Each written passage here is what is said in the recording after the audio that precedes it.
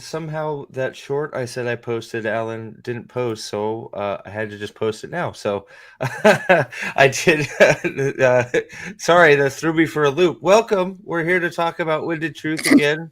We've done it once. We're here to do it again. Well, me and Aldan have done it once in long form. Shy and Alan, technically Mexican over there, were unavailable or had not read it at the time. I know Alan was a Dragonsteel and Shy was Being lazy. out of well gallivanting somewhere, I think. But they're here now to say to get things that they that we may have missed. They were here for our pre-read for the prologue or for the first bit on Reactor Mag when we're trying to cover it. So it only seems fitting that we reconvene and talk about the ever growing list of things about Wind and Truth. So, will Alex, Mr. White Cloaks, unfortunately don't think he's going to make it tonight, but he's here in spirit, and yeah. So, rather than beat around the bush, you've heard from me, you've heard from Aldan. Probably more than you want to. You heard a little bit from Alan if you watched my video about it. But Alan, overall feelings about Wind and Truth. The floor is yours. Yeah, if anyone hasn't watched the previous video or knows my position at all, I am a huge Sanderson simp. I've read almost every single one of his books. I haven't finished all of his YA series. Dragonsteel. Some of yeah. I've been to Dragonsteel 3 years in a row. I largely credit Brandon Sanderson for getting me back into reading books. High School Ruined. I used to read. I read Ender's Game about 30 times, starting in elementary school up through high school, because my reading level was so high. Despite my dyslexia, I just liked reading so much. High school ruined me because it made me read a bunch of gross books, and I started sparkanoting all through high school and college. And it wasn't until someone recommended Sanderson that I read Warbreaker and then just gobbled everything up. And now I'm going back and repenting and reading all the fantasy that I missed out on my whole life. So I love Sanderson. I love every single one of his books. And I hated Wind and Truth. I regret reading it. It's that bad. I agree. Yeah, it seems to be that's from people that I've talked to, and it's been a lot. I'm actually surprised how many have had that same sentiment as you to as far as just being completely done because of it. But I was surprised I would have preferred not to read it. getting a lot of that and a lot of I wish I didn't read it because the Cosmere and definitely Stormlight Archive would still feel different if I didn't. Yeah, they're both ruined for me. I have no plans. I'm not interested in reading Stormlight 6, and I'm largely disinvested in the Cosmere as a whole. I'm pretty ambivalent now about future adaptations. I don't really care if they're quality or not. I would be the first one on the front lines fighting for Brandon Sanderson adaptations to be faithful, just like Wheel of Time, and I'd be like, oh, this wasn't super accurate. You guys are screwing Sanderson over. This is going to ruin future books. I would be on the front lines fighting. I don't care. If he gets an adaptation and it's as bad as Wheel of Time or Rings of Power, I won't care because all roads lead to Wind and Truth, and he ruined it himself. Yeah, that's the strangest thing about it, right? Like it's so sad because he up until now he was our one hope against Hollywood. Sad is the word, right? He's untouchable. There's no other author in existence, living author, right? Yeah. Obviously, they can screw with Tolkien because he's dead. But there's no other living author in existence who is in Sanderson's position where he doesn't need Hollywood's money, and he can say no until he gets an adaptation on his terms. And he ruined it himself. So Jinja Ninja, welcome. Good to see you, buddy. And it's been a minute. I know you love you. Well, I remember you hopping in Discord and you hadn't even read all of it, and us talking for 3 hours about Cosmere because we were freaking geeked up about it. It was a great night, and it sucks that we're here. But it's funny that you say this. It's like The Last Jedi. All roads lead to Jake Skywalker. I just posted a short. I had posted a short. For some reason, YouTube didn't like it, so I just reposted it again. Basically, Sanderson was talking shit about The Last Jedi in one of his... I think we got to play that video. You want? I'll bring it up because I think we need to react to it live. It's so like I'd been sending you shorts. My short, or well, go see my short. Well, okay. So the context is okay. So yeah. Before you do that, let's get Shy's initial. Yeah. Okay. We need to get Shy in the game here. You're absolutely right. Shy, sorry, you've been very quiet and behaving. How are you, sir? And let's get it off here. What do you have to say about Stormlight Archive and Wind and Truth specifically? Similar to TechMex, I have been very often called the Sando simp. I have read all the Cosmere books. I have read the entire fucking wiki. I know a shit ton of the lore. I'm basically the lore guy in most groups I would be in. I don't want to admit how much time I've spent on 17. We've had arguments about lore many a time where we disagree, but fun times, right? So, but go ahead. Yeah, keep going. I've been waiting for this book for years. I've been like, I knew what to expect. I knew what to hope for. I was like, I'm hoping this happens or this happens or this happens. Years. I wanted this book to succeed. I assumed Sando was gonna be a bastion of quality in a time when most stuff being put out these days is just kind of just going to shit. I was like, I was very confident that I would get another enjoyable book that I've been looking forward to. And oh my god, why is this happening all the time now? Because it is beyond disappointing.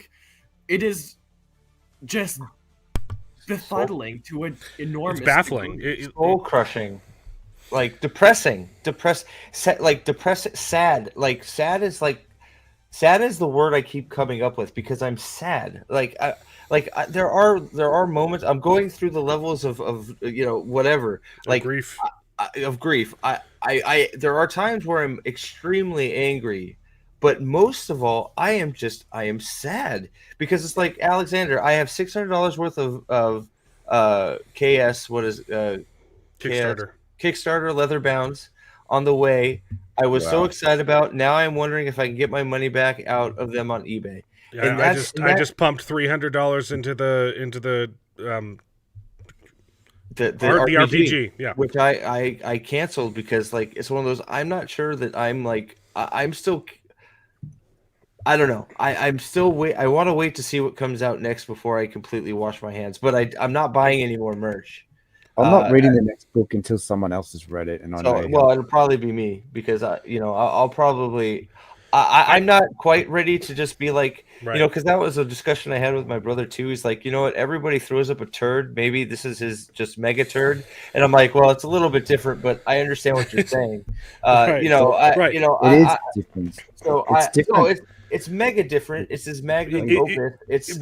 We got to explain why it's different, right? Like, it's not just like, oh, he wrote one bad book and we're all jumping ship. That's not it. He wrote one bad book that was the finale to his magnum opus. And not only was it a bad book, it completely abandoned all of the principles he had been known for having. And that's the betrayal. That's the betrayal part. There's nothing that gets out of that series unscathed. Is a problem. No. Nothing. Well, it permeates the Cosmere.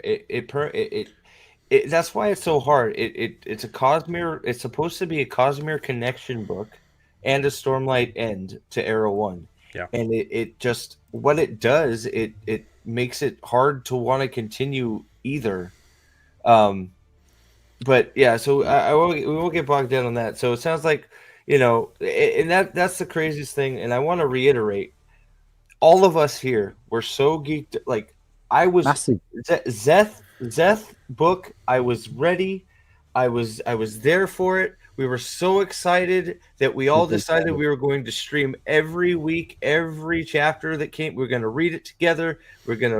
And every week a group of chapters came out, and it felt like we were you could watch those streams back. The energy level just slowly sapped out of us. It was so difficult. I was trying my best to keep everyone upbeat. I was like, you were trying real hard, man. I tried my best. You did. I remember the order too. It was Alex, then me, then Steve, then Tex, then Eldan. Yep. When the first day happened, I think that's when I lost it. That's exactly true. That is exactly the order, because I remember Alex being like, "Oh, Shy has come to my side," right? Yeah. It's like, yeah. So, So like we all just lost faith. And I just, you know what? And I don't want to put the cart before the horse, but we'll get into some because, like I said, I want them to sort of lead because they didn't get to say their piece. But I was talking to my brother, and I don't know why. Just one of the things that just from talking about this, it just dawned on me. Zeth is, for all rights and purposes, done in the cosmos. Yes. Where he ends this book with half a body and no spren to heal him. Yep. And a wife. And also there's no purpose. And his wife is just a nobody. Yeah. It's just a random girl. The entire the epitaphs on every chapter were like, who's writing these? This is a really fun fan casting, and then it was literally The Last Jedi. You're a nobody. So we'll pop that up. Comment's perfect. So Vincent Hayes, thank you for being here. By the way, I haven't seen you chat, so thank you for being here. Let's explore And the Pokemon complex Jin civilization. That's exactly what it was. And an NPC in Brain. So it's funny because we basically said it's basically an RPG. You go beat boss, then you pick up loot, then you go have a little wandering side mission, and then you go to other boss. You fight that boss with different powers. You pick up that loot, and you go to other boss. It is a seriously, I forget the word that would be best for it, but just I think streamlined plot. It's not really a natural growth at all. On top of the history of Zeth being completely unbelievable. Right. Completely unbelievable. I don't believe he led a civil war of shit. Neither do I. I don't believe that for a second. And we didn't even get the interesting part of the Civil War. The Civil War was over between chapters. Yeah. Well, he got punished for being too good at defending his shores. Yeah. It's like, huh? Like, right? That's he he was too good at defending Shinovar, so they kicked him out. It's like, oh, okay. And some people seem to have liked the liked Death's backstory and his chapters. And I liked the first half of it. Which part did you like? Him the talking first about half. The rock and I liked the family dynamic stuff. I liked the sheep stuff. Yeah. It was good. Yeah. That was fine. Yeah. His flashbacks are definitely the better part of the book, but there is much to be desired. Mm-hmm. Well, I think the first. Okay. I'd say they were okay. It could have been. I think the first half. Sorry, Aldan. I'm sorry. I just said we shouldn't do this. Sorry. The first half of his flashbacks were much better than when we were wrapping up to the part where he becomes truthless. Yeah. I still don't understand why he became truthless. It doesn't make sense. Basically, Ishii just wanted him alive even after the rebellion, because for some reason... it doesn't make sense why he accepted that he was truthless. Like there wasn't enough in there to justify him abandoning his homeland and family because he wasn't wrong. Right, there's nothing in the flashback that shows him say like, "Oh, you were wrong and you made this huge mistake, and now you have to atone for it." And now he spends the rest of his life murdering people that he doesn't want to murder because he's bound to this oath from this civilization that betrayed him. Well, there's not enough in the flashbacks to justify why his character even exists. We're also supposed to think he's strong enough to control a bunch of criminals from Shinovar, mold them into a fighting force, and then inspire a bunch of people into a rebellion. And then just stopped? And then just stopped because they said, no, you're wrong. Because Ishas, because a crazy voice in his head told him he was wrong. I think a massive issue might be the fact that his flashbacks make him grow into the character you would expect him to be in present day eventually. He basically, we get to see him grow and then regress to what he is now, where he is incapable of making any decisions on his own, and he does not recover that. It doesn't make sense. So you wanted me to play this, right? Before we do it, when you're talking about our disinvestment from the Cosmere. If I was a normie person, I would be done. But because I have a YouTube channel, I'm probably going to read the next one to let everyone else know. Like I have a responsibility to read it, but I don't want to. I'm probably going to set it on fire when it turns up and then send it back. I still intend to read the Mistborn books that come out next year. I would wait and watch YouTube channels and see if it's good or not. I don't watch YouTube channels. That's the thing about it. So I need to see for myself. And I'm not enthusiastic anymore. Is the thing? It's so weird. Well, let me pose this question real quick before. How do since we're talking about Era 3 of Mistborn, which is since I enjoyed Era 2 and it's probably my favorite series now. Everyone was looking forward to. Wax of Wayne is now probably my favorite. It is group of probably his best one. How do you feel about Era 3 and the Ghostbloods after Wind and Truth? I don't care. Well, the one thing that I'll say about that is that the worst place the Ghostbloods have ever been is on Roshar, and so they were awful. Apart from and that's been true pretty much for most of it. Like they're very different. The entire Ghostbloods thing is very different on Roshar than it is everywhere else. So that's not to say, So I wouldn't. I wouldn't tar the Ghostbloods as a concept with the Roshar and brush. That's what I would say. Yeah, especially since they seem to disconnect it a bit, which showing that Kelsier kind of doesn't control it all that much. Yeah, that's right. Yeah, it doesn't make me excited for an entire trilogy based on their organization at all. I was gonna highlight Fergus's comment, but he retracted it, so I'm gonna wait see if he has something else to say. Yeah. But okay. So the context for this clip: Brandon Sanderson teaches.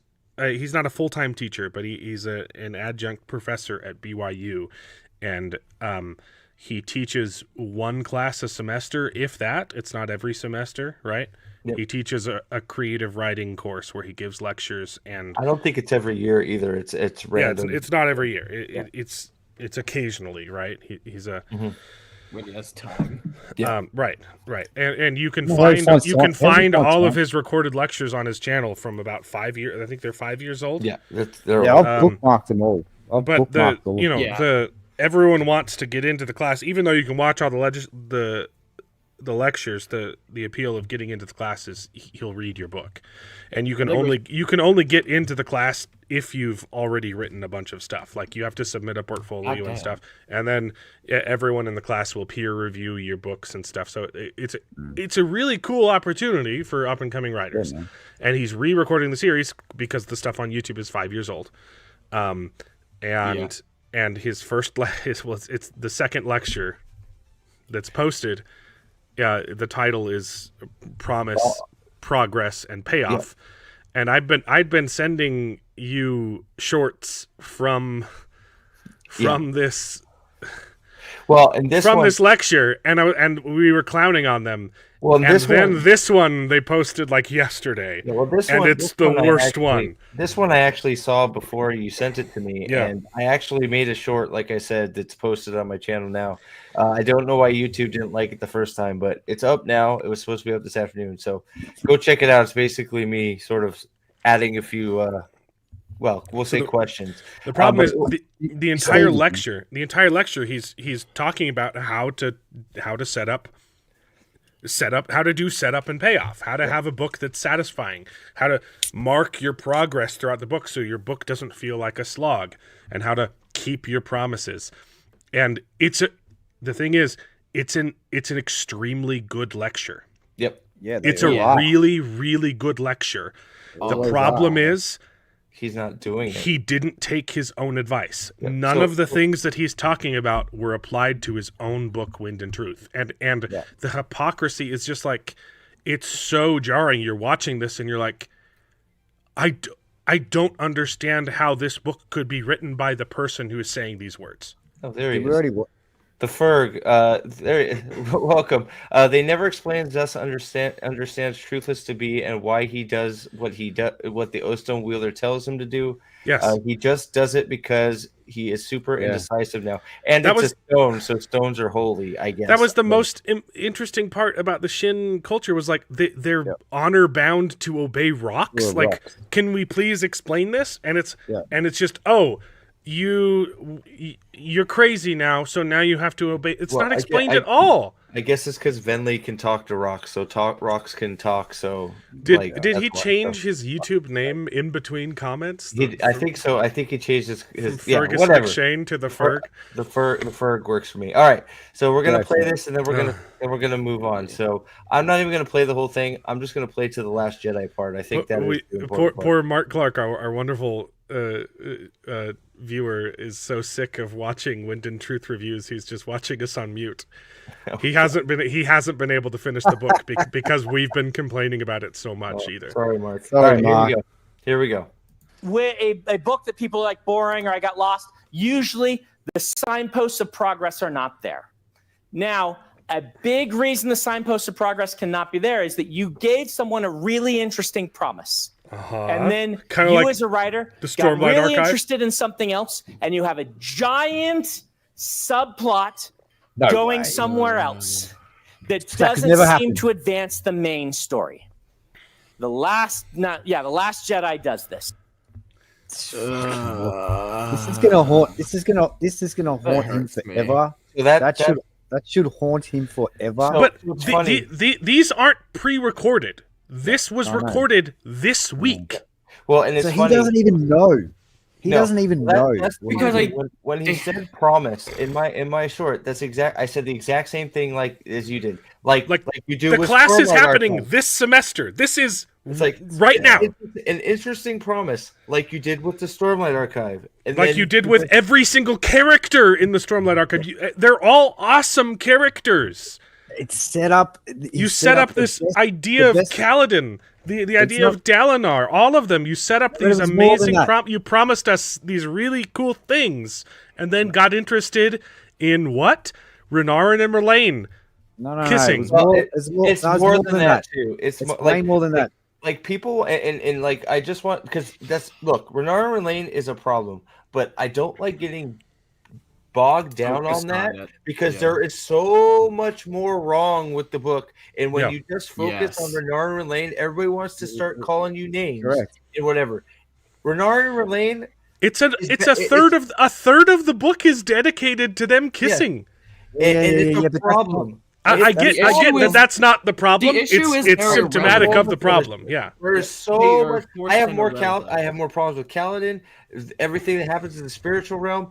The Ghostbloods and Shallan still, Shallan being crazy and everybody going, oh, it's a good thing you're crazy. Why don't you get a little bit more crazy and have another crazy? Yeah. It's the worst. It's the worst message you could possibly give. There is so much wrong. Yes. Go ahead. Did you guys remember that Shallan part where it's like she goes, oh, again? And I was like, oh, that's my thought exactly. We're doing this again. And she's like, but that's the natural process to repeating. I'm like, okay, this is a story. You do not need to simulate life exactly because those things are not exactly good to read. There is creative liberty for this.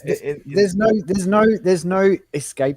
Like there's no escape at all from it. Right? It takes you right back into like your real life. You never get to like invest in the pages. You're never immersed in the world. And he spent so much time and so much effort building this amazing, weird, different alien world Roshar for the first few books that was like super interesting and way different than like just about anything that I'm sure that you guys feel the same that they've ever read, like in a fantasy setting. It was amazing, and you don't even get a chance to get immersed in it. Can we talk? Okay, we need to go character by character. And I want to just, and then I'm going to let you two go. Relaine and Renard. The problem is not that I don't give a crap that they're exactly. I don't care. It's how he did it, where he did it, it's and out how of place. Much he did it. It's not the fact that it exists at all. It's that it's completely out of place. And then I barely got any Truth Watcher stuff out of them being in it, which is the stuff I really wanted. And that's the problem. It's like, you know, and then Lift checking out everybody's ass in the background and just being like awkward, and it's just like, what are we doing?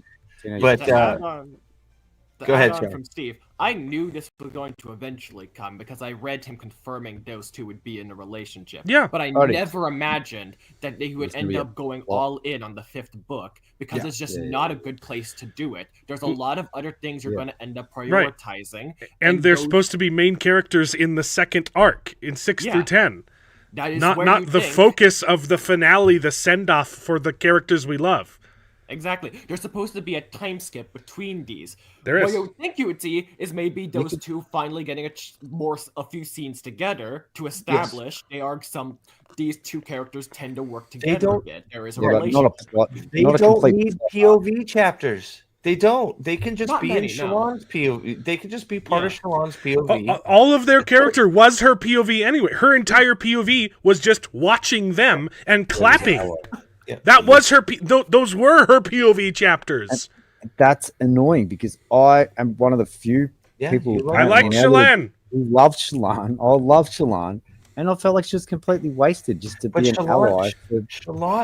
Shallan isn't even present anymore. It's Vale and Radiant. Shallan, and that's what makes it worse. Even not in the book. Even isolate this book. I forget the rest of the books. Isolate this book. The promise of this book isn't even paid off. It starts with setting up, hey, Shallan is super important to this story. The entire first day is Shallan doing Ghostblood stuff. And the finale of this book, Shallan gets sidetracked. The author gets focused on another plot, and she becomes a cheerleader. Yeah, well, she was the best thing about the first day, probably, I reckon. The first couple of days. Where'd we get up to in the previews, mate? Day 2. Day 2, yeah. So she was probably the best thing about the first couple of days. Yeah. So I'll be back in a second. So I just need a second. But Shy, since we've been talking over you most, pick a character or pick a moment you want to talk about first, and we'll play off you a little bit.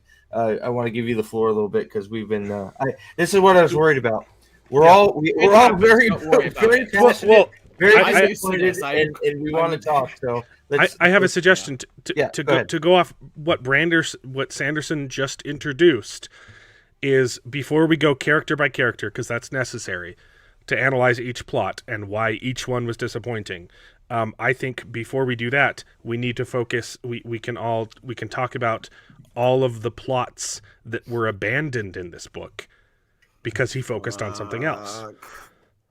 Define abandoned. Everything set up in the Stormlight that was completely ignored in this book. Because there are several things in Rhythm of War that are made pointless in this book. Yeah. Bridge 4 was, for all rights and purposes, destroyed. Bridge 4 doesn't exist in my mind. I don't care about Bridge 4 at all. Bridge 4 as an organization might as well not exist. The Honor Sprint. It's one of my... The Honor Sprints suck. Oh my goodness! I didn't even realize the honor sprints suck in this book until you said it because everything else. Just this book. That's the problem. There are so many things that suck in this book that you don't realize it. You don't realize it until someone says it, and you're like, "Wait a minute, that was bad too." Johnster, thanks for being here. I'm glad you made it. I know you popped into my boot dong string. Moash. Completely just abandoned. What a waste. Okay, but don't move past the honor sprint. That was the entire plot of book 4 and the entire plot of the first half of this book. Was we got to get more honor sprints so we can get more radiant. Yeah. Well, they all said fuck you, no, and it's like, oh great. And then, so and Shallan then and Adolin. dude, hold on a sec. Okay, I have to blurt it Yeah. out. We'll have to revisit. How about You have to let Shai speak. I Shai's know. got I'm sorry. Let him Shai's finish got his something to thoughts. say. I got. Then I'll write this down. I'm gonna get because You write it down. Finish Shai, the say talk. anything quick. We'll remember yeah. Go. it. I'm gonna mute myself. Go Shy. Book 4, Adolin and Shallan are going to the Honor Sprint. Let me be first clear. Shallan in Book 4 is shit. Her entire plot line is built on breaking of a rule you've established to try and hide something. And then Adolin, he's actually fine in that book. Adolin's great. He's you like Adolin. For some His, reason, his Adolin whole is like good in trial Book 4 thing and is 5. fantastic. I liked it. Yeah, it reveals things. It's actually kind of like investing. And then you're like, oh, what's going to happen? Became the recruit honor spread. We're going to see what that affects in book 5. It Nothing. literally does nothing. You see 8 honor spread agree to them, and those 8 do not show up. Yeah, you don't even follow their story. I don't like. And They could have not The gone. war is It would have made over. no difference. Man, Yeah. the war is oh man, over. He's now The king war is for over. this man. Stormlight is I- useless Kingsburg. and unavailable. I'm really glad you brought that up because there was just so many things that are just abandoned in this series, and you don't even realize it because the whole thing's that bad. including oaths Oh, no. themselves. Dude, Wait. the I'll get into oaths. The- Don't I get thought me of- started on oaths, or Shy won't be able to talk. Wait, I remembered something I'm else. sure The you will. herald that they kidnapped, that integrity, the one who's always paranoid, Kellic. He was just captured, and then he's in their stupid heaven place now. Oh Yeah, no, what happened- isn't he? Doesn't he get killed? I thought wasn't that the one, Right. the gemstone that they just No, that, that is his that's a different era. one. Kellic okay. was Didn't- captured well- and then just put into heaven. Oh, yeah, right? Felt- that was like Felt caught him. Or did Felt? Yeah, I thought Felt- Felt killed him. that was like He a did not kill that was a he promise caught him, in yeah. this book. Like that's an isolated problem for this specific book. He gets captured at the end of That's- day 2, and you're like, oh, this is going to be important later, and then it's not. To be fair, I think to you be also- fair, yeah. to be fair, that's more of a Cosme thing than a. Kalak? I thought Stormlight. Kalak Okay, was dead, but that's a problem. Yeah, Yeah, here's the thing. So sure. Kellic is captured in this book for supposed purposes, and then the next time we see him, he's in the Herald Heaven. Why did every? Sorry, yeah. How did they? I thought you all were finished. get I to thought you were finished with that. I didn't How mean to did they interrupt all you. get to Herald Heaven? Like, how did they all get there? Connection. Connect. Yeah. So Look, Connect that's was the- just. Oh god. That is like the least. Why of my did problems. everyone hate Avengers: Age of Ultron, which, in my opinion, I didn't- is one of the best MCU movies, I but didn't it's hate one it. of the Didn't hate lowest it. rated because Because what? it spent most of the time setting up the MCU rather than being a good story. It's fine. Still, I know. I disagree with this criticism, okay? Mm-hmm. But the common criticism of Avengers: Age of Ultron is it was so focused on setting up the Cosmere that it itself wasn't a good movie. They set up the Cosme in Avengers. That's pretty good work. I'm not surprised. Not surprised he went the Marvel Yeah. phase. You know, for this book. It's called a metaphor, Eldan. Okay. All right. So We don't do metaphors in anime. keep going, Shy. Let's stay. Let's. Otherwise, we're gonna be here till 4 a.m. So yeah. Or sorry, I guess it's a simile. Yeah.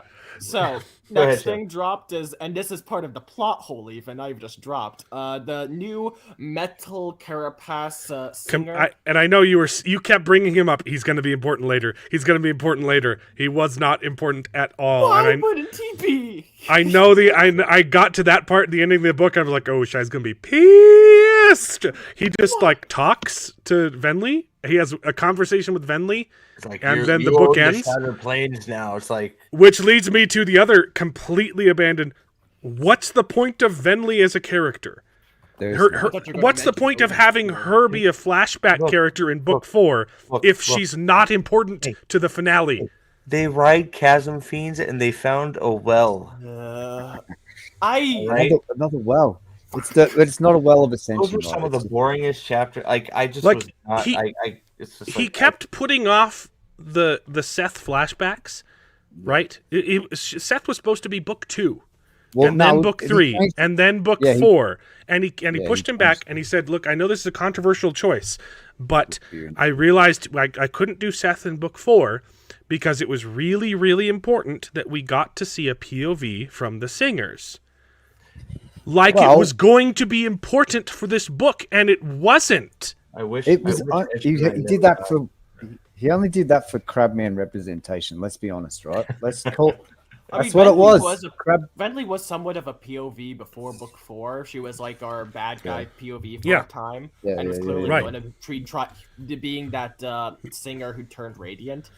But it's just she's not really part of the Radiant. He's let her be too separate and has no way of getting her included. He went on And a she's big apology tour for book 4 saying like, look, I know that the pacing of this book suffered, specifically the flashbacks, because I had to choose Venli, but it was really, really important for the series that we understood the backstory of the singers. Well, And he that, could have and done that it was a with- lie. He should have done it with Relaine. I actually think some of the singer That flashbacks. honestly, yeah. 100%. He should have done it with Should have been Relaine. Relaine. If 100%. considering that he killed Eshonai, which it obviously should have been Eshonai. Should have been He killed the Eshonai. wrong. He killed the wrong sister. We all know that. But Yeah. So let's just take that out of the options. If that's the case, if you've killed Eshonai, then that has to be Relaine. Fenley's just a shit character. I don't care what anyone says. At the very So let's least, see like here. the singer flashbacks at least told us some information that is relevant to how things ended up starting. And I actually do like the last chapter of Ishone. I actually think it's a very emotional chapter. No, I With the like Stormfather. the flashbacks. They're just not relevant at all to this story. Do you remember the Stormfather show, like with the? Yes, Stormfather Yeah. giving Ishone the last view of the world. that is I actually great. think that's really well done. Yeah, That- no, that- but that is I think really the well point is like she was a non-entity in this book, basically. At least it felt like. Yeah. It just like Because she was tacked on. She was like tacked on. It felt like she's like, oh, I need to explain what Venli's doing because she fucked off with the other singers. That's well, what this happens is when you- like the question she we should actually ask fucking- for a lot of the characters. What did Venli accomplish in this book? She got a well in the Shattered Plains. She wrote a What chol, is like this he spell? said. So And she rolled the chasm fiend. She won a Rose court hasn't she won played, a hasn't court she? case on a technicality. Yes. Yeah, the And same what one does that this mean to Adolin won us? in Azamir, right? Yeah. Like, genuinely, what do you think Venli has done? she's done nothing except for be a piece of shit. I mean, she's put Oh on the no! She had a Destroyed the world. conversation with Shai's favorite singer, She And also destroyed. she talks to rocks. That's it. and I don't even understand the point of that conversation. Like I don't understand why Metal Guy isn't like fighting. He just shows up and he's like, hey, we're gonna be nice to you for Because some he's an reason, intellectual. even though That you're sounds way too rebelling. You're literally rebelling against my god. Apparently, sounds he's way an too- Because intellectual. conflict's over, he can't be allowed to. So that's But fine. that conversation happened before it was over, didn't it? No, I think. Oh no, it was she's right getting over. the It was during like- day 10, yeah. right? How do So- you guys feel about Rock being abandoned? That I sucks. think he's gonna come back in his novella, right? He's doing a novella. Yeah. Yes. Guess there a what? Hornator The one? novella takes place during book 4. Does it really? Yes. No. Yes.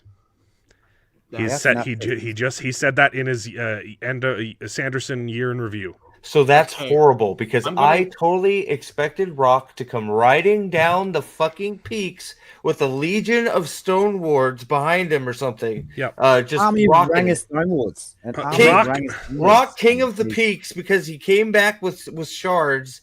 Rock King of the Peaks, leader of the Stone Wards, coming to the fucking rescue. No, Two things. not even a breath of Rock. Two things. One, I honestly thought he wouldn't be a Radiant, but he would be able to bond regular Spren and gain powers that way, like how the Chasm Fiends bond with Spren to be lighter. Okay, I thought yeah, that because was he has how a he's gonna- connection to him, a natural. Yeah, I thought connection. that would be the thing. And two, if he's dead, I am genuinely gonna burn the book. Yeah, But like, what's the point of the novella now? Yeah. It's you know- so we know he's irrelevant. gonna grow up. Yeah, If he's relevant in the next 6, at least, I'll be fine. But if he's dead, Do you Well, he's want to gonna read keep the on. next 6? I want to see book 6 and see if he changes. He has several years to get back on track. look, Rock's Rock's not mental gonna- health is important. He's living the dream, being a chef at a villa in the Horneater Peaks. Yeah, let's actually. You're right. Let's leave Rock Oh, I alone. prefer- He's I'd probably prefer to living read his that. best life up there. Let's just leave him. Yeah, Let's read that though. Let's get a story about that. yeah. I Oh, want to read That's that. the That sounds yeah, good. read Are the that. Horneater... Who even claims the Horneater Peaks? Are they under clouds or are they considered free? We don't know. Well, nobody wanted Shinovar either. Like Teravangian didn't want to claim Shinovar. He's like he mentioned it once, but didn't really make a good effort. And it's like dude, what the whole Teravangian field wasn't of interested in 9 honor blades. Which is It's weird. And back to Venley. In an undefended country. Yeah. Like they have no standing army because they. Sorry, go ahead. Sorry.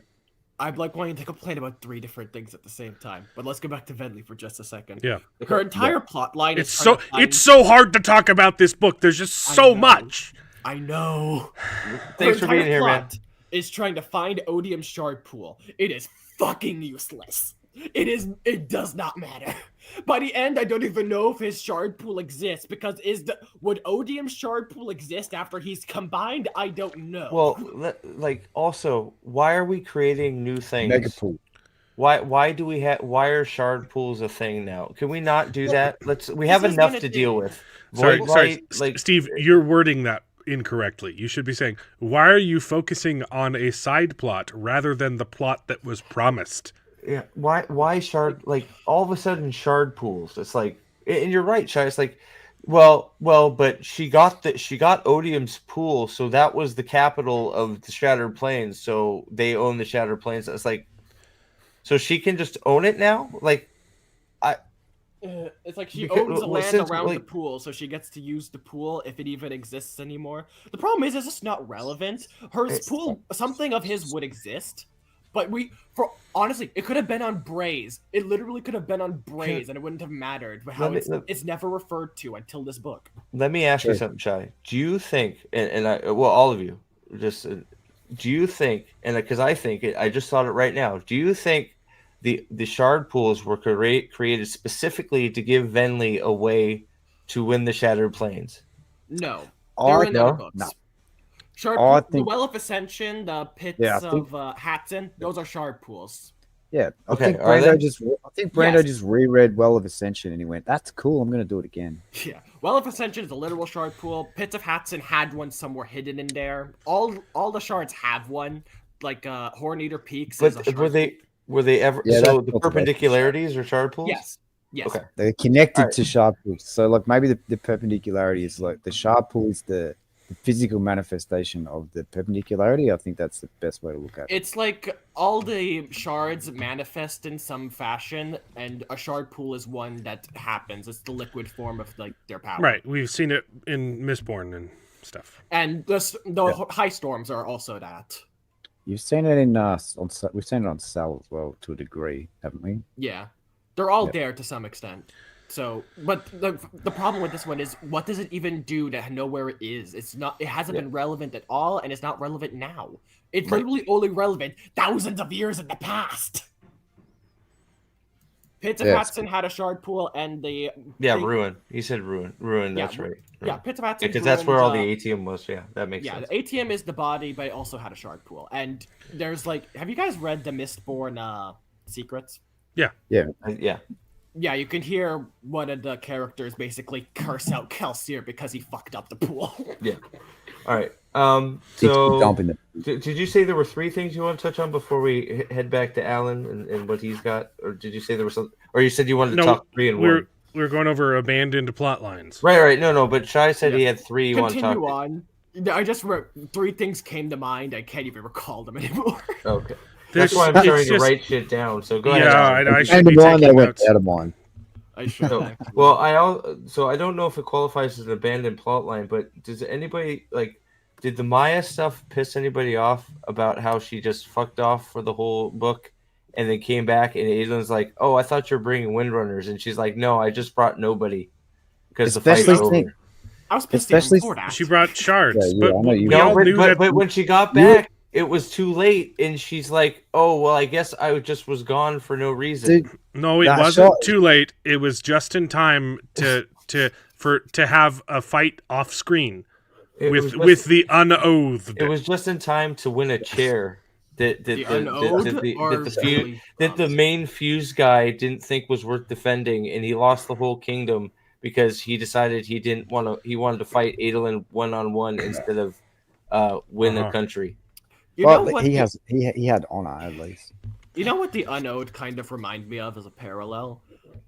You know how when you're reading A Memory of Light and Androl is constantly feeling like he can break through that Dream Spike shield, and you assume that he's just going to bond with female Aes Sedai, and that will allow him to break through it because it would fit perfectly with the rules. It's intuitive.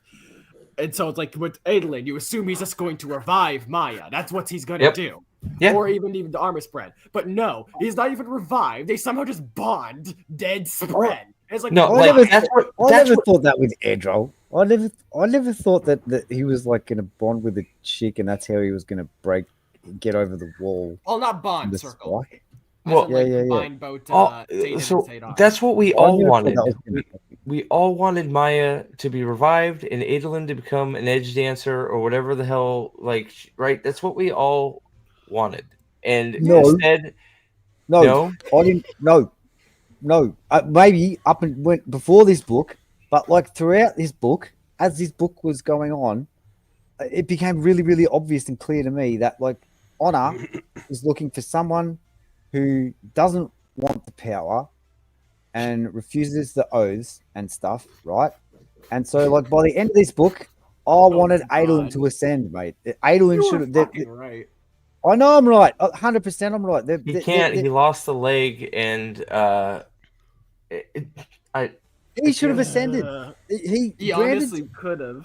The way that it was written, the way that it reads, is that you've got at the same time you've got at the end of this book you've got Honor and all this like bullshit whatever with Dalinar.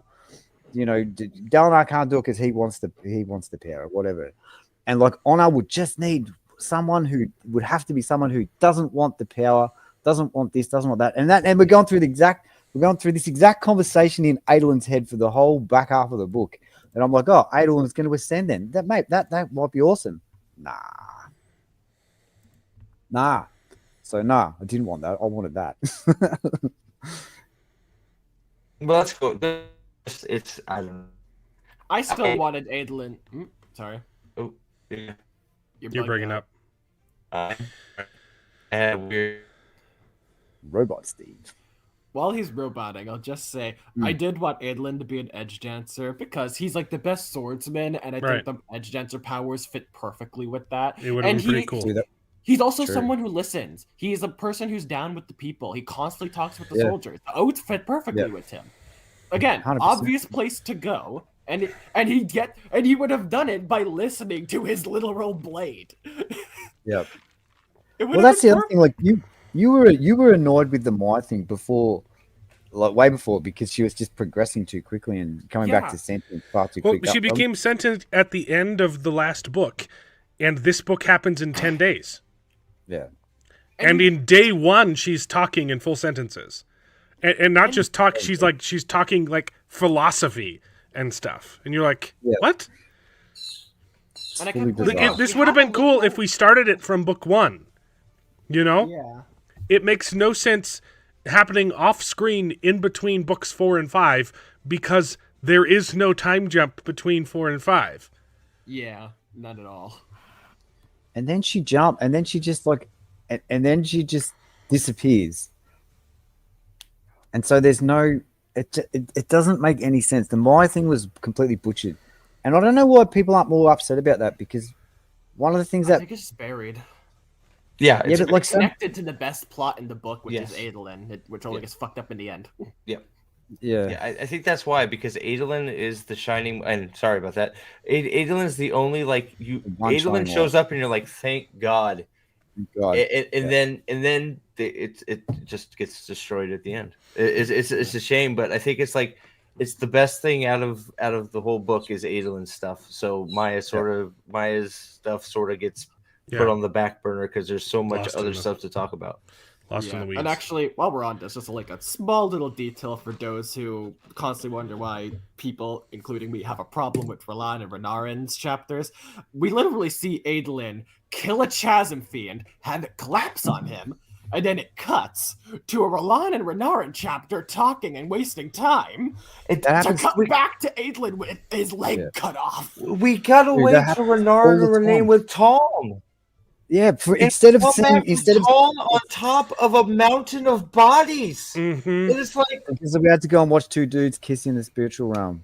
It's not what? Like he's on a mountain of bodies. And Shallan clapping. brother. Oh yeah, He's literally. They're on holding a the hand. of bodies. So look, the 5%. We could be watching Tone right now. Oh, that one pissed me off so hard. Go ahead, Alden. I'm sorry. I want to see that. It's. I still want to see I hope it. I hope he's happy. He says it's the book that he wanted to write, right? And so, like, I think that's what he did. And for whatever reason, I hope he's happy with the result, because all the things that we wanted to see, he butchered and he put off screen, and replaced it with things that to represent people that whatever. Hey, where's the Bridge 4 thing? Is it flying into a mountain somewhere? Oh, I think it's probably destroyed. At The this fourth point. bridge? Where's the fourth bridge? The hovercraft. Yeah, the hovercraft. True, we didn't get that hovercraft. So Oh, I'm gonna wait. No, that got taken to Herdaz. Yeah, and it probably crashed and burned. Wait, I thought the Windrunners flew in. Another plot which was set up in this book and then completely abandoned, and it's glossed over in a one-page chapter. No. I want to bring up another one. I just remembered. Look, hold on. The less mink we can get, the better. Fuck. The mink is the worst character ever made in any book ever written. I'm going to count that as an abandoned plot line, right? Even though it wasn't, even though it was addressed, it would have been better abandoned, because the whole point behind the mink was he's supposed to be this genius, and his contribution. We've already gone over that ad nauseum. Like the catch-22 of I have to let you do what you want because of my oath. Yeah. But the only reason I made that oath is because I needed your help, but you're not helping. So I have to, like, it's so, like, there is no logic behind it. It's so convoluted. It's ridiculous. I can outdo you. There's a plot line that's dropped in the same chapter it's set up. Do you guys remember Rizen's chapter, this one? No, I would like to forget about Rizen. Rizen had a chapter? Yeah, she had a chapter where she basically is trying to make She was trying to get a boat or something. She had a piece of a chapter. Technology patent. She was trying to get a patent. Didn't she have a piece of a chapter to fuck off and not be consequential with her Dawn Shard? She's holding a freaking her horde of fucking bugs. You're not going to use your horde of bugs to try and save the world with your Dawn Shard? I thought that was the point of the novella, was to set up stuff that was going to be used in this book that didn't fit in book 4. She's holding a freaking Dawn Shard. She has an army of unkillable Transformers. Yeah, okay? She's got freaking Bumblebee on her team. Okay? She's not even the only Dawn Shard. Sure, there are 3 Dawn Shards on Roshar. Yeah, sure, we've got to talk about this. There's 3 Dawn Shards on Roshar at the same time that we learn in this book, right? So, like, from a lore perspective, how does that work? Like, how does that work? Like, in this book, like, we have this brief meeting between what's his face, like some Hoyd. No. The random dude, the random shin looking dude or whatever that has the other Dawn Shard. All right. That turns up or whatnot. I don't remember. Hoyd is walking around doing nothing with a Dawn. Hoyd does nothing.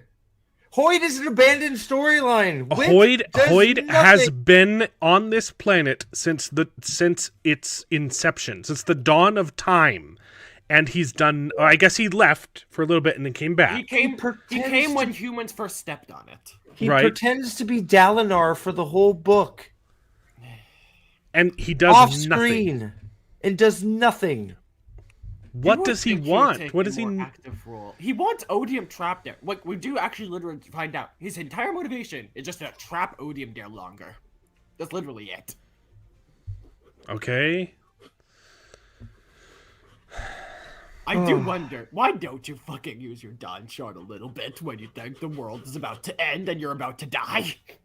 I wonder why Rorschach is still a planet when there's 3 Dawn Shards in direct opposition on the same planet, and apparently that can't happen. That's what I want. Like they said, they can't be close, but it's like I guess they But can there's be 3 on the there. same planet. I mean, like I would think close in galactic terms, same planet is pretty close. Pretty close. It's talking about the universe. It's a big fucking universe. I don't know. The Cosme's a big Cosme. So, do you guys want to move on to characters, or do you have more abandoned plot? Well, I know I don't really want to talk about it, but I'll let you guys talk about it. Anti-investiture. Yeah, anti-Stormlight. I know you want to talk about it. I yeah. think killing Spren is one of the stupidest things that was ever brought into this. I hate killing Spren. I hate anti-investiture. Go ahead, Shai. Sorry. Since we bring this up of the killing Spren, let's go to Mosh, our other abandoned plot line. Yeah. Which Moash is set up, so wonderfully as a villain in this entire series, and then in this book he gets a freaking upgrade. He turns into a freaking Inquisitor, and you're like, oh, I totally forgot he got the Crystal Inquisitor eyes. You're balls! This is gonna be so great, and he has one fight scene, and it's really, really short. He has one fight scene with Sigzil, and then runs away. I'm gonna say this now, though.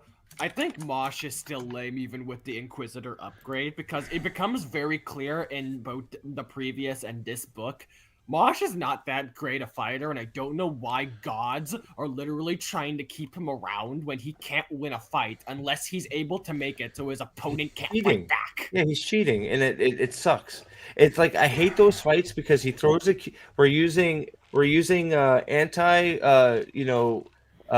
allomancy cubes on. I hate it. I hate the anti-allomancy cubes. I want to see them use their powers. That's what I want to see. Like, so you throw an anti-investiture cube out, you can't do anything. Then instead of telling your Spren to fly away to save themselves, you break your oath, and it's like he's not doing anything actually all that competent. Like any of Bridge 4 could probably do a better job than he does, which just kind of brings a point of why are gods caring? He should be dead by now. He would be dead because he's super angry. He's just a noted character, and so he's been kept around long past his expiration date. He should not be relevant or alive. There's nothing of his that's worth keeping around. He's the bad guy that the DM likes, and so he's recurring, and he hasn't realized that, he's lost every single fight he's been in with the player characters, and he's not that much of a threat anymore. He's only won, literally, when they don't have powers. That has been all of his encounters. But I think this is a good segue to go into to go into character by character, because if we're talking, if we're more abandoned plot lines, just like you said, Steve, I want to see them use their powers. Yeah, plot lines like, I don't know, Kaladin being cool. That was a pretty cool plot line. Right. That. I love that plot. That was the best. But we have. How many characters do we have ascend to the 10th ideal in this book, and then it's not explored at all? Fifth. I know I'm exagerating. It's called hyperbole, Steve. I know, but first, before we go to 10th, at least you said the word right. Hold on. Before we explore the 10th, we only have 5 fourth ideal radiants. One of them is mentioned off screen and never shown. Is it even 5 or is it 4? It's 4. Yasna, we got that stone. Bitch. And before we even get into the fourth ideals that we're not exploring, talk about the other surges that we're not exploring. Well, I just before we talk about the 5th. You have Yasna that's 4th. You have the stone wall that I guess that we get to see him crash through a roof during the Windrunner raid where the Lightbringers are talking shit about the Windrunners. He was actually kind of cool in the Shattered Plains fight. I did like him. But it's not enough. Not enough. It's not enough, yes. For a fourth ideal, freaking Radiant, I want more of that. It should be world-changing top stuff. What about... We have 4. Okay. Kaladin, Szeth, Stonewall, and Yasna. That's the only 4. Am I missing one? Well, they're the ones at 4th, though, yeah. No, they're the only. I don't think Shallan. Shallan's 4. Shallan technically is fourth, yeah. I think. It's just Shallan, Yasuna, and Stonewall are all fourth. Kaladin and Zeth are fifth. Oh man, Not anymore. Zeth is 0. Yeah. You bringing up the raid reminded me. You bringing up the raid reminded me of yet another abandoned plotline. All of Shallan's team is completely abandoned. Fuck that. That's good. Yeah. Good. Yeah, that's Well, Right about that. I get it, Team. but you spent the entire first third of the book with them as a team, like they were going to be important for the rest of the story, and then because Shallan is completely sidelined, she just goes into the dream world, and not the dream world, obviously the spiritual realm, whatever. Same thing. I don't want to get corrected by Steve again. Well, it's gonna happen so far. What was the point of spending all of that time with her team? They were completely irrelevant to the rest of this book. Another thing to bring up. There's so many things that are just so irrelevant to this finale. So King Fergus says, does it bug anyone that they say fifth ideal is apparently super rare and hard, and then we see what they are, and they don't seem remotely harder than any of the others? Yes. And Zeth can skip the fourth to go right to the fifth. Yeah, and it's literally I am the law. Like it's like you would think that oath would honestly be an epic moment, like basically. I will say that, and it's not. I think that the explanation to that is like you have to become the kind of person that can believe that, like to reach the point where you can say I am the law and pass a polygraph test. Like it could be explained that way. The problem is it's not. It's presented like it's super hard, and then everybody does it. Kaladin is the essence of protection because he becomes a mana battery for fucking Zeth. How does that make him protection incarnate? No, he protects nobody in this book. Exactly. The Kaladin abandons. He abandons protection in book 4. He protected that flute like it was his life. Oh, that's true. Mate. Yeah, the flute. So it's very important. If it wasn't for the flute, mate, there's no book. Come on, guys. Kaladin could have protected my ears from this story and did nothing. I think he's an oath breaker. So we're gonna go to character. So wait, you want to talk about? Is that what you want? Want to talk about the fifth? Is that what? No, I'm saying that's a good segue because as we go in character by character, we'll realize that every single character is an abandoned plot line in this book. Yeah, because we'll get. I'm running out of beer, so we got to get the characters pretty quick. Yeah. Also, something to mention: Dustbringers have been useless this whole series. Dustbringers. Why? Why aren't we heavily recruiting Dustbringers? They're weapons. They're on the enemy team. Why have we not seen them? They literally have flying troops. Why have we seen no Dustbringers? Because we spent this entire book introducing a subcategory of fused, where it's like the different zombies in Left 4 Dead. There's one that's a bloater and he can explode, and one that's really fat, and one that's like a hunter.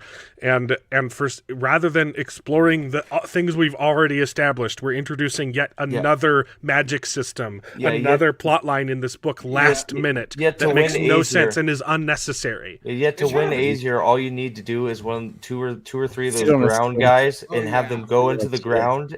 And you win Aesir. What happened to the people who can walk through stone from book 4? I feel like you could be using that to maybe, I don't know, do a capital rush. No heavenly which is the entire plot of this book is, hey, on a technicality, we're going to take all of the capitals and then we win. Why not send a guy through the stone to go sit on the chair in Aesir, huh? Or just kill everybody. Go ahead, Aldan. Go ahead, Aldan. Aldan was trying to say something. Go ahead. No, you're good. No. That's what that was the best part about book 4 was the stone dudes going through the. Yeah, and they're abandoned in this book because we wanted to establish like his whole thing, his whole principle on magic systems is what? What is it? Limitations are more interesting than powers. Yeah. And he abandons that in this book. Okay, so also, he abandoned because he wants his weird dome fight. Because all they have to do is send a few of the stone guys that suck people into the ground. They can go, and heavenly ones. Just send 4 of them. Why don't they use the stone people in the dome fight? That's what I'm saying. The dome. I'm saying the dome. I know you said it, and I just realized. how much of a plot hole it is. It's a huge one. And it's like Heavenly Ones. You have a bunch of flyers. Just have 10 of them leave the Shattered Plains and go to Azimir, and you win because they can fly outside and flank them. The entire dome fight is irrelevant if you can get to the throne room. If you can just send a little stone boy to go sit on a chair. There's also another thing of so the not chasm fiends. What is it? Thunderclass. Sure, these are things that were. You can't say chit. It's kit. It's chasm. Chasm. So the Thunderclass. They were constantly brought up as these somewhat common force that you would have to come up against, and we see only one. And I'm like, why is there only one? Because he was so busy introducing new things in this book. No. But it's like, why can't you get 3 Thunderclasts? It was only one because Adolin had to fight it by himself. Because if you put 3, they lose. Precisely what I mean. Why they have not established what Thunderclass can and can't do in terms of what resources does it take? It was a really cool fight scene where Adolin fights it, but it's the only good part of this book. What resources does it take to make a Thunderclass, and why aren't there 8 of them in that dome knocking at the wall? Because my understanding of the Thunderclass is that they're basically fused that just are really insane, but are able to get into the ground, possess it, and use it. I thought they're just big rock monsters, mate. Like the pyramids come to life and turn into a golem or some shit. Like they're either a spren or I believe they are like just a really insane fused. The spren of the pyramids. That's what we were. There's so gosh. All right, so man, there's just so much. Go ahead, pick a character. I'm gonna let you cook a little bit. Somebody who wants to pick a character first. We should have done a spin the wheel. It's freaking like. Well, I'm sure there's 1 or 2 that bothers you more than let's pick one. We need a small victory. Let's pick one that we can get over with. We can't start with Kaladin. Navani. She's irrelevant. Next, completely irrelevant in this. Abandoned. Might as well just call her. I really like Navani in book 4. A lot of people didn't enjoy it. I really liked the science stuff. I thought it was. Yeah. I thought her discovering anti-void light was fun, and it's a huge problem in this book. But you want to talk about Gavinor? But okay. Well, the other point though was Navani, like. We can't just not talk about anti-void light. Navani spends the entire book as taking notes. Apparently, it's really necessary that she goes into the spiritual realm with Dalinar, when the best thing that she could be doing is staying at Urithiru, studying anti-void light, and figuring out how to use it on the 10th day against. Like, what if she just strolls up and says, I'll be Dalinar's champion on day 10, and chucks a freaking anti-void light thermal detonator at Odium and just kills him. Dalinar needed a scribe, though, mate. Let's be. Yeah, it's true. Yeah, let's send. You know what he could have done? He could have borrowed the Chol vagina. No. He could if he needed a scribe, he could have used the freaking non-binary radiant what's her name? Rushu. He could have used Rushu as a scribe. I don't know. The world is ending in 10 days, and I must seek audience with the sibling who's never talks to another mortal aside from Navani, and I will beg and plead for her to grant me an audience because I want to talk to her about my gender. They literally bring up they have some anti-void light, and there is a battle at the Shattered Plains where fused are being reborn as the Everstorm just stays over it, and they don't think, hey, there's this thing that can kill immortals permanently. Let's fucking use that. Maybe we could win this. Wait, did they have Did they have anti-Stormlight their show when that battle happened, or was that? They had anti-void light at Dalian Fields, and they cut for troops from Dalian Fields to the Shattered Plains, but they couldn't get the barrels. Think about every other plot line in this book that could have been just completely eliminated by Navani showing up with an anti-void light bomb. She shows up to the dome and freaking kills all the fuse there. She shows up to the Shattered Plains and helps out Sigil. She freaking stabs Moash with an anti-void light spear or something like that, because she invents the most important thing in the universe, in the Cosmere, and then doesn't do anything with it. So hold on, let me add another layer onto that too, because when you start talking like that, she could have shown up at the well with Venli and thrown an anti-void light thing at the metal guy. Okay, every single plot line in this book could have been fixed by her. So hold on. But it's even worse. It's even worse. Okay, because Zeth, from childhood, trained with every honor blade, right? So Zeth knows every surge. He's a master of every surge. Okay, Yasna is a fourth ideal. What's it called? Else caller. What did we see used to transport people from one planet to another? Oh, they're called else portals, which also Zeth knows how to make. Zeth knows how to make else portals. He's not very good at it, but he knows how. So maybe when we find out that the Oath Gates are saying, nah, we don't want to transfer you around, Zeth should go, hey, before I go fuck off to Shinovar, I'm going to teach Yasna how to make these portals so you can just portal people anywhere the fuck you want. It's not like a fucking skill that can single-handedly change the war, because your troops can be anywhere you want them to be instantly. But no, we're not going to teach Yasna that fucking invaluable skill that he knows how to do. It's crazy. It makes no. And Brandon is usually so good at this stuff too, right? That's what's nuts. Okay. Like, he's usually so good at closing these sorts of loops and not having these things as possible. It drives me Two crazy. things that I will need to retain in my mind. But first, you know something I really liked in Mistborn Era 2 and Lost Metal? The nice acknowledgement that humans will use anything that doesn't like each other and use it to make an explosive. They use two godly metals just to make a huge-ass bomb. Hold on. And then these people find they can do this with two easily accessible lights you can get from a storm. And then they just don't make them explode. Hold on. We are told Zeth is insane. I don't believe Zeth is insane. I think Zeth is the most sane person. I don't there. think he's insane at all. He's not insane in that way. Zeth has acted on. Hang on. Zeth has acted rationally from his mind based on the information that he has at every point. I don't think that's insane. His oath is to serve Dalinar. How does he serve Dalinar best? By teaching his Radiants how to fight. There's also a thing of he's insane, he's not stupid. Yeah. How's he insane though? I don't think he's insane at all. No, but how is he insane? If you think he's insane, he's had a few mental breakdowns. Sure, but that doesn't make you insane. I don't think that's the problem, Corey. Yeah. I don't think that's why we're going to be streaming for 5 hours, because we liked the book. We're repeatedly told by Kaladin that Zeth is insane. I don't. Kaladin's a fucking idiot. Zeth is I don't right. believe for a second. You know what I just realized? Shut the fuck up. Zeth's correct. That's what was more of that. That would have been better.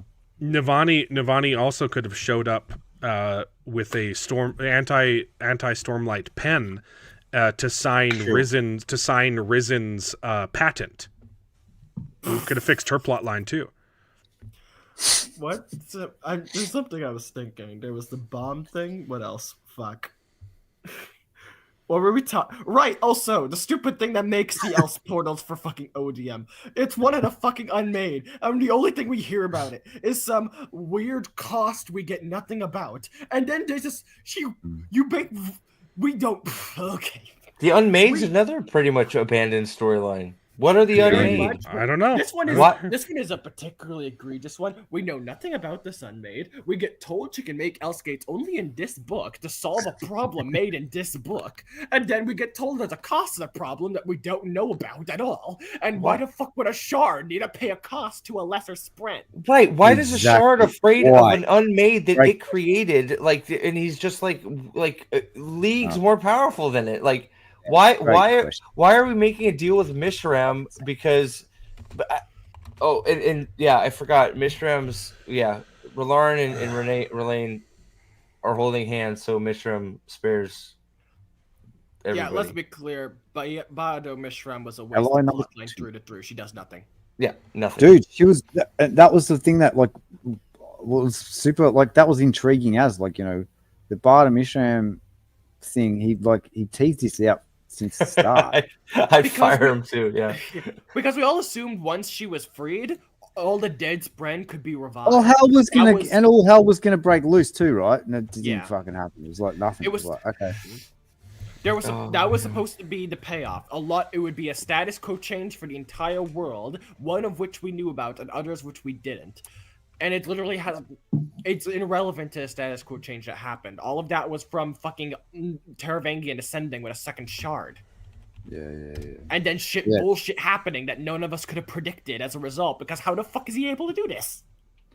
I don't know. Feelings, troll vaginas, out of nowhere gays, soup talk, oathbreakers, Zeth in a lit RPG, Roshar Ebonics, debates on the level of a 5th grader, meaningless deaths, and their inevitable revivals. There's still a lot you missed, actually. Quite a bit. Yeah, there is. I wouldn't say it was out of nowhere gates. I knew the gates were coming up. It was telegraphed. So, yeah. Apart from that. But pretty much, Nath. Pretty much. So Navani's done. Who else do you guys want to talk about?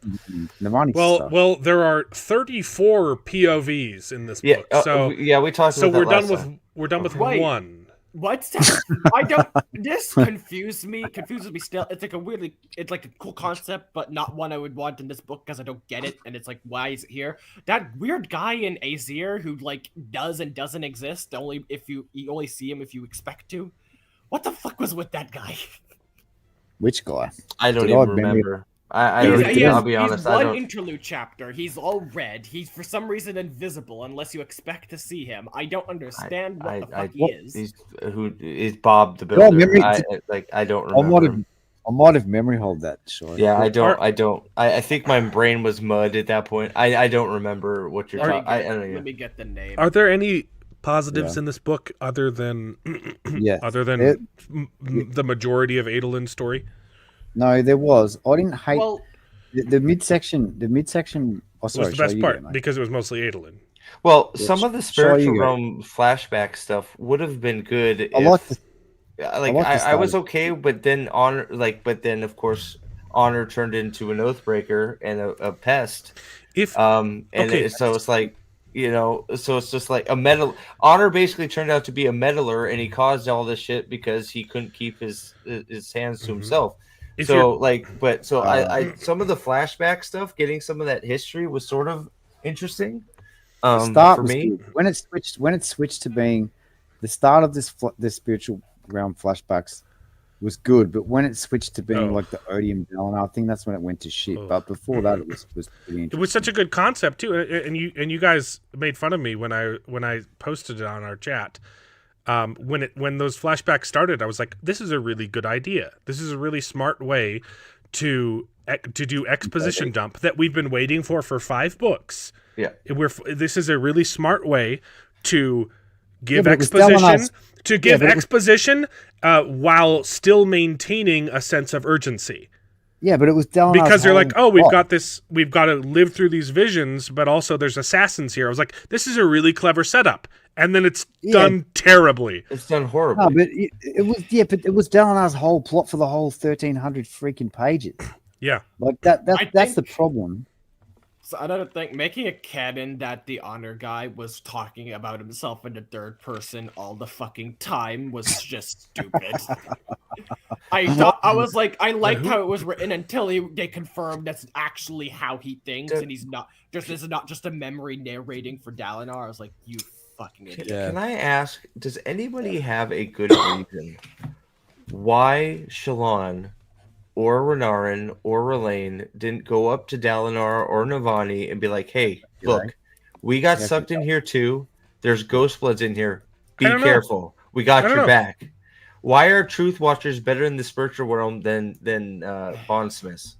No idea. I don't know. That wasn't explained. I don't know. Why were the Ghostbloods even there? Well, it wasn't. Do you know what it wasn't to do? They weren't there to set up an amazing confrontation between Kelsier and fucking and Vasher, which would have been so good. Basically, the Ghostbloods wanted Adoshram because she's somehow threat to the shard. Like No. Okay, but that's beside the point. What the leader of the Ghostbloods is Kelsier. What is his one and only desire?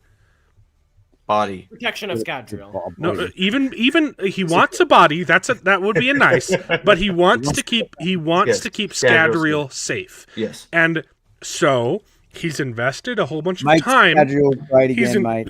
He's invested time in Roshar because there's a nuclear bomb here. There's odium. Well, he wants to keep odium here. No, and Kelsey yet doesn't. Hang on. Kelsey's motivation for being interested in Roshar is, I don't think that's what it is. I think it's. He wants Stormlight. He wants, doesn't he? And he wants a body, but mostly the reason he wants those things is to keep his planet safe. That is the main goal of the Ghostbloods, mostly, yeah.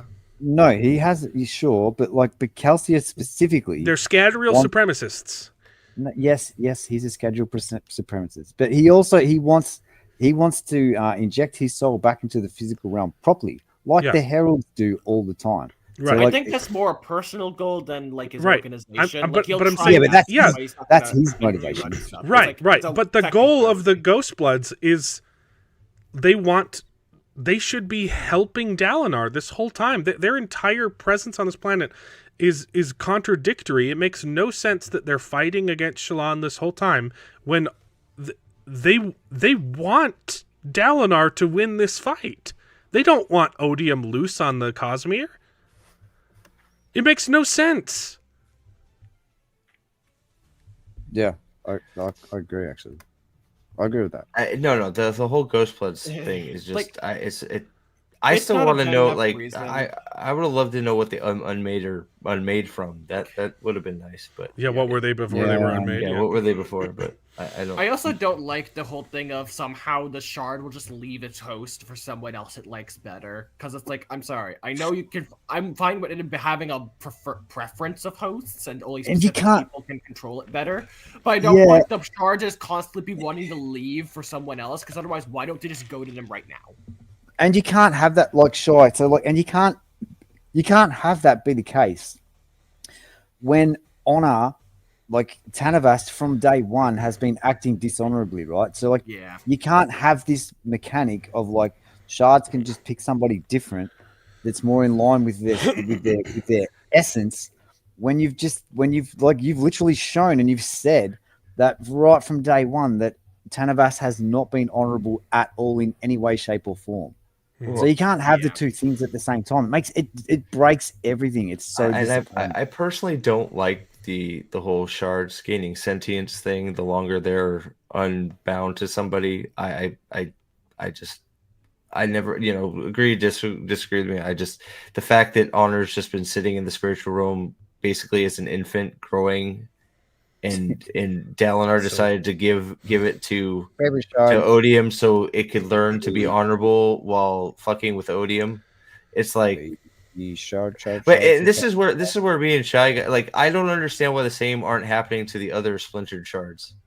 That's because that's Honor's not splintered. We kind of get that confirmed. Odium, but I thought so. Yeah, I guess that's true. Yeah, so the others are destroyed and not able to come back. Honor has been left alone for some reason. Yeah, and that's the stupid part. Why is Honor just been left alone? He's grown. AD. I don't know if Odium's attention was in response to me asking why Shallan didn't warn Dalinar and Navani. Sorry, it's for that. Nynaeve.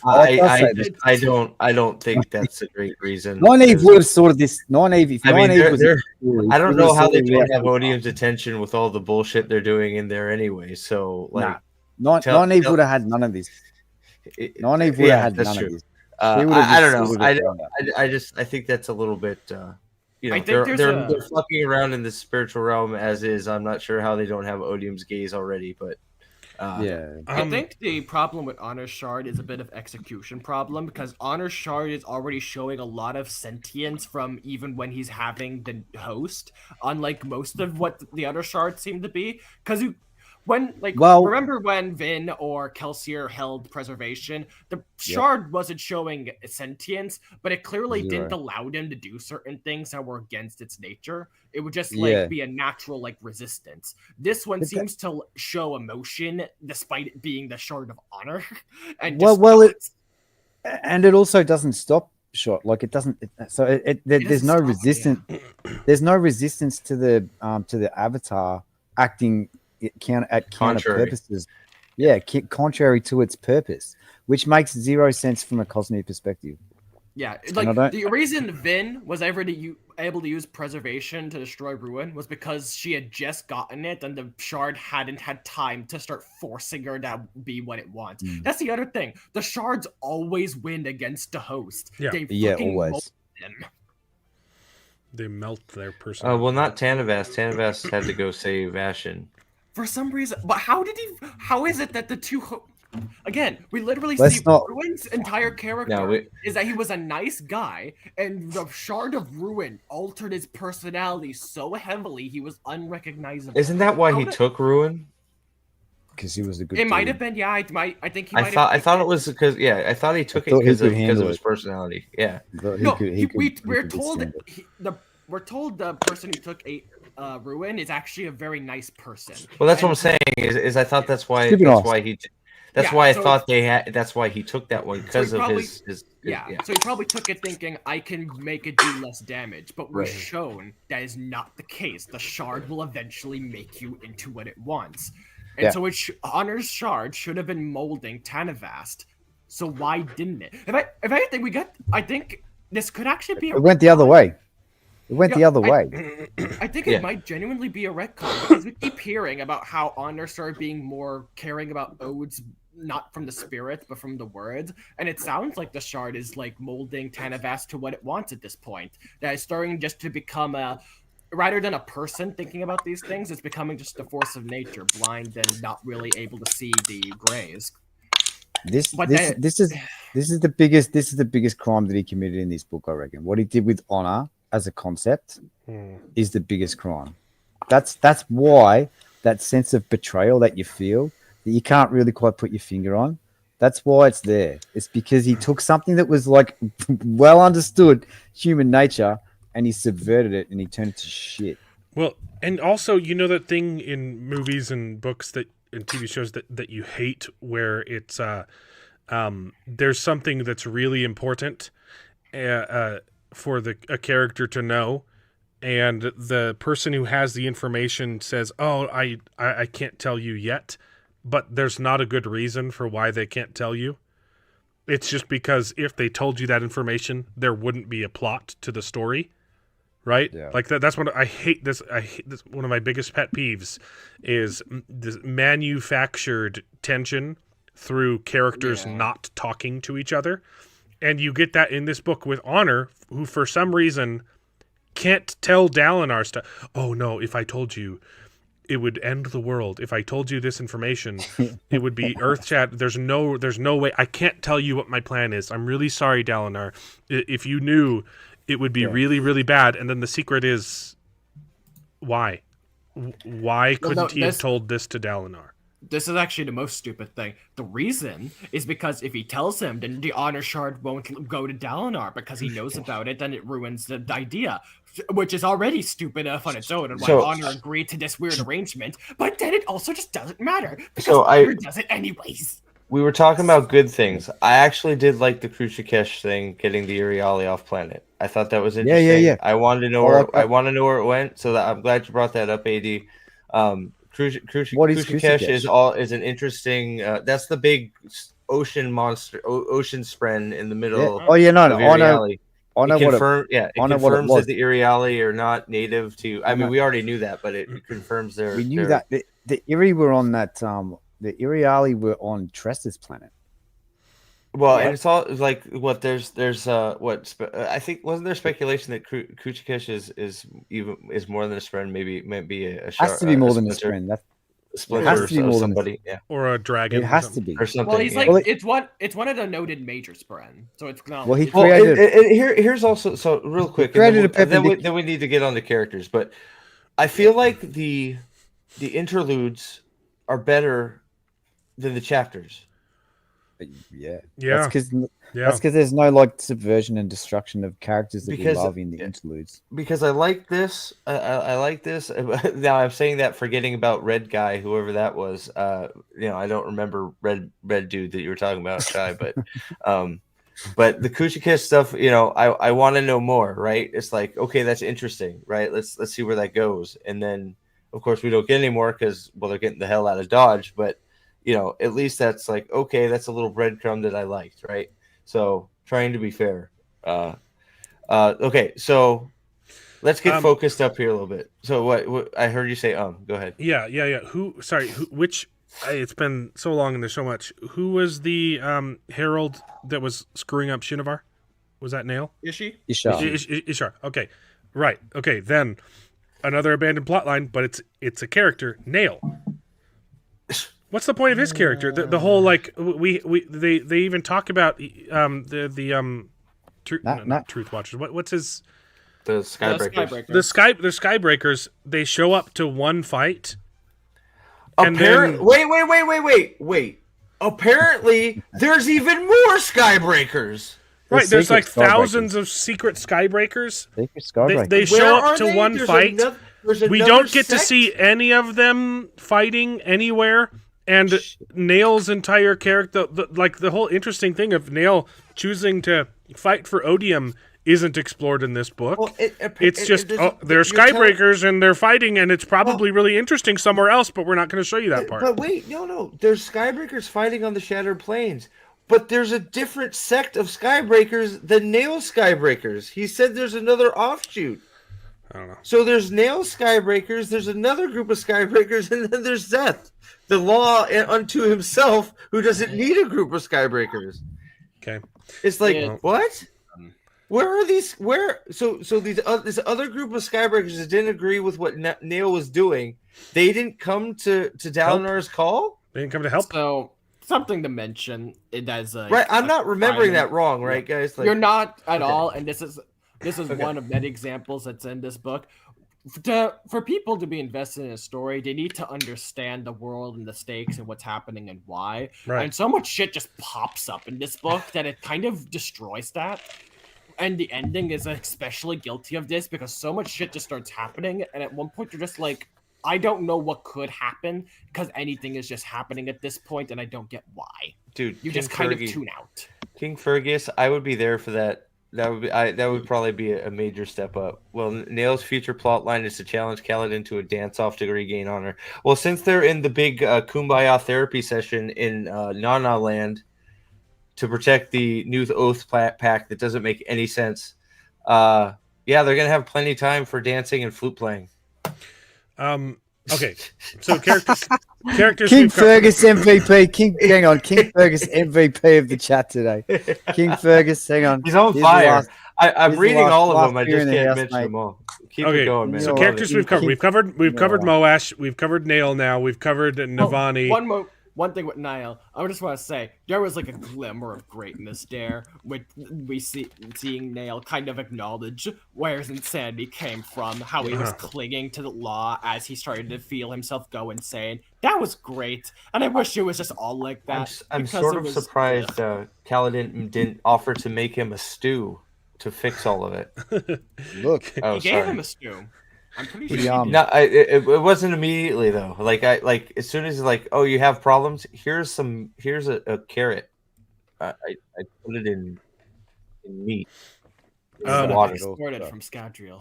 Look, I understand the whole like camaraderie around a stew thing. I get it, but it doesn't solve all your fucking mental issues sitting there eating stew. Like but it does if you're 1,000 years old. If you're 5,000 years old.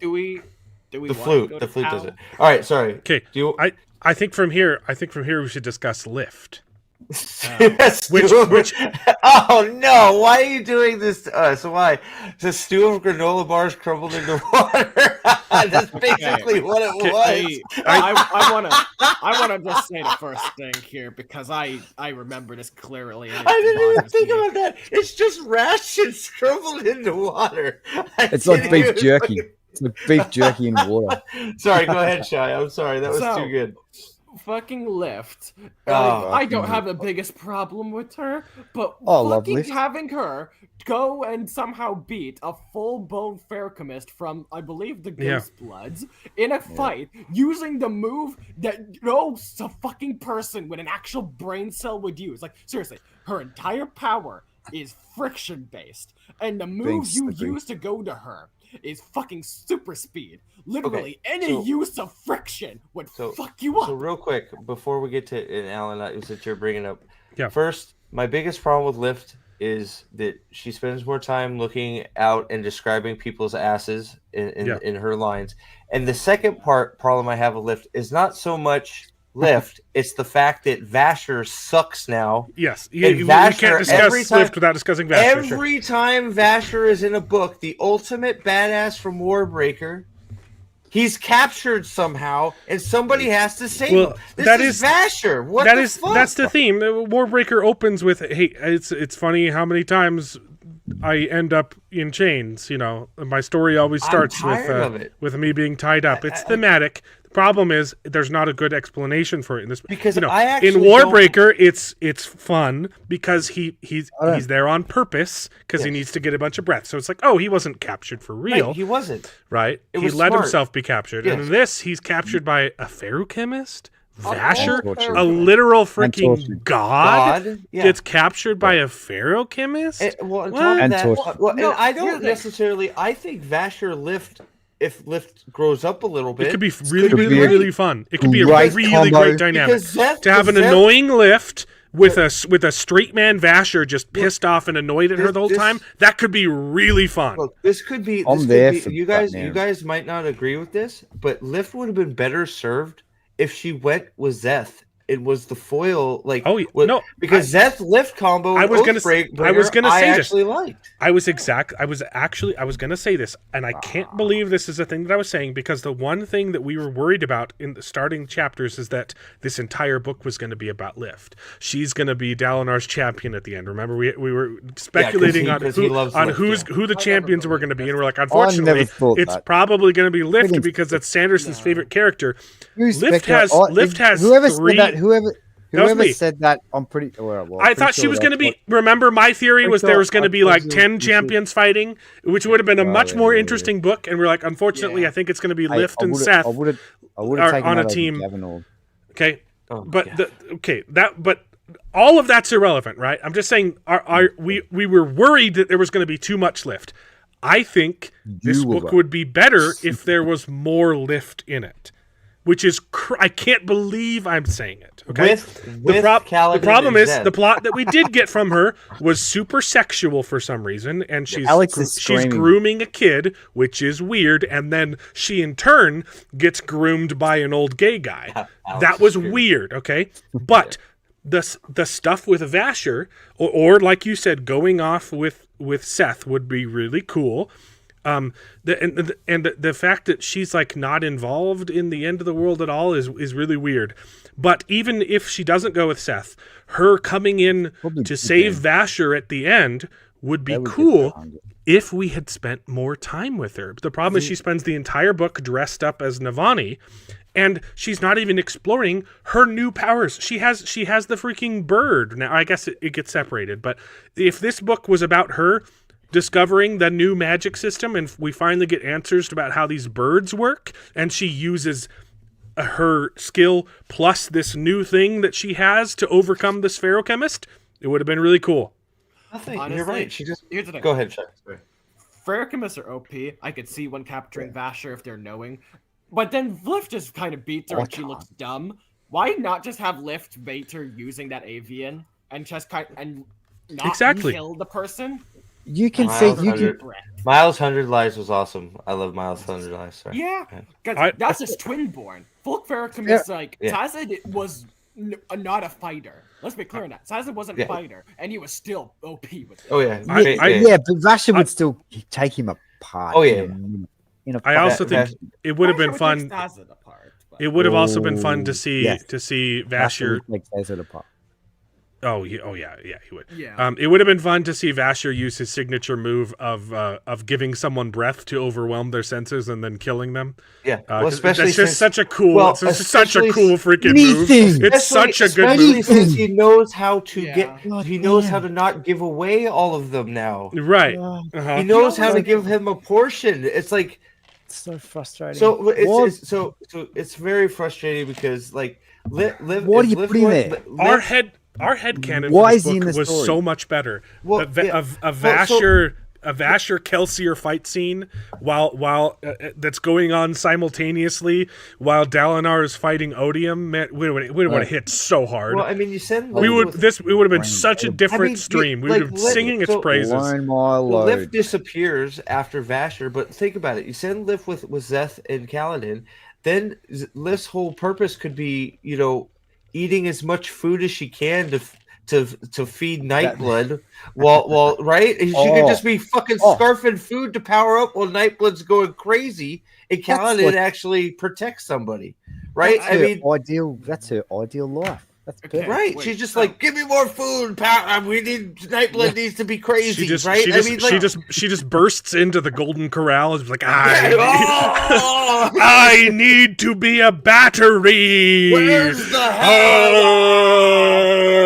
and it would be weirdly sexual too because that's the theme of her. And she'd be like, And "Oh then she no, gets- these are hot dogs, not penises." She gets uber fat, and then she gets sucked small and uber fat. He just starts They eating also- grass. Yeah, why well, not? Like I don't know. Just They so also Liv- what they Liv- rate they rate farmers so highly in Shinra as well. Like she could do it. She could do her apprenticeship still as a don't- farmer. Why does Odium not want Shinovar? Okay, we will. Let's next character. Next character. We've kind of already gone over Wit, right? Actually, He's just completely useless. Wit's useless. We don't need to talk There's about a it. character we could talk about. Nightblood. Oh, So real quick, the dad. Thanks for being here. There certainly wasn't enough good fight scenes in this book. 100%. That is also something that was glaringly wrong with this book. You're absolutely. We didn't have a tower scene. We didn't have a Thalen Field scene. We didn't even have an end of a Rhythm of War scene. we didn't even get a Herdaz scene. We definitely had a Zeth versus Kaladin Words of Radiance scene. We didn't even get a Kaladin Adolin against 3 shard bearers in the arena scene. Kaladin fought You got 2 fights. Adolin- One was poking a guy in the back of the neck, and the other one was losing the nail horribly. But he did play a flute, and I'm pretty Adolin sure also. Nail Don't forget, punched one of them. don't forget, Adolin fought a dude for a chair. That's always important. That's true too. The only What fight makes it worse is Talon's awesome fight scene got skipped. on screen. we got King Fergus has a great point, which is what's wrong with this book. We got a ton of fight scenes in Seth's fetch quest, but those fight scenes they weren't really investing because it's set up like they're trying to teach him something instead of this is actually like a fight to the death. It was like Also, they were stakes. self-contained and there were no stakes to those. Yeah. There's no stakes because you know that it's a progression level to the final boss. So like you know that you start at step 1, but you know that the book's not fucking over. The good fight scenes we got Adolin had 2 really good fight scenes. He had the Thunderclass fight scene, which was fantastic, and he had the it wasn't a one-on-one fight scene. It was him when he gets ambushed. And he decides to push through the ambush, and he goes around the bat. He goes in a full circle, plowing through the entire battlefield. That was freaking awesome, and that was actually really good tactically. Like that's true to tactics. So Also, it was good. But I have. Go ahead, Chuck. So this might be a hot take. I know what leads there isn't great. I also was kind of tuned out of it, but I did actually like his fight at the end with the singer. I liked the aluminum being used. But I did like how it eventually ended with him just suddenly getting the shard plate. I wanted him to just use the aluminum and just like crack him open and kill him that way. I don't remember a lot of that fight. I was in such a haze by the end of the book. A lot of the end of the book went over my head. So the That fight was a good scene scene, the fight scene itself was fine. The biggest problem though was I was out because the reason they were there fighting was stupid. ridiculous. We're going through the secret tunnel because there's a chance we can save Azimir by sitting on my throne. Oh wait, we've made it to the throne room, and the big bad happens to be sitting on the chair waiting for us. Nobody else is here though. This is the victory point, but we're not deciding to load this room up with singers and troops to fucking win Azimir for our god. We're just going to sit here and do a one-on-one fight for it. How about you get everybody in there, you make a circle, and then you fight his ass? Were there any other good fight scenes in this book? No, I mean, look, the one with Zeth, when Zeth goes to Shazmar. Yeah, the Shazmar one. Oh, the Shazmar fight was kind of cool. Yeah, okay. Yeah, that was cool, but again, like we just said, like there's no stakes to it because you knew that he was going to get past it and get to the next level. Yeah, that's the thing. I feel like there's something. There was a disconnect, and like he's somehow gonna beat it, and it was not. Like, granted, it was fine, but I think we were getting a bit tuned out at that point. There didn't feel like there were stakes. And real quick, I want to say just real quick, the hardest part I had with Adolin stuff, because it's definitely the best stuff in the book. Adolin I guess we're just doing Adolin's character right now. Okay, that's fine. Yeah, let's so do it. It's definitely the best. It's definitely the highlight of the book. But the problem I have, the hardest part I had getting over was once I reconciled where the fight was taking place, was the fact that we had to not put pieces on the board on purpose to make that fight happen. Yeah. If Odium is using his resources correctly, there is no way Azimir withstands this attack with no radiance and no defense. Just doesn't happen. There's no way any of it. It just doesn't happen. And when you do that, it takes me out of it. Pips actually does mention this quite a few times on how they don't. The smart move would honestly be get at least enough of the fuse to one location, swipe it off the board, and then just focus all on one. It is an interesting twist, like a premise, like, oh, we're defending the city from the inside. Like that could be really interesting. Work. And why aren't there any forces on the outside of the city? Putting pressure on both two fronts. Like. Well, we kind of know why for that one. There was a reinforcements outside, and they're getting. But see, that's also the problem. They've made a deal with all the surrounding nations around Azimir. We find this out, all of them. Yeah. So why is there nobody attacking Azimir from the outside? They're just harrying the one force of radiance that's walking to Azimir. So here's another thing: why did Taravangian not try and do a deal with Azimir after that? Because they might have honestly accepted at that point. Maybe at that point they're just he should have had the battle in hand. I mean, at that point you win, right? Why wouldn't you? Because it's just like guarantee it. Because he lost in the end. He lost Azimir. Yeah, you're right. Well, because his general's an idiot and didn't sit in the chair long enough. But he got his battle plan notes from Game of Thrones season. We just need to back up just a second. Hang on, we need to back up a second because Mr. Fergus put the best comment in the history. What, this one? Wait, did he change his name? No, he changed his picture. Okay. Imagine if Aelin had learnt the flute too, the Voidbringers wouldn't have stood a chance. True. It's so true. Imagine that. They would have just like fallen over in their fucking seat. The biggest problem I have with the Sigil fight scene is that I don't understand why he didn't just tell his friend to fuck off when he couldn't use his radiant powers. Yeah. Because the minute he tells his friend to fuck off, he doesn't have to break his oath. Yeah. I will. Yeah.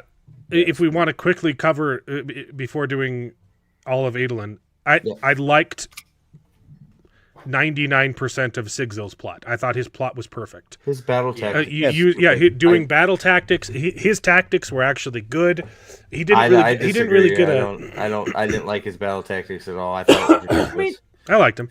He's not a leader. I liked that he's using his smarts. He's using his smarts to his advantage instead of his. It was fun. I thought it was a good explanation for how his character changes for Stormlight.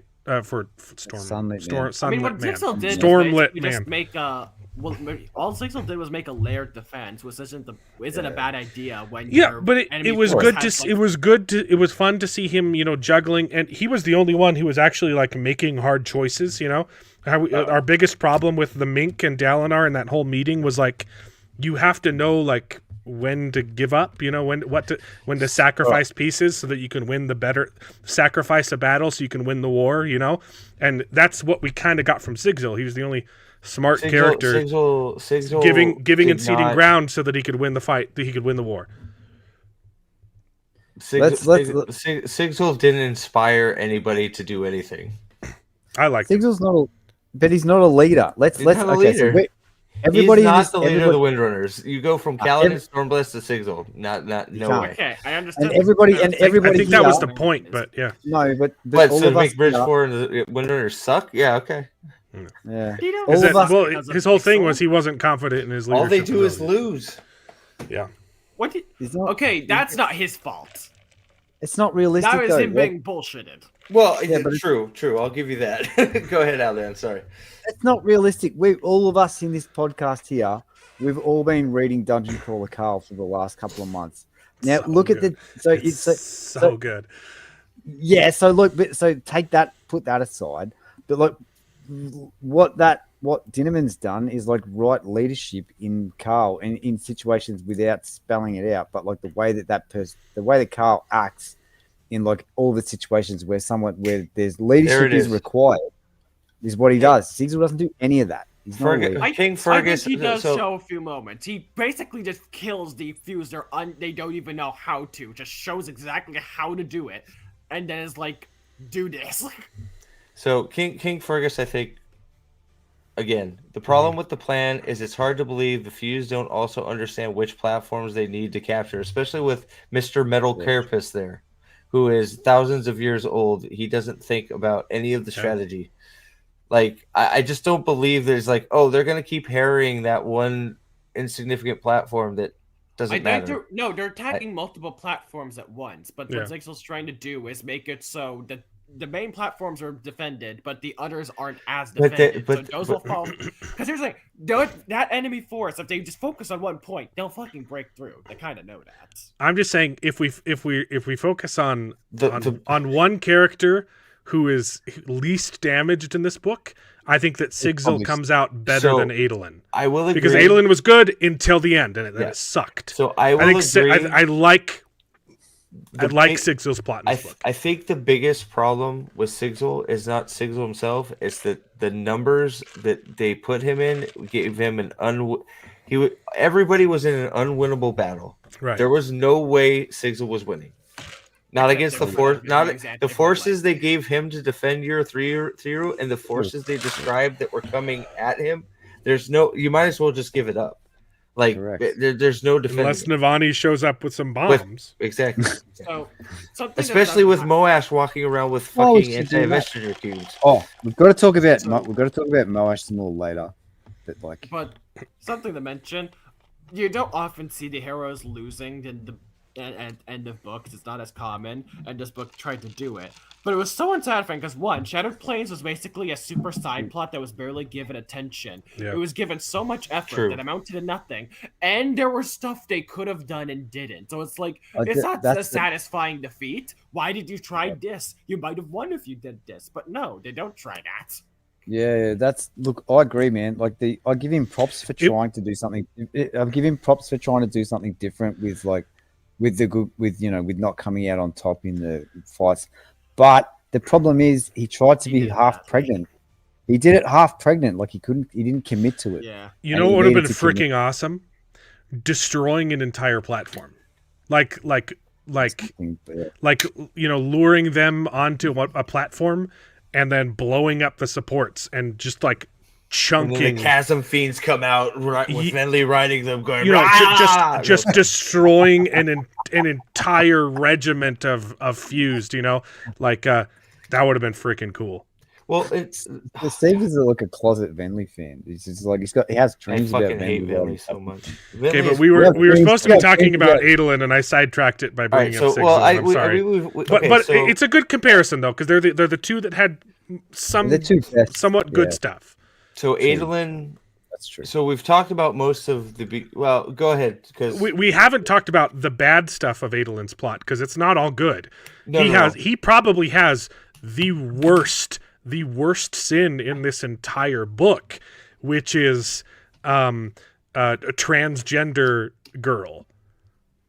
Yeah, he validates delusion. That's really. That was so weird. It was so out of place, man. Why was it there? It's like Yeah. it's I don't know. Why was it? It's like talking about it's like talking about fucking Sill's chol vagina. Yeah. Why? Why did it happen? Just it doesn't matter. We know why. We know why. It's a virtue signal. It's because we want to include this modern day stuff and pretend contracts about you being this. It's like, I don't care. Can you hold a sword and fight? I don't need any. Move on. I just it's so out of place, and it's just like takes me out of the immersion. But it's so unbelievable that no one reacts to it, and they're like, "Oh, this is a completely normal thing." Look, it's not a normal thing now. The majority of people now think it's weird. They think it's creepy. I just think it's out of place, and just like I think it's out of place. I just don't. It's like I don't see why it's. I just don't see why it's here. It doesn't bother me as much. It literally adds nothing to the story. It's just hey, I'm a side character, and also I happen to be trans, and nobody thinks it's weird. Okay, cool. Let's go do a fight now. I have the contracts. It's like I think that's the thing that people have that have criticized this from a different perspective than maybe what we have, right? Like, is it a lot of these things, whether it's the forms from the as a new person or whatever, like a lot of them just they don't really affect the story at all. So like hang on. They don't affect the story at all. So like they've just been put in there to sort of, and it does look like ticking a box. And a lot of people that like think differently than what I think, for example, have sort of said that. And I think that's probably fair. Like if you're going to write a story and you want this to be part of the themes and the things that you want to talk about, like it needs to be integrated as part of the story and make it more natural.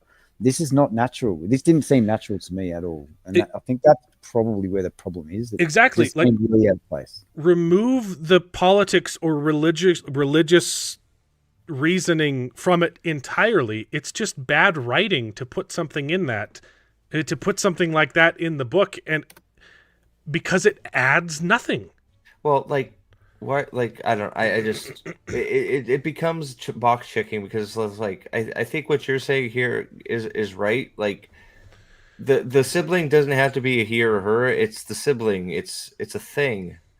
So, yes. But why do we go where we go? It's just unnecessary. Like, and I don't see it adding anything. I just see it like raising questions, like why, I don't like why is this being injected here? But I don't want to go down that road too much. Like, so it is for representation purposes. So Brandon clearly believes, like he's of the belief that that's an important thing in his stories, and he said this, right. Mm-hmm. I'm not saying that's wrong either. Like that, you know, if he believes that, then good luck. You know, that's he said it would make more of a statement to not include these things in the book. The problem is, why do you need to make a statement? It's a story.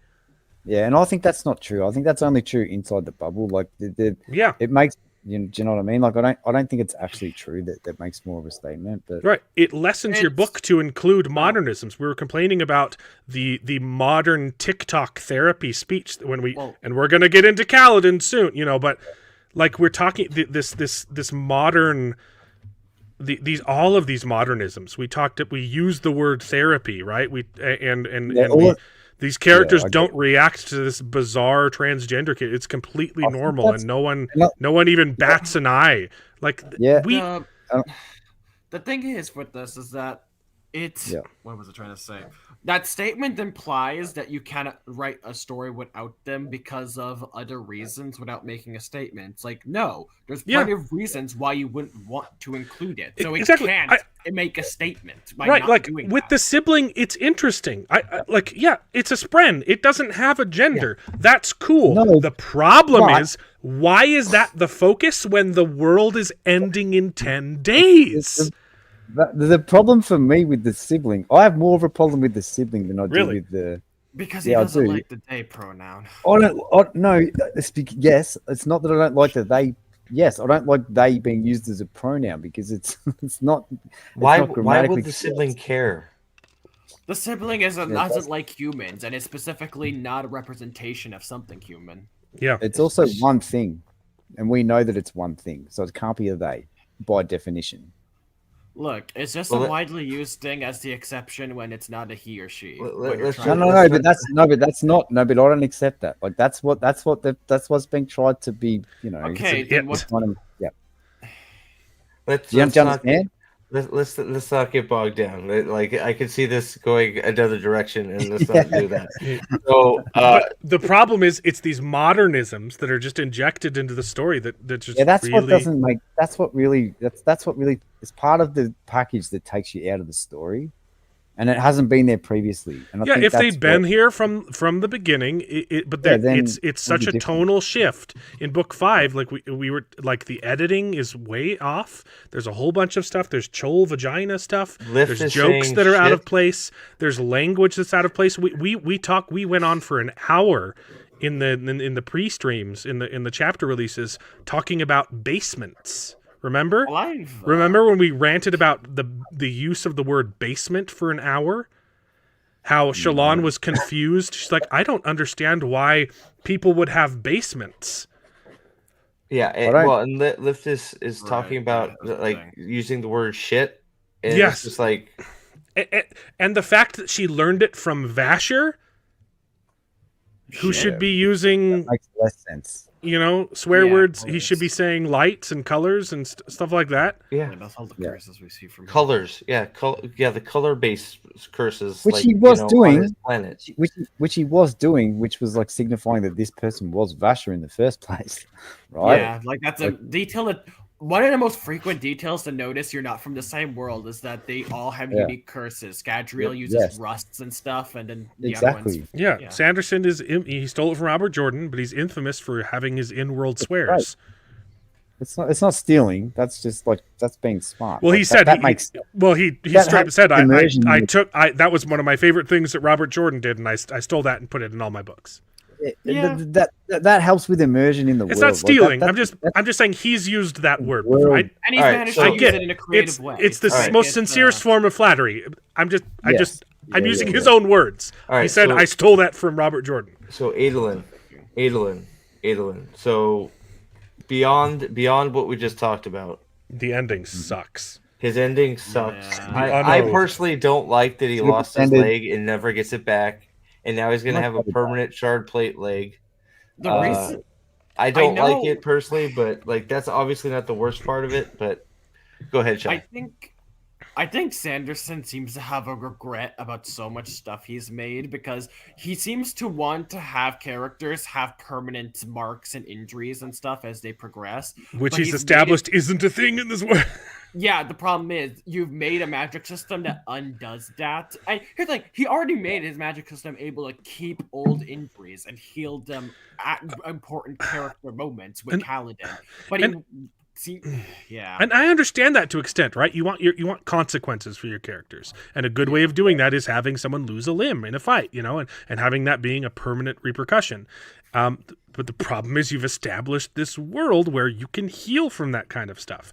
It's a similar problem that you get when you have adaptations that are based off of like D&D and stuff. Like I don't know if any of you guys read The Band. It's a pretty good series. Oh, I guess the first book is called Kings of the Wild. I've read that. No, do you mean hang on? The series with the bloody rose. Bloody Rose is the sequel, which I hated. But I've got that in my library. I haven't read Kings that of the yet. Wild I loved, but there is a loved it. significant problem in that book where the stakes are lessened by the fact that it's a D&D fan fiction, right? That's and you kinda have what- I never like used you it. have a character lose his hand, and then the next chapter he gets healed, and you're like, oh, I thought there was going to be consequences, but I guess this is a world where that doesn't exist. Well, consistency is more important to me than it's compiled by the fact that he's got an edge dancer there healing people. Yeah. Well, they make it. I like how there's an edge dancer there that can't heal something that severe. It makes the skill level important, and it's a good way to make it so he does have the injury for a time. But yeah, it's like he can eventually get that recovered, and I feel you're trying to craft a. I can tell he just wants Adolin to not have a leg, not because it's a well, because natural it's thing. cool. It's a cool consequence. Well, so he can have a metal leg. No, it's just I really think it's just so he can walk around with a shard plate leg forever. Yeah, I think he just has regret. The same thing happened where he seems to think that he's made the Radiance too OP, and that's why he even made the Anti-Light in book 4. And I'm like, you haven't tried half the shit to just Anti-Light was the get worst rid of thing Radiance. ever. We didn't really see a proper fused v Radiant fight yet. No. The Not in best this book. we had a The closest we got was book 4. we had a between Radiant Kaladin and- Radiant fight, which was Seth versus Kaladin, which was fan-fucking-tastic. Yeah. Yeah, we But didn't yeah, really the closest get another proper one. we got Kaladin and Kaladin v Leshwi. Amaram too. no, Oh, well, and who's the fused in book 4? Leshwi. Well, there's two. Leshwi, who's a There's Goodman now. Yeah, Leshwi's a Goodman now. I don't even want to talk about Leshwi. There's the Pursuer as well. Like the you know. Yeah, what the happened fights to the with Pursuer? Kaladin. Did we Oh, kill the Pursuer? abandoned plot Pursuer's line, I dead. guess. Yeah, Dead. so Pursuer was killed in book 4. Basically, Oh, what okay. happened to You're right. Pursuer You're is right. that He pissed off Kaladin. He Kaladin murked him. ripped off his fucking Cal head, murked him. and he got sent and killed by El. In a scene that's now basically incompatible with the universe. Yeah. I can't card of. Well, That's a good Pursuer comment. didn't just die; he died in a retcon. I can't help but think Brandon wanted to give Adolin a disability just like every other character the series has, albeit a physical one instead of a mental one. Yeah. Does that mean Yeah, he that gets to be tracks. radiant now because he's got a disability? That tracks. I mean, And then- we all like that line where one of the characters loses a limb, and it's like, guess I'm gonna be a bridgeman now. Yeah, that was good. Oh, is it losing limbs? What about what? Sorry, this is going to be a sidetrack, but why isn't Lopin in this book? He is barely, but yeah. I Because like he's this not one in the book moment- because he's busy being a taxi for fucking the mink. Well, Right. He goes off with right. That's I what he like at least that he just grabbed Moshe's stupid anti-Stormlight thing and just fucking broke it, threw it away, and basically said, fuck off.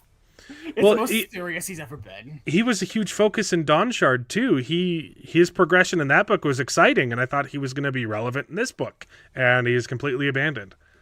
He just Do you- fucks up. I He's a started to taxi now service wonder- for the mink. I feel like Sanderson's not gonna break his thing where he Lopin's whole thing is that he gets his oats at unpivotal moments. He gets it after the thing has happened. Mm-hmm. And I'm feeling like he's gonna break that. Well, Okay. and then of course Adolin's storyline finishes with everybody gets a shard as long as you play with the heart of the cards. You get a shard, and you As long- get a as shard. long as you're Everybody friend- gets a shard. As long as you're friends with Adolin, you get shard plate, shard blade, shard.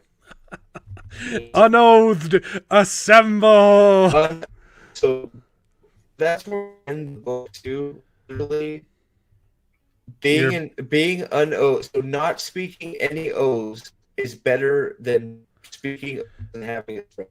Is literally better. You're half robot right now, but we can still hear most 90% of what you're saying. Robot Steve. Understood, yeah. But if you want to get off on a huge tangent, the whole oath thing is a big problem for me specifically. I'm not going to even talk about it. I've said enough about the oath. I think it's disgusting. But I'll try and make it real quick, okay? It's even more important as someone who's the same religion as Brandon Sanderson. That Church- must hurt, man. That must hurt. The I Church mean- of Jesus Christ of Latter-day Saints. Our theology is unique from we're Christian, but it's very different from most of Christianity in that oaths are uniquely important to our religion. And he subverted it. He said, how could you? And this entire book is saying oaths are stupid. Like and they're not. They're totally not. Just to be clear for everybody out there, oaths are like honor as a concept is one of the building blocks of the world. All right, it's one of the building blocks for like a really good society and great way of life. So let's be clear about that. Okay. Sorry. I mean, if you want to know a little bit of the specifics, the one of the common debates in Christianity is: are you saved by works or are you saved by grace? Okay, and the thing that most people don't understand is that grace comes from the Greek word charis. I'm definitely pronouncing that wrong, but it's actually it doesn't mean a free gift. That's the modern interpretation of grace, is you get something for free, but it's not. Charis describes a system of reciprocity, in where you get something, you give something, and you get something in return, and that's what we believe baptism is. It is an oath or a covenant that we make with God. We promise to keep his commandments, and he promises us eternal life and salvation. And so we are saved exclusively by grace because we promise to keep commandments, and we have a bunch of other covenants and oaths that we take on after baptism and throughout through our whole religion. Is oaths are really freaking important. Yeah, and that's what's weird. That's what's strange about it, right? Because that's what's strange about it. Because Brandon, you don't expect this to happen in a Brandon Sanderson book. It's bizarre. It feels like a refutation of his entire religion. I don't want to say, he's not a faithful member of the church, but it's really, really weird, specifically because our theology is so centered around oaths. I've asked Don, who's Mormon, about this, and he just does. I've asked him, is there anything to this? And he's like, I think you might be reading too much into it. Do you think you could have a conversation with him? Because I'd be curious to see how that goes between you two. Yeah, I'll ask him about that. Because I know there's always been a thing in the series of a little gray area with oaths, and that they can be used for bad. But yeah, that's not the same. Completely out of nowhere. I hate that's the entire theme of this book is oaths are bad. So here, real quick. Oaths in and of themselves are not honorable. So Ginginess, oaths are one of the things that has inspired us to keep reading this series and actually impact our own lives. This book was a slap in the face for those who invested their heart and soul into his works. Exactly what I would say.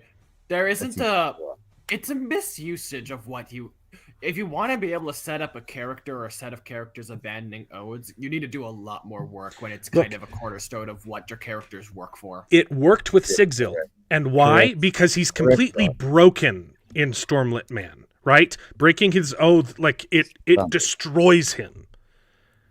And then we saw it 3 more times. Hold on. But see, here's the problem. So hold on. No. This is but why?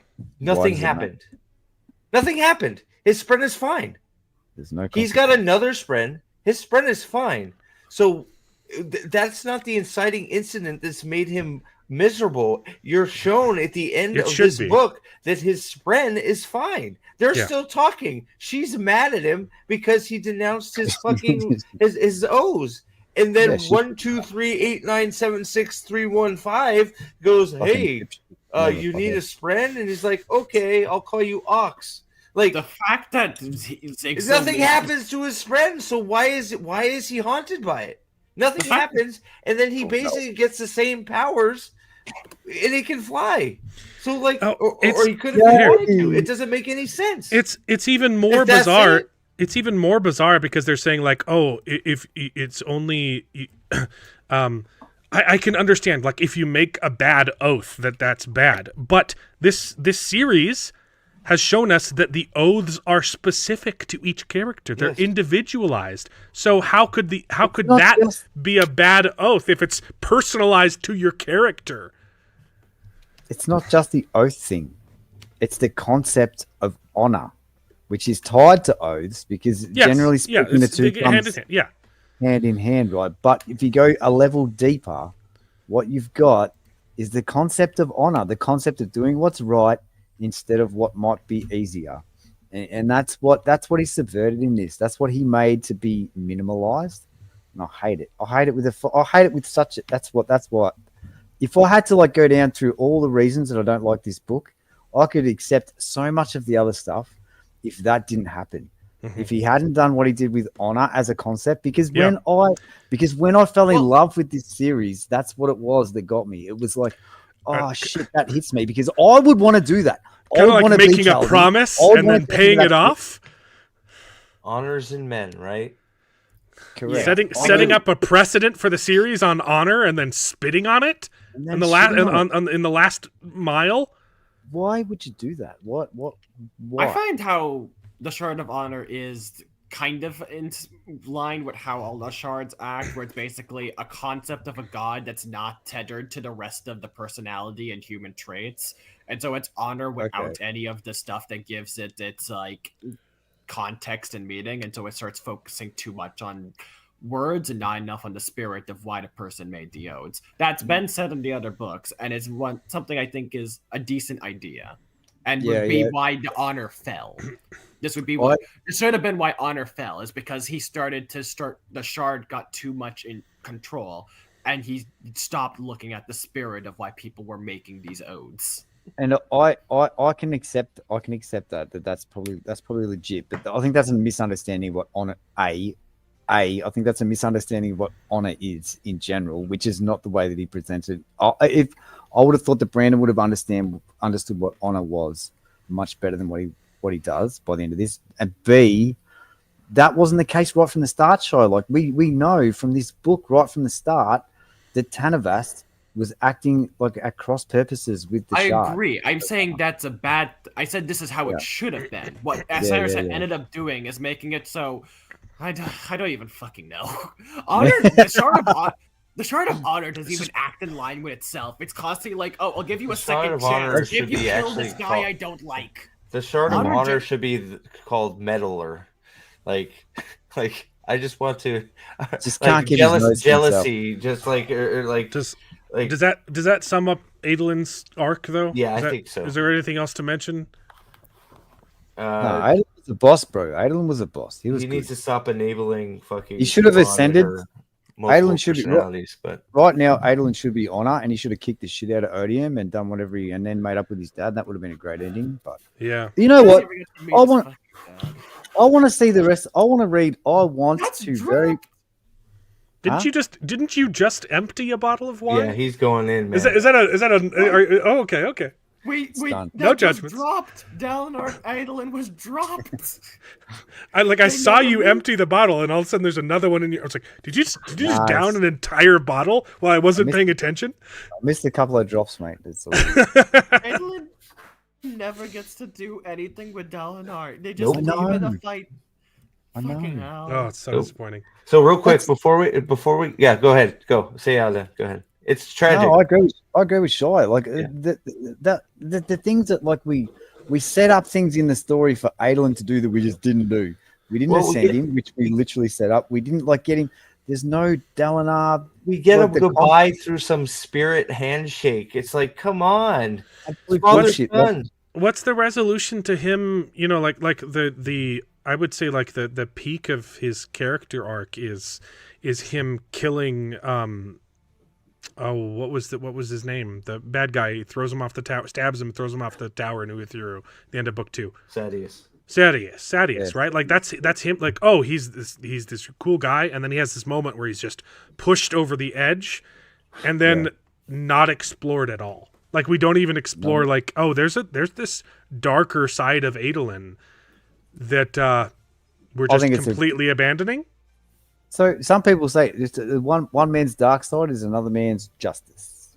Yeah, no, but that should be explored, right? Like he's the most interesting. He throws him off of the tower. Like that's so interesting. How is that not explored more? To save his Go into how, hey, you know, it's justice for me, and then have him do a moment where he ruthlessly just kills off someone because it's justice. No, not justice. He's protecting his father. Yeah. In retrospect, I'm so glad he knew to kill Sadis in book 2. Oh, Why yes, didn't he know to do the same with Moshe? Real quick before we move on Yes. to It was such a cool, a bigger character, Gavinor. Gavinor. Okay, He has his character progression sped up by several years. I know you guys really hated the reveal. Gavinor is completely wasted in this book. I agree. Yeah. I find the idea of him being Odium's champion a good twist. But it wasn't a twist. We knew it was going to happen from like fucking forever. So if I think it's a good twist to put to put Dalinar up against his son and put him in a moral conundrum. Have a great night, Dad. Thank you for watching, man. Yeah, Hopefully man. it's the replay. My biggest problem is not the father-son dynamic. My biggest problem is the mechanics. If Odium, completely agree. Yeah, Odium can put anybody in the spiritual world like a time stasis for fucking 20 years. Do it for everybody. Why didn't he do that to Dalinar and just like kill him? Right. Turn him into a 97-year-old geriatric boy. He comes out of the spiritual realm. Oh, I'm my own champion, and then he just flicks him off the map. I'm the old sword. I agree that the time jump was nonsense. He should have been Gavinar as a little kid. That would have been way freaking worse. That would have been awful. Hey, here's my champion. Kill this 9-year-old kid. It's your 5-year-old nephew who's really your son, like your surrogate son. Do it, Dalinar. Kill a kid. Where is your honor now? Are you? That would have been so good. Easy. Go ahead, I'm gonna say this: making the spiritual realm a place that you can visit was just a mistake. Yeah, it was a mistake. Yeah, it was a mistake. I agree, man. It was a mistake. Does anyone else think that Brandon changed his his plan? Yes. Based on the fact that people, based on yes, but give me the specifics. regarding exactly this death rattle about him holding the child or whatever, in one hand and the fate of the world in the other, right back from book one, and people jerrying onto it. And then do you think that changed? And he's like, okay, I've still got to use Gavinor, but maybe I'll age him up and then make it like gay and retarded at the same time. Did it? I don't know, but I feel like maybe he did that because like what you said, like it would have been better. Yeah, it would have been better. But also, it's also in a death rattle. That's what he does. So like, I think that like maybe he changed it because of that. Well, the reason maybe I don't know. The biggest problem. The only reason that you age him up is if you're actually going to have them fight. Yeah, exactly. That's actually true. Odium could have done a more fucked up thing by having actual child Gavin. Yeah, if he just, it would have been more fucked up. It would have had to kill his fucking nephew / son to save the world. So you have to weigh your fucking. He wouldn't have done it. Dalinar would not have done that. Probably no, he would not. It would have broken. He would not have done that. He would not have. But so that would have been way more. But then I have having him aged up and having this 30-year-old Gavinor whose entire life has been wasted in the spiritual realm. Honestly, killing him at that point would be a mercy. Mercy. Yep. 100%. I could see Dalinar killing him off unless he's a kid. So I don't have a problem with the concept of Gavinor v. Dalinar if he's a It's child. fantastic. It's a great concept. My biggest problem is Gavinor should be nowhere near the spiritual realm. There's no reason he should be in there. He shouldn't have been left. That is the biggest problem. He shouldn't have been near Lift at all. Fucking thing is all these bullshit things have to happen to get Gavinor to the fucking spiritual realm. Yeah. One is you have to be allowing Lift to be anywhere near Gavinor, which anybody that's sane would never let Lift anywhere near Gavinor. Two, there's nobody watching Gavinor. Gavinor doesn't have nannies or bodyguards. He's the next king of Alexar.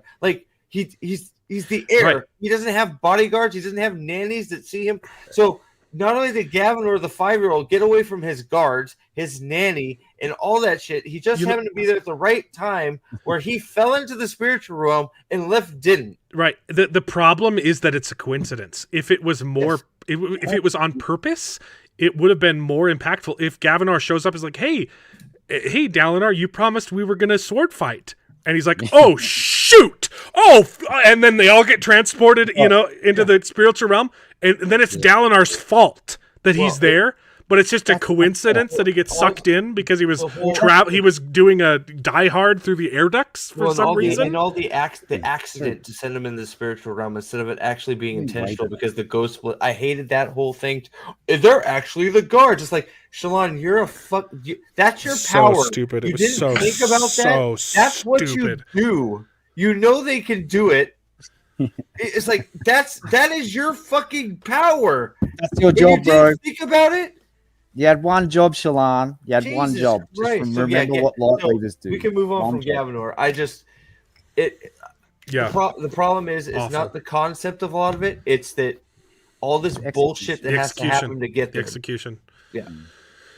I like the concept a lot. I liked the twist of the idea of young Gavinor is his champion, and Dalinar has to face his fucking 5-year-old nephew.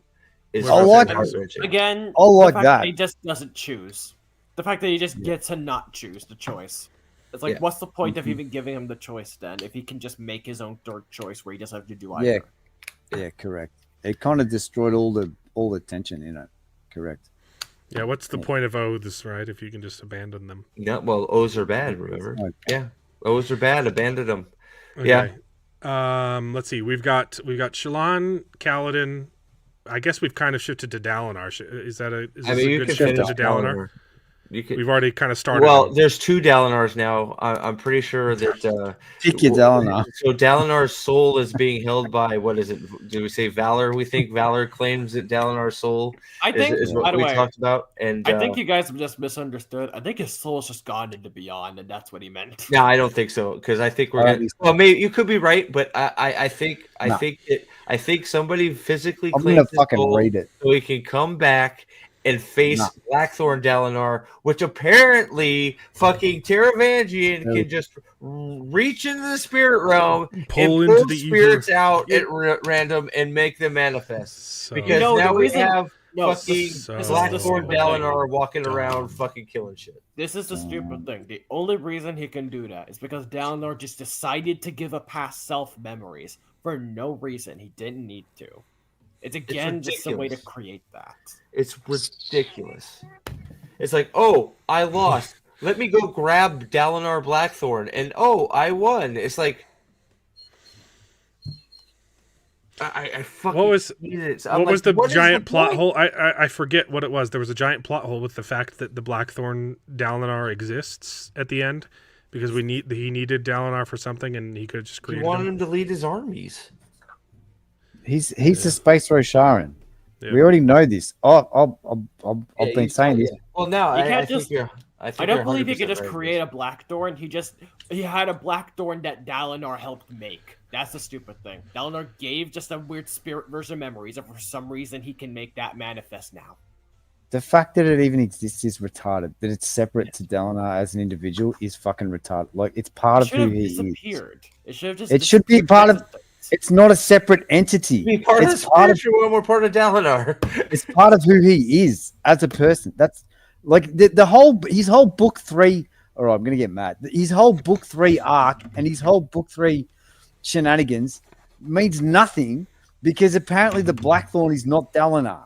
But if the Blackthorn is not fucking Dalinar, then Dalinar had nothing to learn to take the next step in book 3. So get fucked. What a load of bullshit. Sorry. I love Drunk Aldan. It's very good. I'm serious. I love. Yeah. No. I love when you go off. It's good. So, I don't know. You guys have. I don't have. Dalinar's huge disappointment.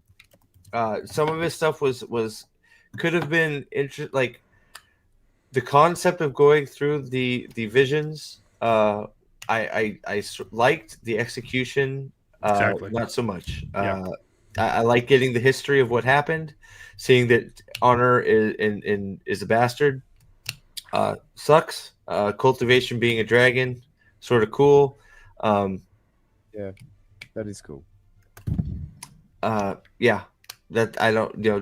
Dalinar is I don't know. Sad. I'm just sad. Like.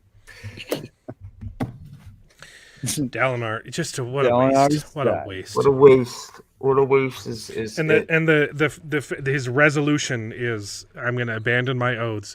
I thought it was really, really cool when Sigzil did it, and then we got it 5 more times. It was it was 3. It was Seth and Dalinar. The fact that was the and the fact that was the Deus Ex Machina conclusion to both of their story arcs was like, we're doing the same thing 3 times. This is interesting. I don't even understand why Zeth did it.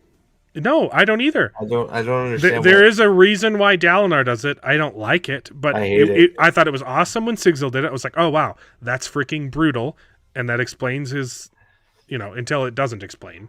And he loses the best spread in the book. Yeah, and then Dalinar is like, I give up my oaths. Wait, you like dipshit Sky Highspren? Not Highspren. I liked her, yeah. With the 1, 2, 3, 4, whatever. Not the number, not Ox. Oh, who are you talking about then? I'm sorry. Zigzil's Honorspren. Oh, Zigzilspren. I'm sorry. I thought. Sorry. I apologize. Yeah, Zigzil's cool. I hate Ox. I mentioned this. I was thinking. Yeah, Ox. It's the most. Yeah. Yeah. I thought Ox's personality was because he was a bit jaded at Zigzil being responsible for him losing his half of his soul or shit. But no, that's just his entire personality. Ox is just a retard. He's an obnoxious asshole who likes to control people. He's a coward. It's like, oh great, sounds like a great night. I don't think there's anything. He's arrogant. It's just, ugh. It's kind of shocking that there's nothing else I can think about to say about Dalinar. There's not much because he just goes and walks.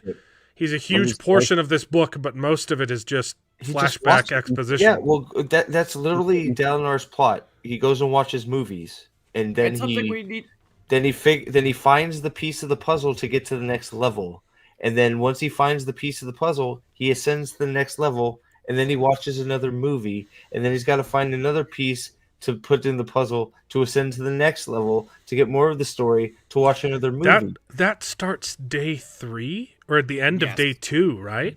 Yeah, end of day 2 or day 3. Yeah. Wow, that's insane. That's his entire plot. And something to make clear on why that's so bad.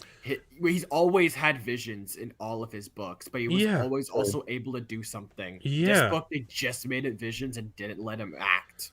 All right, Aldan's got something. I'm going to read it. So we are on page 1,200. Look at the size of that fucking book, man. Holy shit. It looks bigger. It looks bigger as a paperback than my hardcover. Holy shit! Do you know, even this is what. So all the people watching out there that go, "You guys are just haters." No, when I got to about this, maybe about here in the audiobook, I was like, okay. The middle section is good. Yeah, I'm not hating this. I'm gonna go and buy the book. So I went and bought the book, and now I want to burn the book. Let's just hang on. So while we're talking about Dalinar, let's go through this, right? Dalinar's soul slipped away from him, stretched, and vanished into the beyond.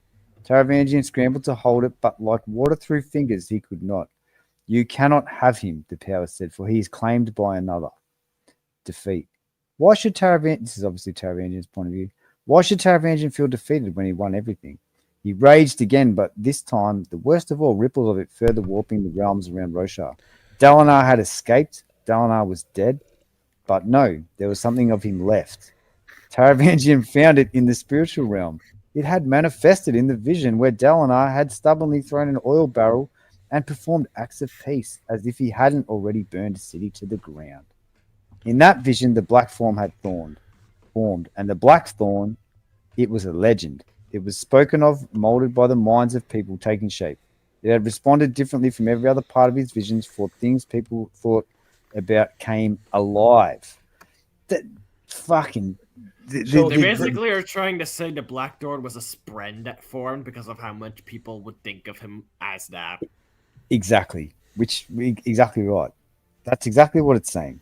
A number of people had thought about the Blackthorn.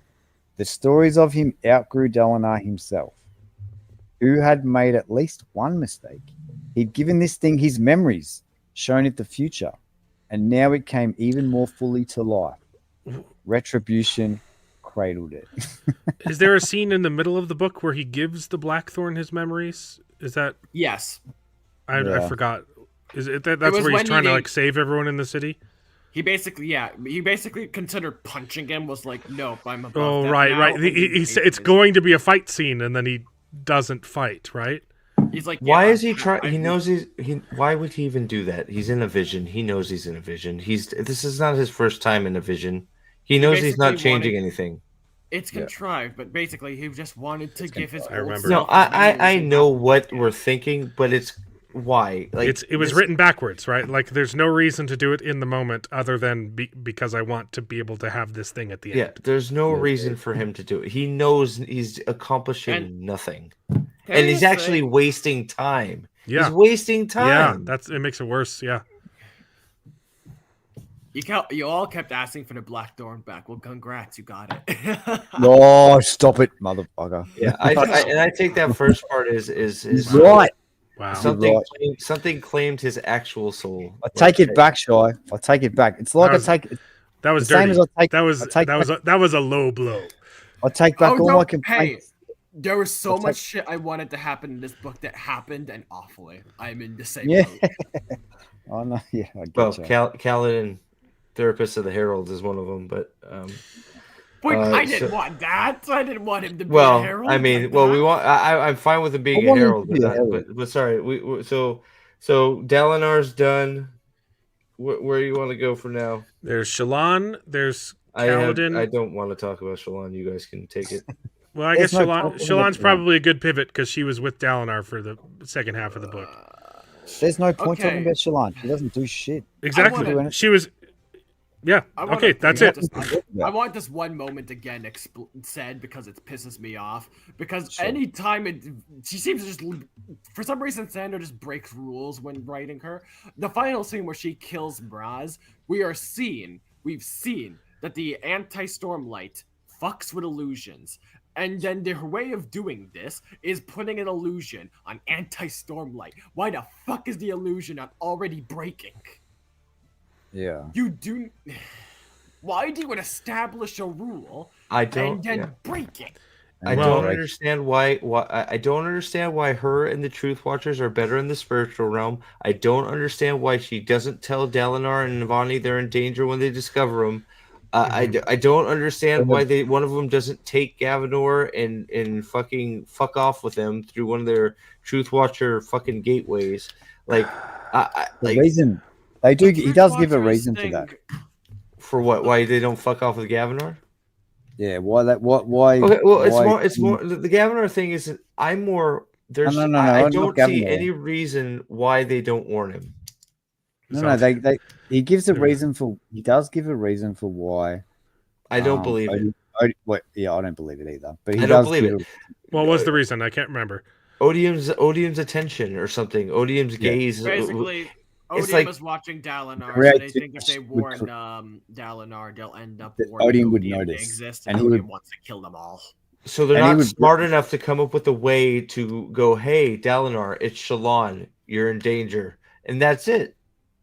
They can't figure out any way to pass Dalinar a message but Odium's perfectly fine with Dalinar going through the spiritual realm, combing around and finding ways to fight him. Which is nonsensical. That's what I'm saying. Odium's attention should be like, oh fuck, what the fuck? Why is Dalinar in the spiritual realm? I should go fucking with him. Odium full on knows that Dalinar's in the spiritual realm. He planned for that to happen. Somehow. So why doesn't he start fucking with him? Stormfather is keeping Dalinar protected and then says, bye, fuck you. And then Odium's like, oh, looky here. Yeah, true. Yeah, true. How can the Stormfather protect him? So if the Stormfather's protecting him, the Shallan telling him shit is bullshit. If the Stormfather's protecting him, yeah, correct. Like so then Shallan, so he's protected, so Shallan can warn them, and they're like. Logic book presents is that no one wants to protect any of the Rolans and Renarin spread, and so if they're seeing any one of the three gods will try and kill him. because they're corrupted or something. They're just hiding. Like, cultivation hates them, odium hates them, otter hates them. So Shalon and Pattern and her two fucking Spren aren't just one of the. Send Pattern over there to go on fucking Dalinar's shirt and go, it's Pattern. Right? Pattern, I mean, that's what Pattern could does. have literally just like formed words on his sleeve. That's what Pattern does. Just Pattern. Hey, by the way, your kid is in here too. We're watching him though. Do your thing. Like fucking. That's what Pattern does. He hides on shit and gives messages. Can we mention how Pattern over the books has just kind of started to get bastardized? He now just says fake laugh guy. Pattern is dude, Pattern should try and kill that other Spren. Like, because she cares nothing about Pattern anymore. She could give two fucks about Pattern. It's all about whatever the fucking other Spren is. Testament. I'm so sorry, Testament. Pattern, you haven't been loyal and saved my ass a million times. She doesn't even give a fuck about Pattern anymore. Love to see a war. Pattern used to be this Spren that was like at first kind of retarded because he was like got retarded, but then he was he was supposed to be a scholar and so very curious about anything human. And that's just kind of been lost a bit. What? He should have, dude, there's no reason. There is no fucking reason. Pattern's a scholar, right? Shalon, Pattern should have been aching to go with Dalinar and be like, oh, fucking history, learning. And she could have been like, Pattern, go hang out with Dalinar. Just stay on his coat, stay hidden. Let him know we're watching him and he's got fucking Ghostbloods in here. If you need us, fucking come get me. How many times has she done that in the series? Yeah. Hang on, but in what form? In what form was Pattern in the spiritual realm? Though? Physical. It was in his physical form. Body, yeah. Well, So you can't just go and hang it on Dalinar's coat. But it's still she can fucking light weave him. Yeah, true. Maybe. Can she do that? Yeah, I'm not sure, and I might bring it. Why not? They're all whatever. They're all using all the Truth Watchers are using their powers in there. Oh yeah, you're not wrong. So it's all they can't do this, but they can do that because plot. What? Oh.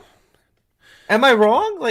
No, you're not. You're not wrong. Not about that. It's just plot holes after plot holes. What was the point of having Shalon's mom be a herald? None. Zero. Just we'd all theorized about it. I have no problem with it. I like it, but it didn't go anywhere.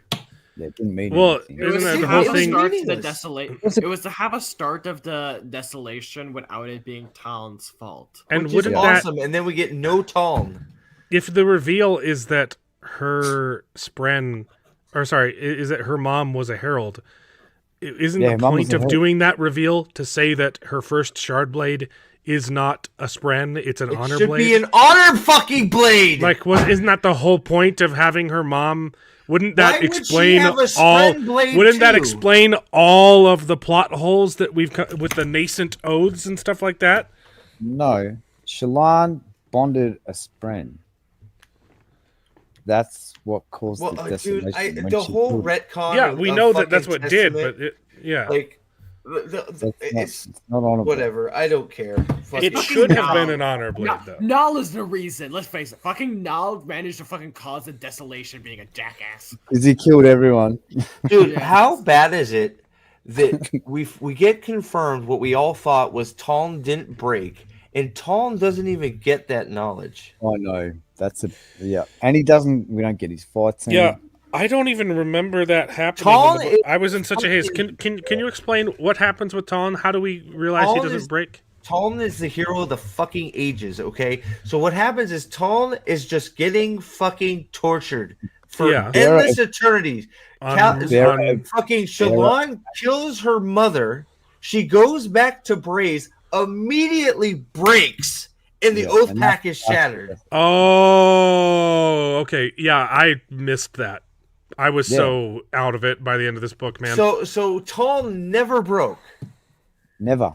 It's Shallan's mom who It's breaks. Shallan's mother that broke. And if one of them breaks the oath, then it if one of them breaks, the oath pack is broken. Oh. The bearer of agonies like remains undefeated across millennia. Also, we get nothing on why the fuck Talon tried to kill cultivation. That was just said and then never given more. Yeah, but like it's pity that he didn't Cultivation's succeed. a bitch. Sorry. Yeah, exactly. Wow. Cultivation made the fucking biggest error ever. Let's give the most fucking underhanded and devious fucker on the planet a shard of fucking passion. Well, Who the fuck gives Taravangian the power of a god? Like, what a fuck? I will at least How can you be a god? this. How can you be a god and decide that that's a good idea? Like, how does that work? I will Like, at least cultivation. give her credit in that Well, she especially tried to, she's like, already known hold the he's family betrayed hostage. the entire world for his own gains, right? Like He's made this. Yeah. I think she assumed she could manipulate him. Like, she thought at the very least she could threaten the family, and then realized, fuck. And then, of course, that Cultivation was a was bigger something hindrance to the good guys and the ghost Before we bloods, move yeah. on, I need to ask you guys something. fucked up. Before we move on, since we're talking briefly about Taravangian here, how did you guys feel about the reveal that he didn't really sacrifice Carbronth? He just That was yeeted ridiculous. them all to the spiritual realm. It was fucking It's stupid. stupid. Yeah, that was dumb. That Really was- dumb. that was- Because that was the best part of the book. That was It was literally like- my favorite part of the book. It was cultivation is Yeah. trying to use a sneaky, and killed then him. he's like, okay, Yeah. Yeah, he's like, okay, fuck him. It is try. part of- He goes, try me, bitch. Yeah, of and the calls her interludes. out, bluff straight up, like, Well, fuck you, fuck fine, me. they're dead. They're just, who gives a fuck? I'm a god now. Yeah, all of the that was. interludes were showing Odium, showing Taravangian progressing from that point, because his entire motivation was protecting Carbrandt, and now we finally see him having to try to make the choice of what am I going to protect, Carbrandt or Roche, or accomplishing this goal, and he chose, and then you fucked it. Yeah, it was so retarded. Oh, You it's fucked almost it exactly right. It's almost like you set up a promise and then the payoff was You crap. didn't The Last deliver. Jedi? When did we start Sorry, talking I'm about going to The keep Last bringing Jedi? that up because I can't believe that he said that this week. Like, Well, he's gonna pay for that. That's also what I say in my. That's also what I say in my. Unironically, he doesn't realize that all of those things apply to this book. I was calling this book season 8 of Game of Thrones of books, but It's worse. Maybe It's now worse the than last, season 8 of Game of Thrones. Maybe now it's the Last Jedi of Look, or Game of both. Thrones. Here's the thing: Game of Thrones. All of the things that happen is that's basically what George R. R. Martin was planning. Okay, it's obvious he's planning that Khaleesi, what's her Daenerys. It's obvious he's planning Daenerys to have a tragic end. Okay, that's what he does. He's writing a tragedy. Okay, the problem is how it got there, the execution of how it got there. Clearly, the showrunners gave up because they were tired and wanted to move on to Star Wars, and Three body problem. So, right. Well, no. They went on to Three Body Problem because they got fired from Star Wars because of season 8 of Game of Thrones. Okay, that you could tell. All of the things that happen they're not that bad. It's the way that they happen that's bad. It's the execution, okay? And it's wait. We're talking about Game of Thrones? No. Yes. Okay. That bad plus more. Okay. This book is worse. Not good. This book is worse than season 8 of Game of Thrones. It would be like if all of the bad stuff in Game of Thrones still happened, but you had a random character who wasn't important to the story at all show up and lecture you the whole time about how the rest of all of the stuff that's happened previously in Game of Thrones is bad and it needs and you had a character who all of a sudden started talking in modern TikTok English and he's just like, fuck you, biatch, I'm out. Yeah, like, all what? My homies to talk about Khaleesi is My his hizzy. bae. Khaleesi is my queen, slay queen, and she's Hizzy. like killing. She's That's killing my all hizzy. of King's Landing with her dragons and what's the assassin? What's the little chick? The Stark Sansa? Area. Not Sansa. Who's the Arya. youngest one? Arya shows up and she's like, "Yes, Slay Queen. Oh my goodness, she's so bae." She points. So it was more of the But it's the lecture. It's the lecture saying, "Hey, all of the stuff that you've liked from Game of Thrones, that's bad. So it's really bad now, and oaths are a bad thing. So it's so much worse than season 8 of Game of Thrones." I don't know that I disagree with you, but it's more of saying that season 8 took what was mostly a well-liked show. I know people say from 5 on, like 5, 6, 7 weren't as good as but they weren't as good, but they weren't horrible yet. Right. So, but season 8 was so bad it's basically ruined. You can't watch it again. Mm-hmm. So that's where I make that parallel. That's basically what Wind and Truth is. It's so bad that a lot of people are just quitting. It's wild. Yeah, it's really sad. How do you feel about Shaw, like, going forwards, mate? Like, how do you feel about? Because I know you're as big a Cosmere nut as me, mate. Like, so, like, what? How do you feel about the rest of the Cosmere going forwards, mate? I need to see what the fuck Mistborn Era 3 is, because it's already been written. So I need to see, is it possible that has not been corrupted? But if it is, and it's like, I thought he was writing it right now. No, it's already. It's about to come next year. It's pretty much been all written. He's written all 3 books before the first one's release. He's doing it's not coming out next year, dude. He's starting writing them right now. Writing all 3 at once. I think 2 weeks ago he started writing the first book. Yeah, they're all 3 together. He's not even. He's not even writing yet. The last update was he finished the outline for book 1. Yeah. So you're right. He is writing all 3, but he's currently writing them. They won't be out for like another 3 years. I thought it was supposed to. No, I heard it was supposed to be releasing very soon. No. It'll be about 2 or 3 years. No way. Yeah, he said. Yeah. No, it's going to be a while. Yeah, he said 10 years. I can pull it up. To get back. He said 10 years or something to get back to Stormlight too. Yeah. Stormlight has a big gap because he. But it's like, I'm positive. You're absolutely correct. He's writing all 3 together, 100% right. But he just announced he started writing Ghostbloods. I can pull up the timeline. So. I've had an image where it's right here. Doesn't say that. I wonder if he delayed that. Look, so Ghostbloods is going to come out in 2028. So 3 years. So he was currently writing the what he was working on. He after he finished the draft of the Isles of the Emberdark. Yeah. That one has to come out because they did a Kickstarter for it, right? Yeah. He started doing the White Sands adaptation. I think he finished the first draft of White Sands, but he's putting that off to write Ghostbloods first. So we actually won't get White Sands for a while. That was supposed to be the novelization got delayed. Of White Sands, yes. White Sands was supposed to come out in 26. What happened? It's going to be Skyward Legacy instead. Oh, what? Question. Why is White Sands getting he obviously to work on a novella when he has a manuscript of it? I've read it. He's rewriting it. Money. He's rewriting it from the ground up. So is Elantris 2 canceled? No. So what's happening? What's happening right now? He's Isles of the Emberdark is going to come out, right. And then it's like 6 Skyward books. Oh. Okay. Wait, what?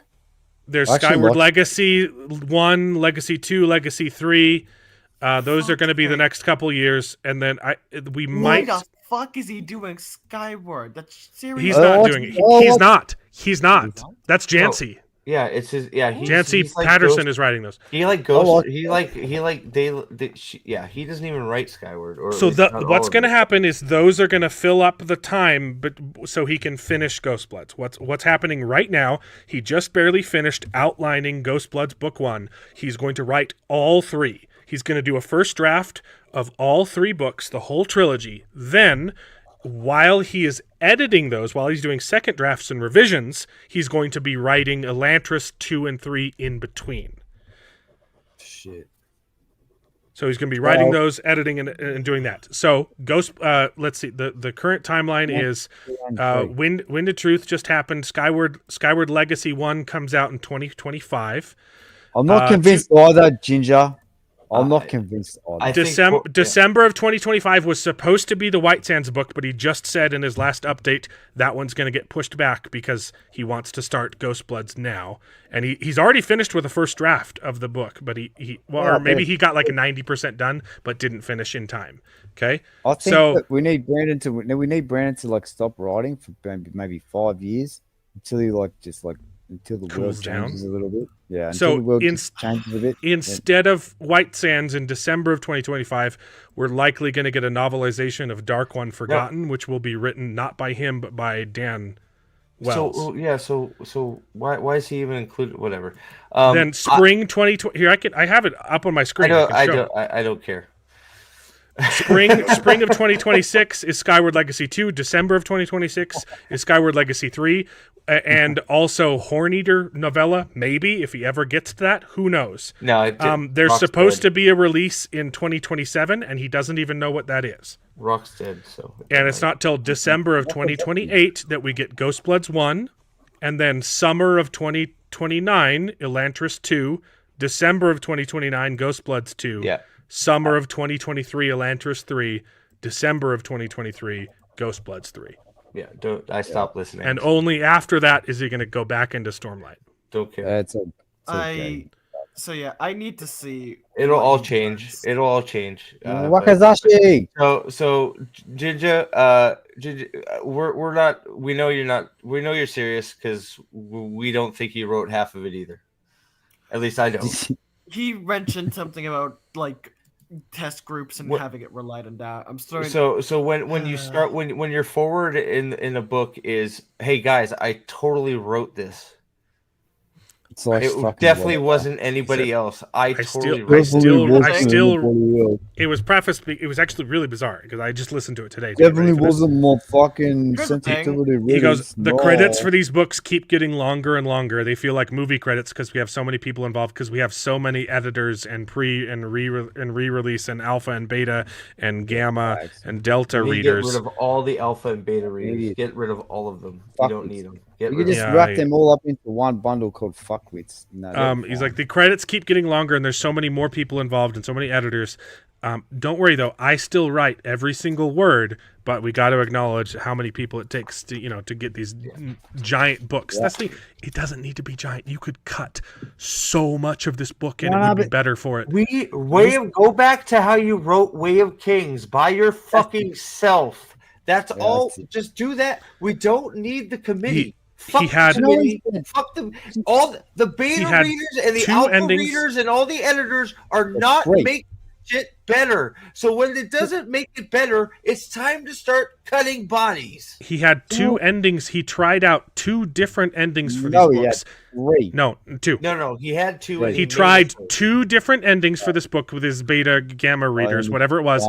No one liked either of them. And so rather than writing a new ending, he cut up both of them and squished them together into the third ending. He took an amalgamation of he took an amalgamation of what they liked, and he made a third ending. Sorry, go ahead. I'll bet you $1 million that we would have loved one of those endings. Oh yeah, probably.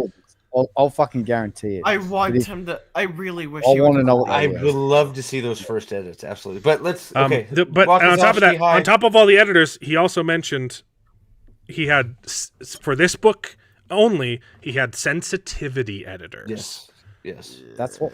That's part all right. Of so real quick. So Dalinar's done. So we have Zeth and Kaladin still. Is there anybody besides them we've missed? Are we done with Shallan? Yeah, fuck Shallan. Yeah. Her story is mostly pointless. Oh, okay. The ending. The only thing that's important is the very ending where she kills Moraes, and the fact that Formless was dead, and it was someone pretending to be Formless because everyone knows her deepest, darkest insecurity is that she's killed every single one of her mentors. Apparently, that's so thematic blah. that we've analyzed her psyche, and we know that that's what's going to get Shallan to break. Is if we really lean into the fact that she kills her mentors. Like what? The fact that we're so busy pussyfooting around Shallan, telling her how great she is, telling her that the fact that she's got we're telling her the fact that she has fucking 18 personalities is a good thing. Veil is a bright light. Radiant is the best swordsman ever. Shallan isn't even in this fucking book. It's mostly Radiant with a fucking sprinkle of Veil, and Shallan's back there going, "Oh, I'm back here." Okay, so we have Kaladin and we have Seth, but we also have Jasna, which oh god, I'm not excited to talk about, and then Renarin and R'lain. Do we need to talk about Renarin? It's a fucking soft J. First of all, it's a soft J. Yasna is a super hottie. Love Yasna. I love her. She's like I like Drunk Kaldan. Yeah, as well. I love it. I've always been excited for Yasna's character because I've always felt like there was something more that could be done with her that was getting like foreshadowed. And this one kind of was a disappointing one because she lost her core. She lost everything, bro. Well, right from the start. Hang on. Shy, right from the start, right? Because she's like, first of all, she's like banging wit, and she's like complaining about being fucking, I don't know, some kind of patriarchy. I'm gonna an email. I'm gonna pass him a note in class saying that we're not an item anymore. I don't mind her banging wit, but the fact I don't care that she. I don't mind it either. On her, that's great. I think that's fantastic. But the fact that like Yasna like doesn't like it, and she's staying there anyway. And she's like playing the victim card. It's like fucking Yasna would never do that. Never. She's never in a million years. Like she would be picking his brain for the cosmic secrets, man. Like she would never stay with the dude who she felt like for one instant of a second was treating her like shit. And like for the start of this book, we've got like Yasna, like no, she is the queen in the front of the army, right? She's leading armies to battle. So yeah, well, I would have actually, you know what? I would have given them a girl boss pass if they had her doing some cool shit, leading some cool battles because we didn't have none of them. Does she use any close calling? Nope, not in this book. She has the most powerful surges that there are. So all she did was lose the debate. She can make these portals, right? Look, sorry. My biggest problem, Yasna's defining characteristic is she's an intellectual. She's a scholar, right? She's read so many books she's become an atheist, right? Yep. That's her thing. She's agnostic. She says she's an atheist, but she's more agnostic than atheist. Right. But that's her whole thing. Is she's smart, okay? And her plot line in this book, her arc in this book, her challenge is debate. Okay, she's got to show up she's got to do a little debate with Odium, which I like on paper because that fits her character, who's a scholar, right?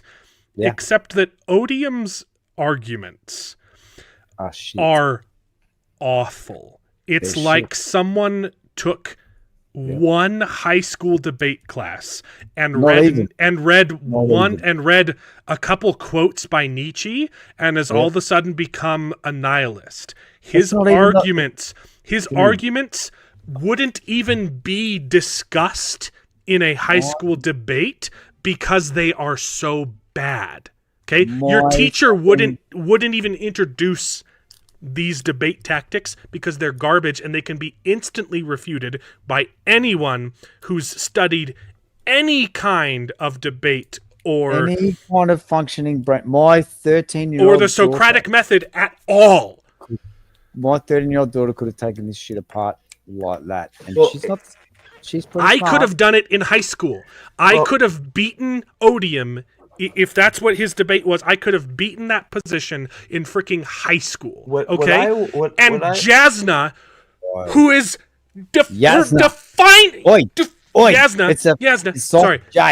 Yasna. Her defining characteristic is that she's an intellectual, has never encountered Nietzsche before. Yeah. Well, but he's trying to set up a failure for Yasna for the next section. Well, what Yeah. I wanted to see was Yasna using this whole debate as a distraction to outsmart him and outflank him and like save the councilmen or whatever and annihilate the boats and all that shit and like they're just having this meaningless debate back and forth and she says something and he says something and Yasna's like, well, Odium, I would have thought you're smarter than that, but I've annihilated all your fucking troops while you're fucking around with me here. Like So his argument is literally it's basically like if God exists, then why do bad things happen? It's so it's the most basic. It's so bad. It's not hard. If you're Fen, if you're Yasna, it's really not difficult. All you've got to do is turn around to Fen and say, "Hey, he wants to kill everyone." Hey, so Fen made a deal to be the best city in hell. Way to go. Yeah. Also, honestly, I would have seen Yasuna probably killing the council members. Like his No, right. That would still be good too. Letting them die, like be just like everyone's dead. You're fucking too stupid. Right. You're too fucking stupid. You're all dead. Yeah. The basic argument is he frames Yasna as a hypocrite, but the problem is she's not. She's not a hypocrite. Okay.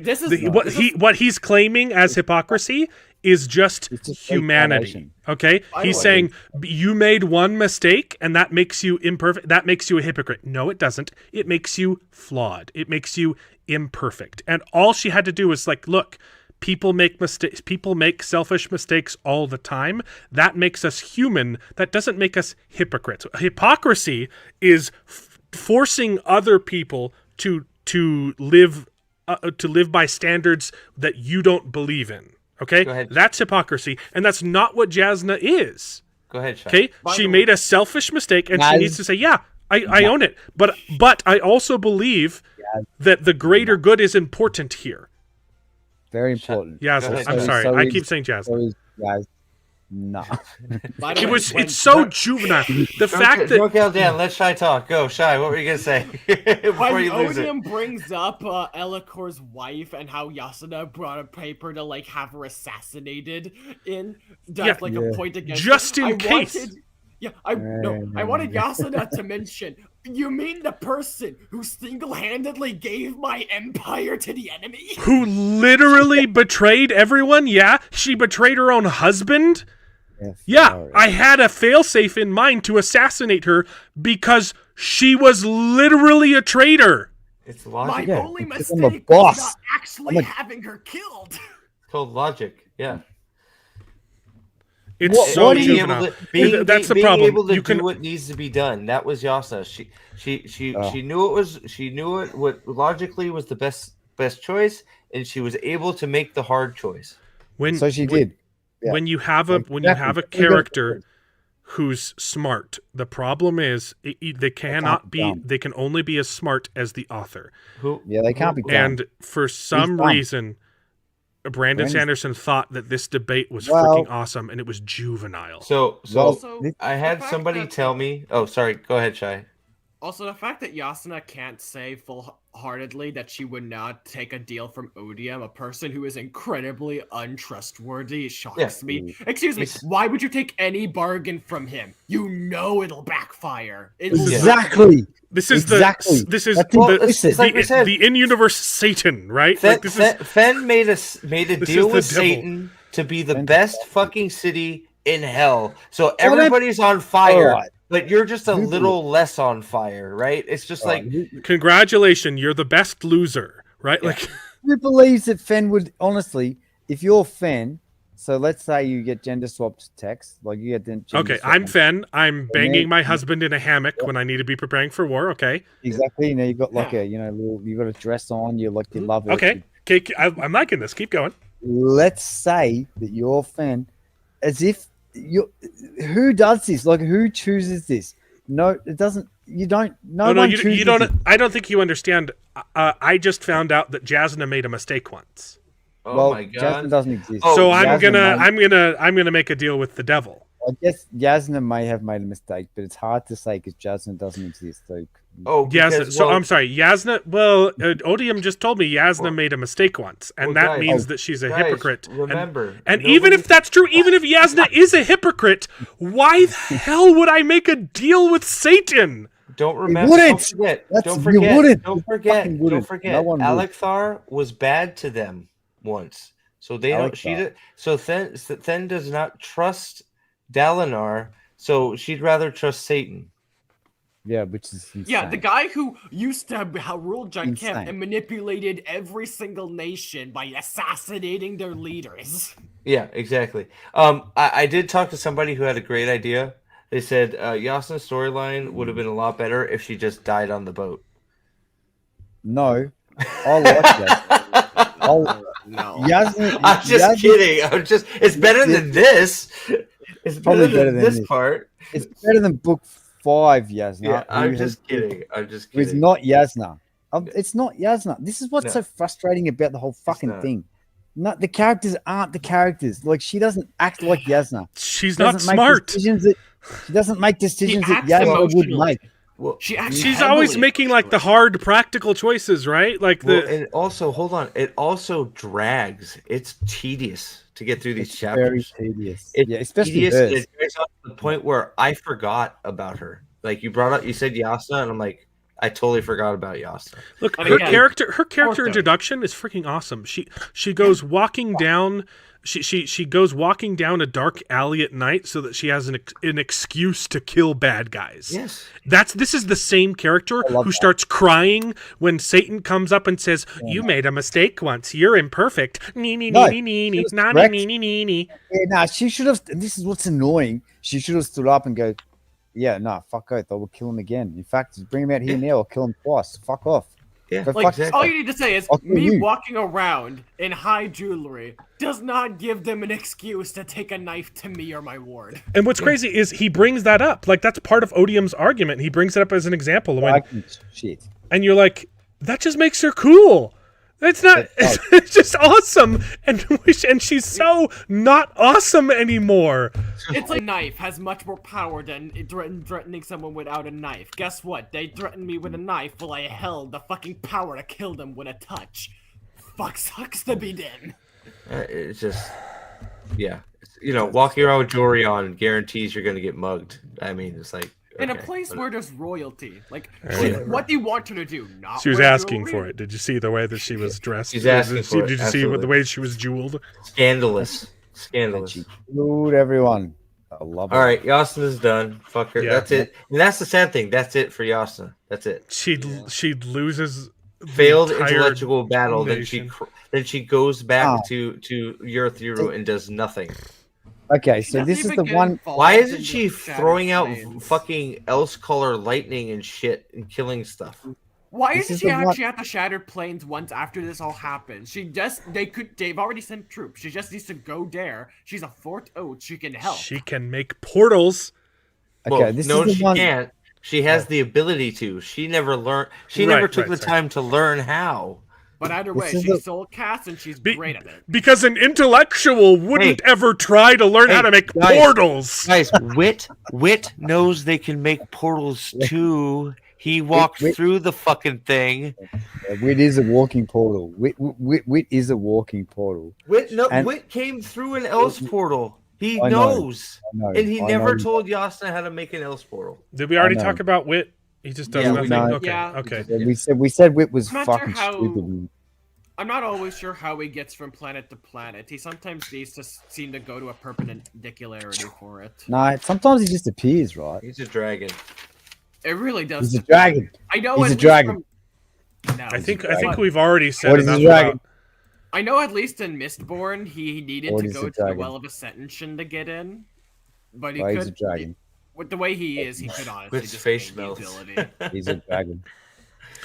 Have we already said enough about R'lain and Renarin? Who we don't even need to go there. I don't think we need to rehash the fact that they're such. Okay, the one thing I'll say, it's like I've already said. It's crazy that they're the focal point of this book instead of it being a send out. When they get the next 5 books, and yet they're so integral to the finale, and yet they also do nothing in this book. Nope. They right? don't do They get probably a fifth of this book is dedicated to their gay romance, and yet they don't do anything. Nope. It's them running around holding hands and kissing in the spiritual realm, and I guess the resolution to their plot is yes, no. The resolution to their plot is they save the world because they're gay. Yep, that's exactly right. No, like, the resolution is they freed something that didn't end up mattering at all because by being gay. They accept. We have to accept. But Mishram sees them holding hands and she's like, "What?" It's like that episode of Friends, the lesbian wedding, when Phoebe is possessed by that old lady spirit. And the gay wedding happens, and the girl's like, "Now I've seen everything," and the spirit leaves fucking Phoebe's body, and she's like, "Oh, the spirit's gone." That's Mishram. Yeah. But she comes out of the egg. She sees a singer holding a hand with the fucking. They tamed the god of passion by accepting their relationship. She's not even a god of passion. We don't know what the fuck she is. Yeah, the god of passion is Odium. We don't know what the fuck Mishram is. Hell, and what was even the point of Baido Mishram? Talk about abandoned plot lines. It was supposed to be like, apparently it was the crux of this book, but I think what was it? Baido Mishram's for the Shy. What do you think? It's supposed to be a foil to Odium, and I don't understand how. I think she's for the back half, man. She's for the next back half in some way, but genuinely, think about it. Do you understand how things are now than before this book was released? Because I think I understand less of how the world or anything. I have no idea what the point of the agree, man. The only unmade that seems to have a real purpose is fucking you have the death rattles. Why it does death rattles? Why it's moving around, I have no idea. Would they even listen to Teravangian now with him having 2 shards? Because I don't know, or does that mean that brand of honor are loyal to him because he holds a shard of honor? Well, I just want to know, are they old primal gods? What are they spreading out? I assume that they were here beforehand, right? Like you would assume that they were here before the shards arrived on Rorschach. That's what you would assume. What are the rules of shards? Yeah, it can vaporize people. Yeah, why not? The name Unmade makes it clear on that. It's like it's something that Odium took and then just kind of turned into his own. And that was kind of the interesting part. We wanted to know what they were before. But exactly. It doesn't seem we're ever going to get an answer to that. Okay, can I just point something out really quick? I would like to point out that Aldan is a massive hypocrite. Okay, he keeps correcting me for saying Jasna instead of Yasna, and yet Shai here has been pronouncing Teravangian with a hard G this entire stream, and Aldan has not corrected him one time. Okay, and you're such a hypocrite. You're such a hypocrite. I'm gonna go make a deal with Satan because you're a hypocrite, Aldan. Okay, that doesn't make me a hypocrite. That makes me selective. So now. So wait, no. We've tried to correct Shai several times, so it doesn't take. So he says it how he says it, and that's fine. I better go join Satan. I would enter for the record. I did correct Shai on the from the okay, earlier. You did once. Oh my gosh! I don't want to offend the lad. You know what I mean? It's. I don't understand what Mishram was. Why we care? It was. She should have. The first third of the book is setting up how important she is. It did nothing. Not only does this book abandon the promises of the entire series, it abandons the promises that this book sets up. Why why do the Ghostbloods want her? Why does Shallan want her? Why does anybody want her? Why is she fucking with Renard and Relaine? Why isn't it? What is up? What is down? I don't fucking. Hell, she's just pissed off. She's pissed off because she's captured. Yeah, they even imply she actually stole some power from Odium. They said she fucking touched a shard pool. I'm like, what does that actually do to her? What does that fucking mean? Well, because they made it sound like she could entrap him, and it's just like, how? Not because Odium is her mentor. She made it sound like he All was. right, moving he was on. a Also, real they hero. have Ishii touched, And everyone knows for some reason. that you kill your mentors in this book. By the way, Ishii just making Spren physical never went anywhere. Yeah, Oh yeah, I forgot. What happened? The whole Ishii doing experiments on Spren and pulling them into the physical world. What happened to that? Frankensteining Spren. Nothing. That was Not like a even- huge setup in book Do 4. you know how much better it would have been Where Dalinar is trying to find Ishii, and it turns out he's this crazy Frankenstein guy, and that goes nowhere. You know, I remember the Stormfather's reaction. It was so good. It was like They straight up what said is there this are going to be happening? huge ramifications for what Ishii is doing, and I totally lost track of all that. But you know what would have been really better if like there was really like an actual unmade in Shinovar, and like it was making Ishii insane, and like maybe making Ishii insane was making all the other heralds insane. So, you know, killing the unmade frees him of the insanity. Do we move to Seth then now? So Seth, are we going to Shinovar? Yeah. We should have had it be the Death Rattles one. It should have been maybe showing him shit of the future, and that made him go more crazy. Or something. Yeah. That would have been cool. I will say, the biggest problem with the Shinovar stuff is it's the Suicide Squad problem. No one cares about the faceless monsters that the Suicide Squad has to kill in that game because they're faceless monsters, right? Like it's the what would have made that movie interesting is if they were killing people. And that's the whole reason why you'd need to bring in the Suicide Squad, because you're not going to have Superman come in and kill real people. So you bring in the Suicide Squad because you've got these mind-controlled real people that they have to do the dirty work, right? But instead they toned it down and they made them these faceless, brain people who don't have free will or any of that, right?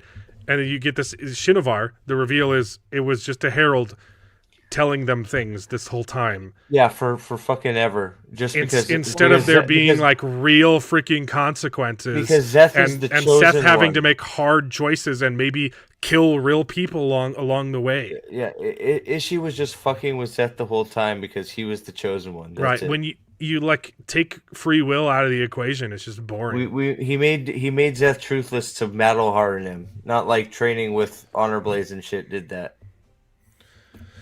It's Ishii just started.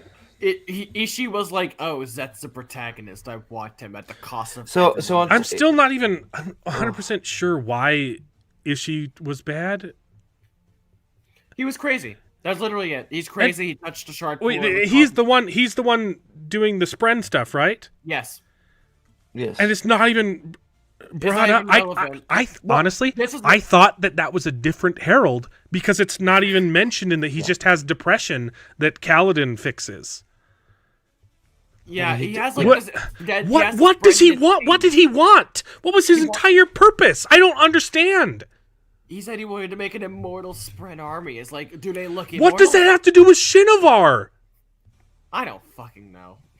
It was a bad decision. I'm gonna say this now. In a better book, this would have been a decision we'd be complaining about and not the rest of it. As like, why did you just make Ishii this and not an unmade? Because it wasn't a good twist. It wasn't. No, we all saw it coming. We all knew it was coming. We all knew the voice. Should have just been an unmade controlling him or fucking with him, and it just broke him over fucking years or something, and which would make Talon look even better because Ishii thought he was doing all this shit, and he actually broke, and he didn't even fucking realize it or some shit. But like beyond all that, I like we said it when we started. The beginning of Zeth's backstory was semi interesting. I think cool. It was okay, but it was like I think it was more because I had waited so long to hear something about it, and then we start delving more into it, and it's like, okay, no, I don't believe that Zeth was in charge of the criminals who he then mustered into a fighting force that was good at protecting their borders. They killed everybody and scared everybody off, and then they reprimanded him for it. And then by reprimanding him, they say, "You're bad, blah, blah, blah. Now you have to go train at the monasteries," which is actually not a bad thing. It's them preparing him to be the chosen one. So he goes from monastery to monastery, and then he finds out that Ishi's an asshole, and he goes, Ishi, you're an asshole, and nobody believes him. And then he goes, well, we're going to make a civil war. And so he makes a civil war. He's able to inspire all these people to rise up against Shinovar with a fucking honor blade. And then he loses, and he goes, oh, well, give me this stone. But he doesn't I'll go lose. start He doesn't lose the clean. civil war. He gives up. Yeah, that's true too. He's winning. Yeah. Like he won the civil war, and then his dad shows up and talks to him, and he says, "Okay, I'm done You're fighting." right. Well, actually, Yeah. I believe what happens is his own the people he just recruited did portrayed him. I thought he lost. I don't know. I think he did lose. I think he Okay. got the Stoneward Monastery soldiers decided to betray him. I believe. Yeah, he also yeah, got yeah. his father, and then I- he gave up. I might have missed some stuff then because I was pretty out of it at this point. Yeah, no. Well, because it's completely unbelievable, and you're like sitting here going, "What?" I There was stopped caring. there was a long time ago. giant civil war in Shinovar, and nobody knows about it. Nobody and it talks happens about it. in between, No and, one. and we don't hear about it. It happens in between chapters. Someone corrected me when I said that, Steve. Like, someone said that there was some mention of fucking the Shinovar Civil War back in book 1. And I was like, Was there? well, I Maybe. didn't notice. And I've read it 45 fucking thousand times. So, like, maybe it must have been really, like, obvious. I don't know. Well, wasn't that I What? just but so okay, fine. But Okay. it's just like, so does that explain why Terra Vanjun doesn't want 9 honor blades and Shinovar? You know what else Someone isn't drank this explained stuff. at all? Why was this important for the end of the Have you guys world? drank this stuff? Have you guys drank this stuff? Red No. velvet cupcake. Do you know what this is? You're No, it's drinking cupcakes. Liquid drunk? Yeah, that's what that is. red but, like, velvet. Why red was velvet. this whole Shinovar plot even important for the end of the world? Why did this Wasn't- have to happen before the confrontation? Because we had to save Because- the Spren with our broken new oath pact. Because Save the the Spren wind from what? because From- the wind knew the end of the story. What the hell was the wind? What was The the wind point was of the wind? The wind was the wind same was as the for That rock. led to bullshit nothing. creation. It what? OG. It was OG a Spring. bullshit creation. I hated it. The wind was so? creation? No, It I'm could have saying been the a. creation that Sanderson did. I think it's stupid. It should never have happened. No. Yeah, Yeah, I the agree wind. The now. wind. What is the wind? The Every rock, time you and- said that, I missed the first word. A what creation? A Bullshit. bullshit. Sanderson. Bullshit. He Sanderson said- creation. He Yeah. said bullshit. So the wind. What is it? The wind? The rock? And is it the shadow or the dark, or The something? dark. I don't know. And Night. it's like they're Uh, supposed to night. be. The wind was always talking to Kaladin. They're his whole supposed to life. be like the gods before Winds. It's like, come on. Stone, the fuck off. wind, and the We night. already here's the thing. No, that's even fucking stupider because we already had those. We had the Stormfather. The Stormfather was a sprint from before. Night. Why are you Night adding was the another third. set? Yeah. It's like, fuck off. I don't care. Maybe like it would have made It's like- sense if the reveal was that they were the things that got turned into unmade. Where's the Maybe, Night Watcher but it's at? not. Like But the they're Night not. But- Watcher. and They also- don't do anything. Why wouldn't you turn them into unmade if you turn everything else into unmade at Yeah. the time, right? Yeah, Why wouldn't you? You would. I don't know. Where's the Night Watcher? That's another abandoned storyline. I keep. Fuck. She's gotta get. Wait. included at some Night point. slept with Stone and gave birth to Wind. Okay, nice. No, Night was sleeping with Stone and I broke must have. Wind. I must Broke have Wind. missed that part of the book. No. I'm kidding. So, like, that's part of the problem was I didn't believe or like I didn't like this backstory at all. And then while they're all doing that, I'm sitting here thinking, why Shit. is Odium / Teravangia does not think that 9 blades that give radiant powers are important to have off the field? or even to just get That's- blood. Doesn't You know, make sense. the shard blade. Just get knocked out. Or take possession of and give to his Yeah. own human soldiers to make more Moashes. Nightblood is like an OP nuclear weapon on Rosha. Yeah. Like, who doesn't? because what of would you- Stormlight. Yeah. you would go after. It's the first thing you get.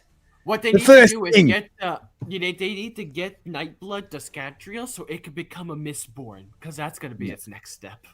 Jesus. Oh no. No, it's the first thing he would have grabbed because you're right, they're nukes, and all he has to do is say, "Hey, Moash or whatever the fuck his name is now, go find 10 Oh, yeah, recruits. fuck it. We're gonna make Dude. anti-heralds, and your guys are gonna use these honor blades, and you're gonna teach them how to use them, even though and you're the king of the anti-heralds, right? And that's what you do." Like that, there's no way he leaves those anywhere near anybody that can grab them. Why would he not take Shinovar? You would. The first thing you do. I don't understand. Shinovar was so unimportant. He just ignored it. It's not like Ishii's protecting it. Well, it's not like Teravangi could go like that and snap Ishii out of existence at this point. But you've got to remember. Or put him in the spiritual realm. He ignored it for a reason. He ignored it because, like, otherwise, if he didn't ignore it, Kaladin wouldn't get the opportunity to play the flute for Nail. Yeah. It makes stew. I forgot. Which is very important. Flute. It's very important. Everyone loves a flute stew concoction of bullshit. Obviously.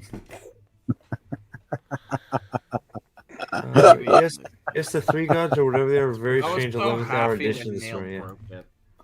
All right, so and then of course we have Zeth never completes his fourth fucking. He doesn't complete his crusade. He just skips. He just skips the crusade portion of his ideals and goes, "I am the law." Judge Dredd comes out, and then Kaladin goes, "I am inspired by Judge Dredd. I am protection." And then fucking Kaladin becomes a mana battery for fucking Zeth instead of fighting. Dude, he's literally a Tesla. That's what he is. He's a Tesla. He literally just powers Zeth instead of fighting. And fucking Nightblood just gains every power and makes him a nuke. Like, wait, you could have beaten him even with just normal Nightblood instead of stupid Nightblood. It makes him more than a nuke, right? Like, he was already a nuke. He's now a nuke with, like, unlimited potential. It's so stupid. It's so. Zeth is a super talented fighter with a blade that's stronger than Honor Blades. We literally saw it chip an Honor Blade the previous book. I don't know. I don't want to think about Venli. It hurts my brain. I don't know what the point of Venli is. It hurts my feelings. I have a couple Fergus, Venli just like breaks my brain. I don't understand. It's not Venli. I don't know what the point of this book series is.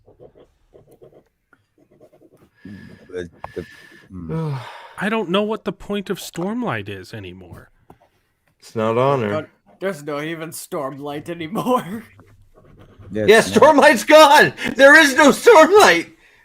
Stormlight doesn't exist. You're right. He's going to change that. It's going to be the Storm Dark Archives for the next 5 books. The Voidlight Archives. It really is. Oh no! It really is broken. Like, how Stormlight do you do this? Shy is 100% correct. Stormlight is actually gone. There is no Stormlight. It's gone. What happens in the back half? Like what happens from here? I can't guess. Relaine and Renard are going to get married. A Lift is going to be even more cool, but also insufferable. And one of the POVs, we're going to get Talonel as a POV, apparently. We are. But the one thing I'll say is that, like, there is a potential for Lift to be. She could be cool. She could be cool if she's like running around with like Vasha as a toned freaking down. If Brandon I don't care. I don't care about the world anymore. I don't care if she's an interesting character. If the book sucks. The problem is gets a book in the back half, doesn't he? No. Yeah. The problem is going to be that Lift is going to influence Vasher, not Vasher is going to influence Lift. It's going to be the wrong way. If we see, if it depends how it goes, right? That if Brandon stops being a fucking idiot, then it could be cool. So like the Batman and Robin duo of Lift and Vasher, right? It could be cool. It could be real cool. I have no confidence right now, unfortunately. That's the sad part. This shit, don't ever drink this. Listen, for everybody out there, this the red velvet cupcake fucking Baileys. Don't do it. It's gross. It's fucking rank. It's so bad. Irish cream liqueur. Those Irish fucks, they don't know what they're doing. I just stick to beer, Yeah, guys. we know. All right, so we've beaten around the bush. So we're to Kaladin at this point. Yeah.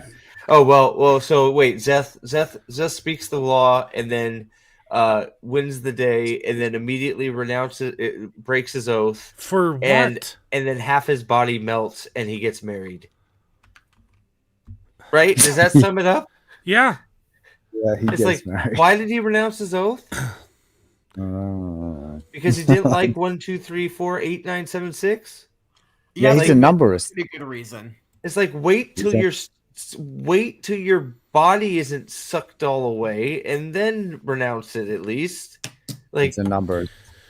I have the list. Done. It's Okay, against so, numbers. so the five viewpoint characters, because every book gets a backstory. It's going to be Lift, Renarin, Shalash, Taln, and Jasna. Shalash. Yes. Yeah. No. Taln could be good. So that Taln means could be great. Yasa, That's going to be book 9. Yassa's Nah. gonna save the day. That's what that means. All Yes, the times, please. awesome shit's going to be off screen, so it's not going to be great. It's going to suck ass. But I don't understand Lift back. Don't we already know? I guess we're going to get the backstory that happens in between books in the time jump for Lift. Don't know. No, we're It's gonna going to get go even more. on a Batman and No, we're Robin. getting all the cultivation shit. Like we're gonna get more detail about what happened with cultivation. Which one's Shalash? Shalash is the one that was hanging out with Talonol, right? Yeah. Oh, In this one? Yes. Yeah. We know one thing so that- little about the Heralds. Like, it's insane to me that they're the most interesting characters, and we just Do the don't good guys care have a about them at single all. Deathbringer? Not one. Nah. Nope. Do we? Are we? Wait, no, they mentioned them. We just don't see them. That's right. On this book, no. No, they Do don't. we- I'm almost positive they mentioned the Deathbringers. They mentioned Fuck them, but we don't see them in this book. Yeah, okay, we don't see them. Right. We don't Go see him ahead, do Jonathan. anything. Yeah. We don't see him do anything. The one of the things that I did like about so like in the interest of what do you call it, being fair, that one of the things that I did like about this book was the cultivations like fucking SWAT team or whatever, like coming up with like the full like the.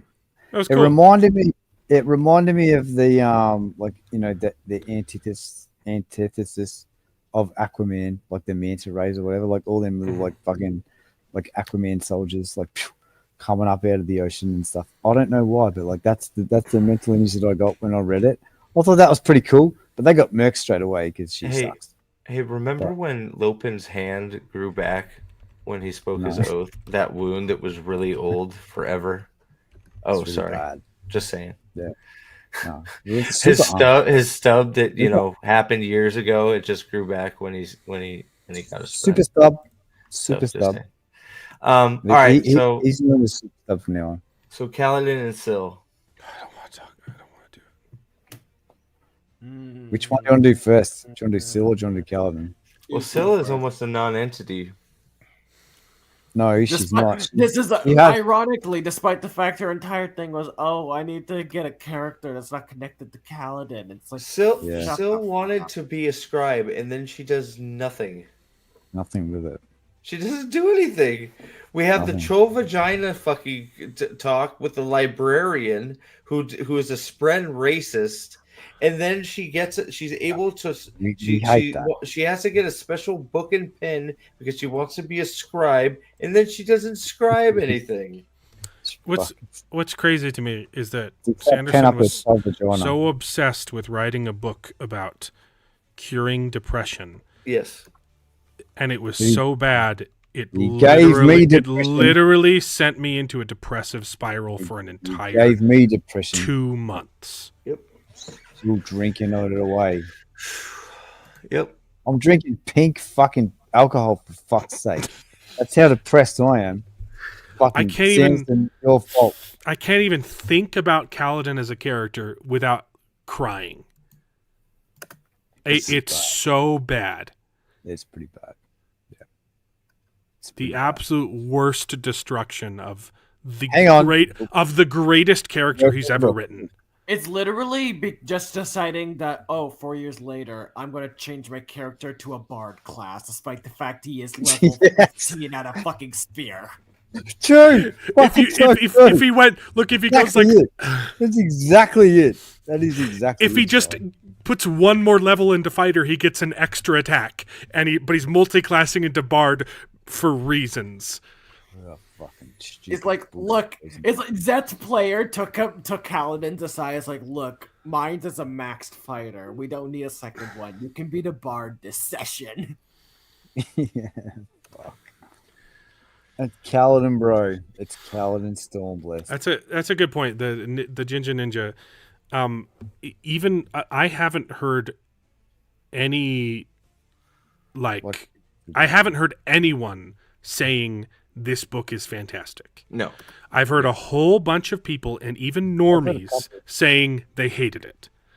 But the people, even the people saying I loved this book, it's not the best book in the series. They're saying it was good, but it still had a lot of problems. So even the people who liked the book acknowledge that at least the editing was filth. I don't even think the editing was a problem. It's bad. It's really bad, man. All right, so why do you think? Look, this is an explain editing it, problem. I've heard this. With that. I've heard this on lots of people. So you guys explain for me why you think the editing is bad. I don't think it was. You remember that Toef joke? What? That is an editing problem. The yes, toe it joke? came from. Yes, Sanderson came up with it, but it's an editor's job to make sure the author knows when he's just putting out shit. Yeah, the Chol Vagina chapter is an editing problem. But see, this is not. I don't say this is an editing problem. I say this is This is way worse than an editing problem. Like it's both. It's both. But editing is a part of it. His editor needs to be able to rein him in, tell him like, okay, this is what you're doing. You should stop doing it. So King Fergus, yes, at the beginning it makes sense, but he overcame a lot, made lots of friends, overcame all of his depression. But I should say all of it, but he made a lot of strides forward, and figured out how to open up and be happy, partially because of his spren, and he was fulfilling his life's goal of protecting people, which he does none of. He doesn't protect a single person in this book. No. I think in this book we should have at least seen some sense of peace after all he's been through and learned. No, I think we should have seen him being able to like function regardless of the things that he feels. That's what Kaladin shouldn't be depressed. Kaladin shouldn't be depressed in this book. No, he should still be able to do shit. His ultra depression arc was in fucking Words of Radiant or Rhythm of War was Kaladin storm depressed. The Kaladin problem started in Rhythm of War. Yeah, well, I mean the whole. And they're only exasperated. Started in Oathbringer. Rhythm of War, the end. Yeah, started in Oathbringer. But Rhythm of War. He just spent the whole thing whining and not doing anything, and letting people die, and not protecting anybody, not doing anything, and then he finally gets over it. So we're supposed to go back. No, I mean he's retired. It's like, look, we can't blame everything on PTSD. I get it. PTSD is real. I'm not even fucking questioning that. Yeah, he's 21. The war is raging, and he's retired. What? He's still got scars to build, right? Like he's Dalinar lets him retire. The commander and only fourth ideal Radiant. He lets him retire because things were hard during war. It's like finish the war, then like otherwise you're just letting people die. I don't even hate the idea of therapist Kaladin. I do. After book 5. I hate it. He can retire after this book. Retire, yes, not therapist. But here's the thing.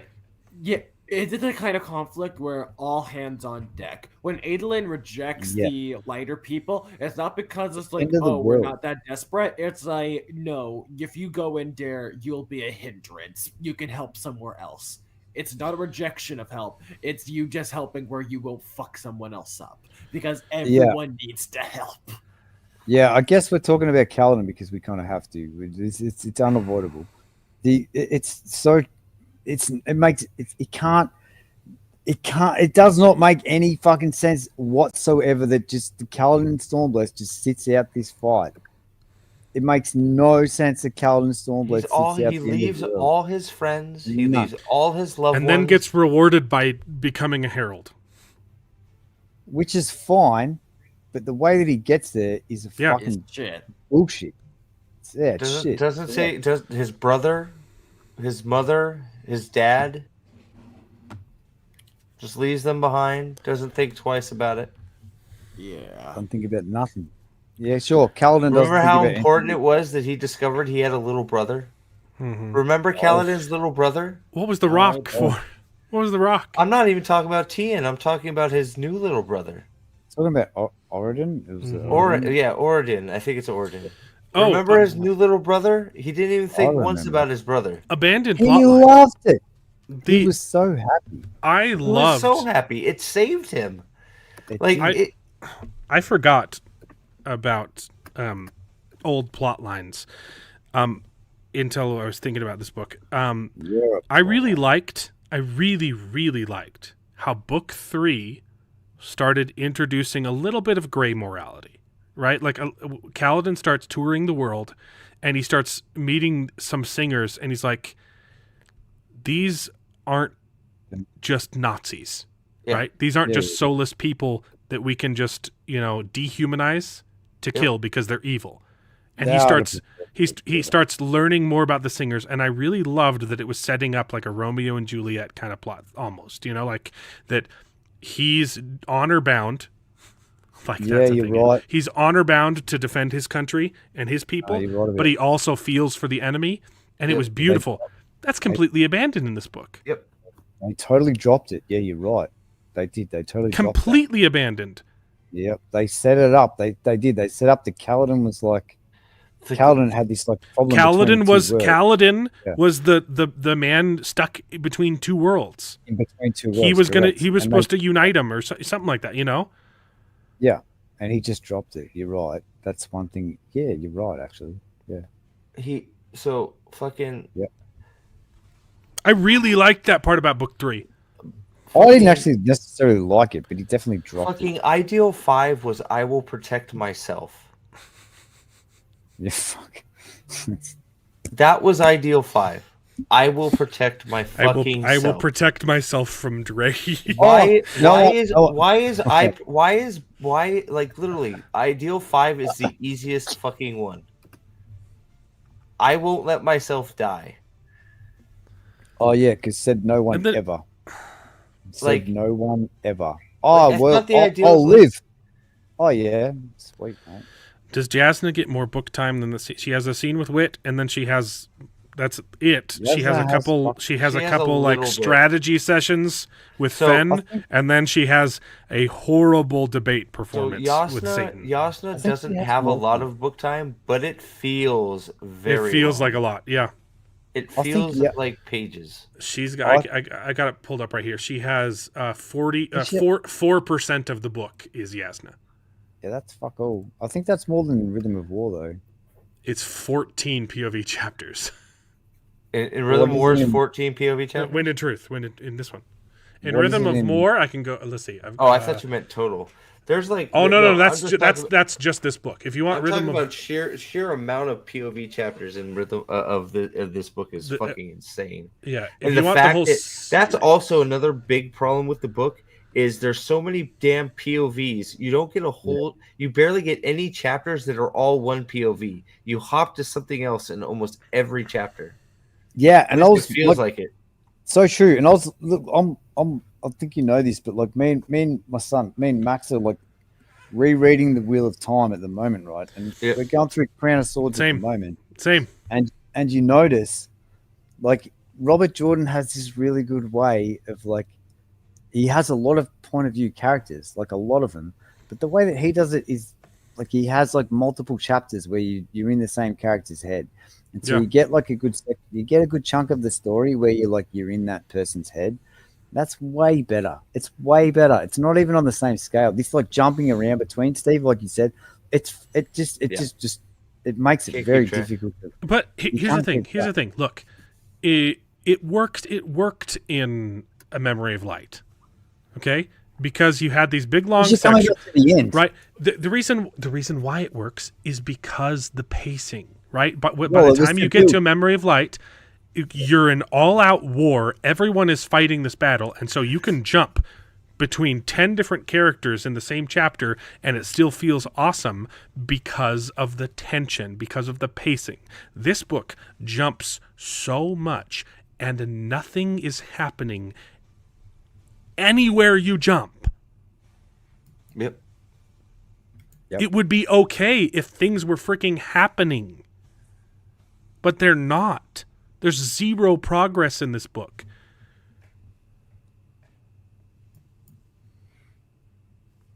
Yep. So Kaladin,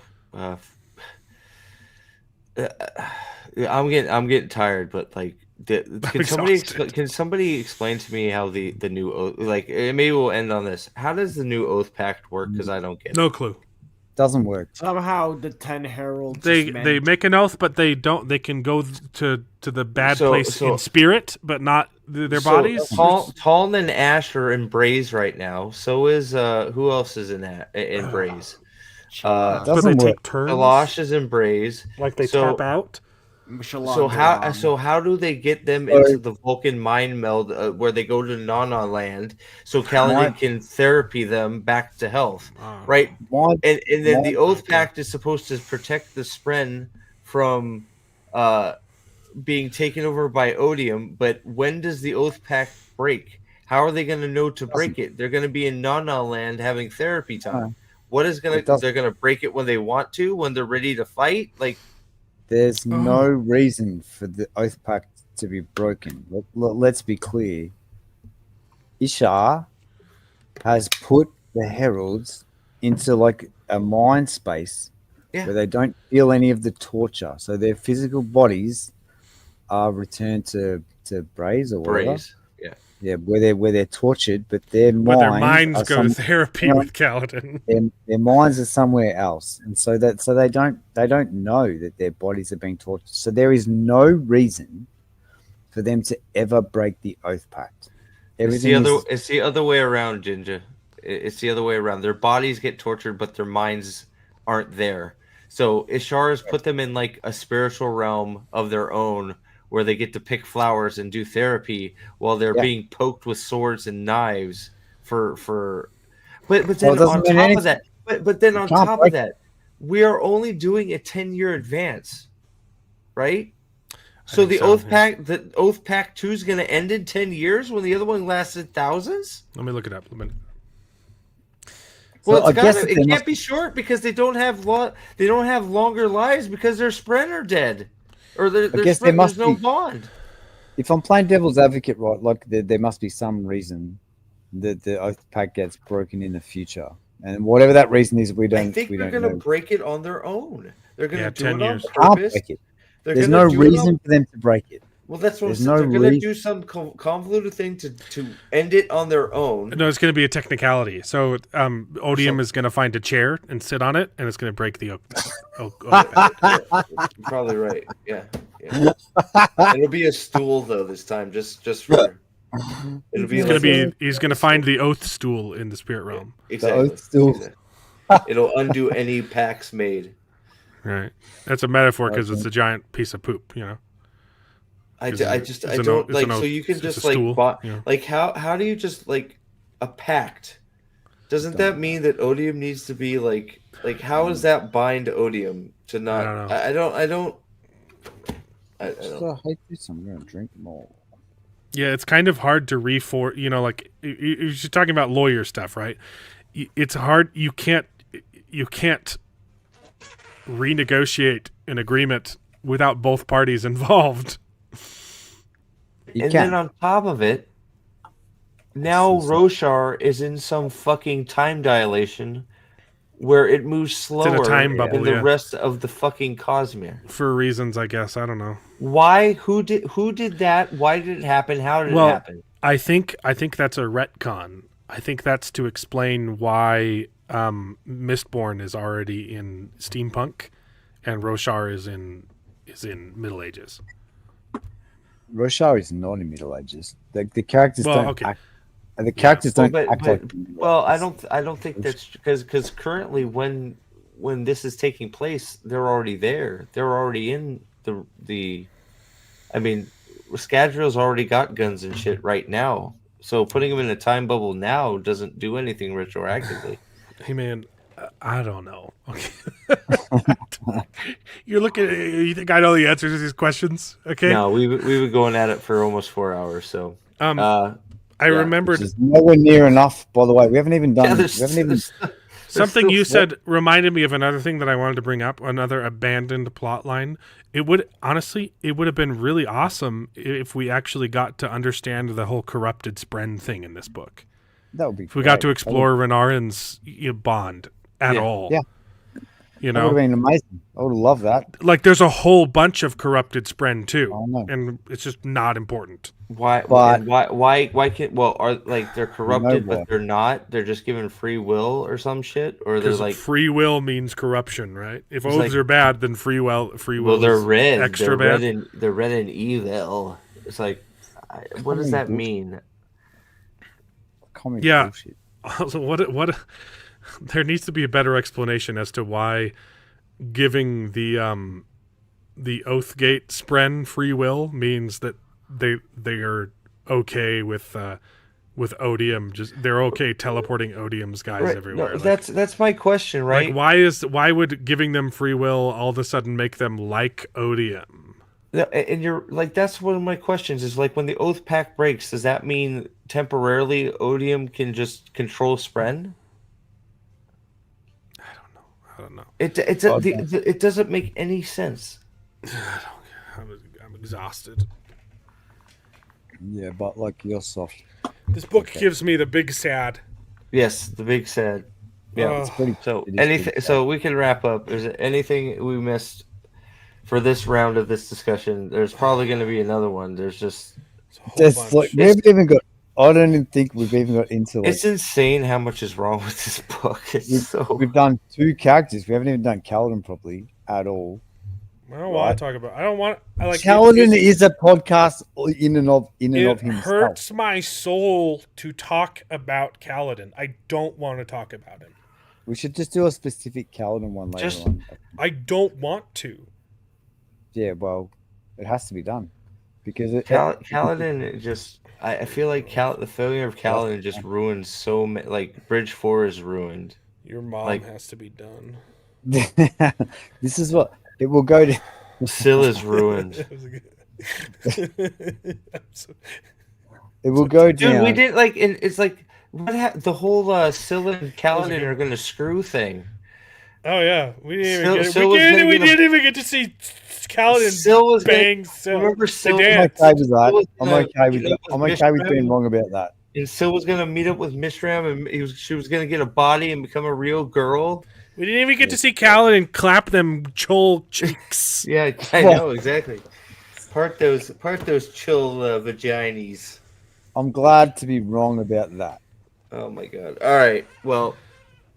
Very glad to be wrong about that. I am sad that Stormlight 5 was not very good. I'm being nice. It was very bad. Yeah, I don't know what the Oath Pact does. Like, I don't understand it, and I don't know why it put a time bubble over Roshar. It doesn't do anything. I don't understand it. It doesn't make any sense to me. It sets them back to the status quo. And there's no reason for it to ever be broken. So, and it's like, think about it though. But if they're in this time bubble, do you know, dude? They're gonna have jets and missiles. They're gonna have intergalactic spaceships. They already do in Elantris. They're just nuke Roshar. Well, it doesn't matter because, there's no real need to. Well, that too. Oaths don't matter. So why is there an Oath Pact? Exactly. It's never going to be broken, so it doesn't. matter. Let's think. Yes, but why? But why? Just like there wasn't a time dilation when preservation and ruin became harmony. Yeah, exactly. Right. Oh, he just said it. Yeah, it doesn't make any sense. Imagine if there was right. Imagine like Wayne's speed bubbles. It happens. The time dilation. The time dilation happens when Kaladin starts dilating that chol vagina. Oh, okay. Rock on. Yeah. All right. Well, I think that with that chol vagina, we'll wrap it up. Thank you. It's the ultimate snoo. It creates a time bubble. Yeah. Man. I think I got him. I broke him. Yes. I think Wind and Truth has broken our neck. I could get Talon to break, baby. Oh man. Well, thank you, man. We've had man almost 20 to 30 people watching almost the whole time, so that's pretty awesome. So, King Fergus, you've been awesome. Jinja, thanks for being here. Carvardes, I always pronounce your name wrong. Thank you for being here. Josh, good to see you. Who there was somebody else that had some bangers. Oh yeah, the light eyes are racist in this book. Forgot about Wakazashi. I forgot about the racism. Dude, Gray jumped on the stream. We haven't seen Gray for a while. That's good. Oh, you didn't see Gray? I saw Gray. Stapleboat was here for me. Gray is Wakazashi. Gray is Wakazashi. Gray is the man. Go watch Wakazashi's house. All right. Anything before we go? My head hurts. Thanks, Ginger. Sile's been muted for 10 minutes. He's probably got something to say. Shai's probably. It was 1 minute. There's because my phone. Shai's done too, man. We're all done. Oh, I'm getting sleepy. Yeah, you've done well, man. Well, thank you. Thank goodness it's Friday. Thank you, King Fergus. Great comments, man. Thank you so much. Made it a lot of fun for us. So thank you. I'm drinking pink. All of you guys. Everybody that was. Everybody. That looks disgusting. Okay. Everybody. It looks like you're drinking Pepto-Bismol, man. It looks like he's drinking. It does. Yeah. It's fucking red velvet cupcake. Dude, it's not red though. It's pink. Drunk Al Dan is in the house. Thank you for everybody who was lurking through the whole stream, guys. Thank you for the support. And I'm sorry. I really wish we were talking about how great this book was instead of this. But here we are. So, but we are talking about fantastic books, Steve. You should advertise. Oh yeah, no, we've been talking about Dresden Files. So go check out those videos. You're doing Severance Sunday again, right? Severance Sundays, baby. Every night, every Sunday on Best Gen, and next week we'll also be talking. Invincible starts not this Sunday, but next week. Oh, very cool. Yeah, cool. I just read Dresden Book 1. It was really good. Nice. I liked it a lot. It's fantastic. You read Book 1? Yeah, for the first time. This is good. No, yes. Okay, so did you audio it or did you read it? Audiobook, yeah. I don't have time to read books. No. They get better and better, yeah. They get better. When you get to, I think, Steve, we're about to start Book 3, right? Everyone said Book 3, it really picks up, yeah. Yep. That's what I've heard. Dude, the audio is insanely good. Get around it. All right. Well, thank you, everybody. And go check out Technically Mexican. Shai, thank you for being here. Glad to be here. I'm gonna go try not to dream of. I do have vagina. I have I forgot. I could have brought it up earlier, but I've got some of the quotes from Daniel Green's criticism of the book. Quickly. I don't think Sanderson is funny. That's a quote. True. While Sanderson continues to be one of the best blockbuster deliverers, he seems determined to never be one of the best writers, which is sad because I know he could be. No, he couldn't be. We'll disagree. Wrong. The themes were so simplistic it felt like YA at times. Because it was. I was expecting to see better handling of mental health represented from Sanderson. I was hoping to see no mental health. So even like the stuff, even like Even like the stuff that the crazy people like about it, he gets asked that question every time. That's such a bad comment right there, because the whole book is about mental health, and that's like I know. I'm saying the people that he's pandering to, they don't even like that. They don't even like it. It's not done well for them either. That's what happens when you fucking pander. Yes. Right? Yeah. It's what happens. It's fucking physics. It felt like I was reading a textbook on mental health instead of a story about characters with mental health problems. Wow. That one's not a direct quote. That was a huge paragraph that I paraphrased. Okay. Yeah. The rest of these have been direct quotes. Yeah, I've seen it was wildly juvenile at times as well. It felt like something I would have overheard. Okay, so the dialogue felt like something I would have overheard a middle schooler who read this book say. What's a middle schooler? From 6th grade to 8th grade. So like right before high school. Preteens, yeah. Well, high school for here is like year 7 to year 12, so it's a bit different. So yeah, right. Oh, so like so like 10 to 13. Okay. Is middle school. Sanderson has taken a big step back in terms of quality of his info dumps. Something really bogged down this book. I was disappointed in how Sanderson wasn't trusting his readers anymore by constantly over-explaining things. I think what King Fergus says here, right? Those are the best quotes. I think we just need to just. I want to amplify this. I don't think Brandon consulted a psychiatrist at all. I think he did. I think there's two types of psychiatrists. I think there's one type that wants to help you. And I think there's another type that wants to put you on a gravy train to make you continue to come back to them forever and continue to make money on you forever. And I think that's the type that Brandon consulted on these particular books. Or he consulted a bad one. I'm with you there. Yeah, those are pretty damning. Are there more? There's a few more. Okay. I genuinely hated the Dalinar Blackthorn bit at the end. That was the most MCU thing we've gotten from Sanderson so far. I don't know about. I don't know by MCU, but like also the Herald of Second Chances was a horrible name. Also, Unbounded hated it. He said that in his video. Herald of Second Chances. Was that Kaladin? Cal, yeah. They call why? Kaladin's title is the Herald of Second Chances. Why? Who said that? Did Brandon say that? Cal said it. It's in the book. Cal said it. No, he literally says Herald of Second. Herald of Second Chances. Did I block that out? That's his title. I must have blocked that out too. That is the stupidest title I've ever. The Herald of Second Chances. All right, we need another podcast. Oh, I found even more. He made fun of the Jasna debate too. One of the things you really don't want to happen when you do a debate off in the climax is for the reader to go, "Why didn't you say this? Why didn't you say that?" Can't have that. You can't. You literally can't. Yasna, why are you? You don't want the reader to be smarter than the smartest person in the world. Yasna, you used to be so smart. Why are you dumb now?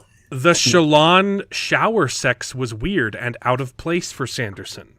True.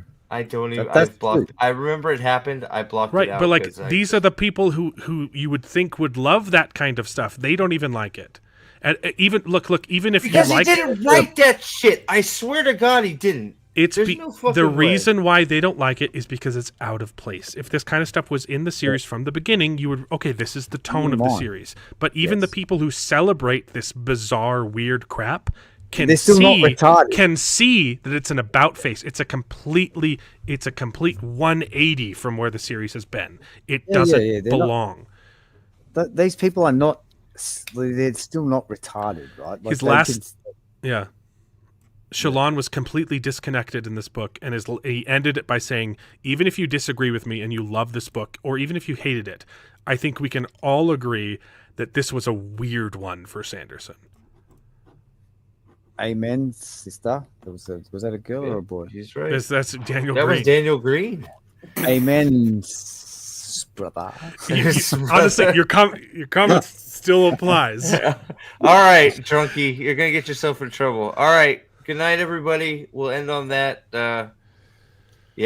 We'll see you soon for something. Reddit. All right, go.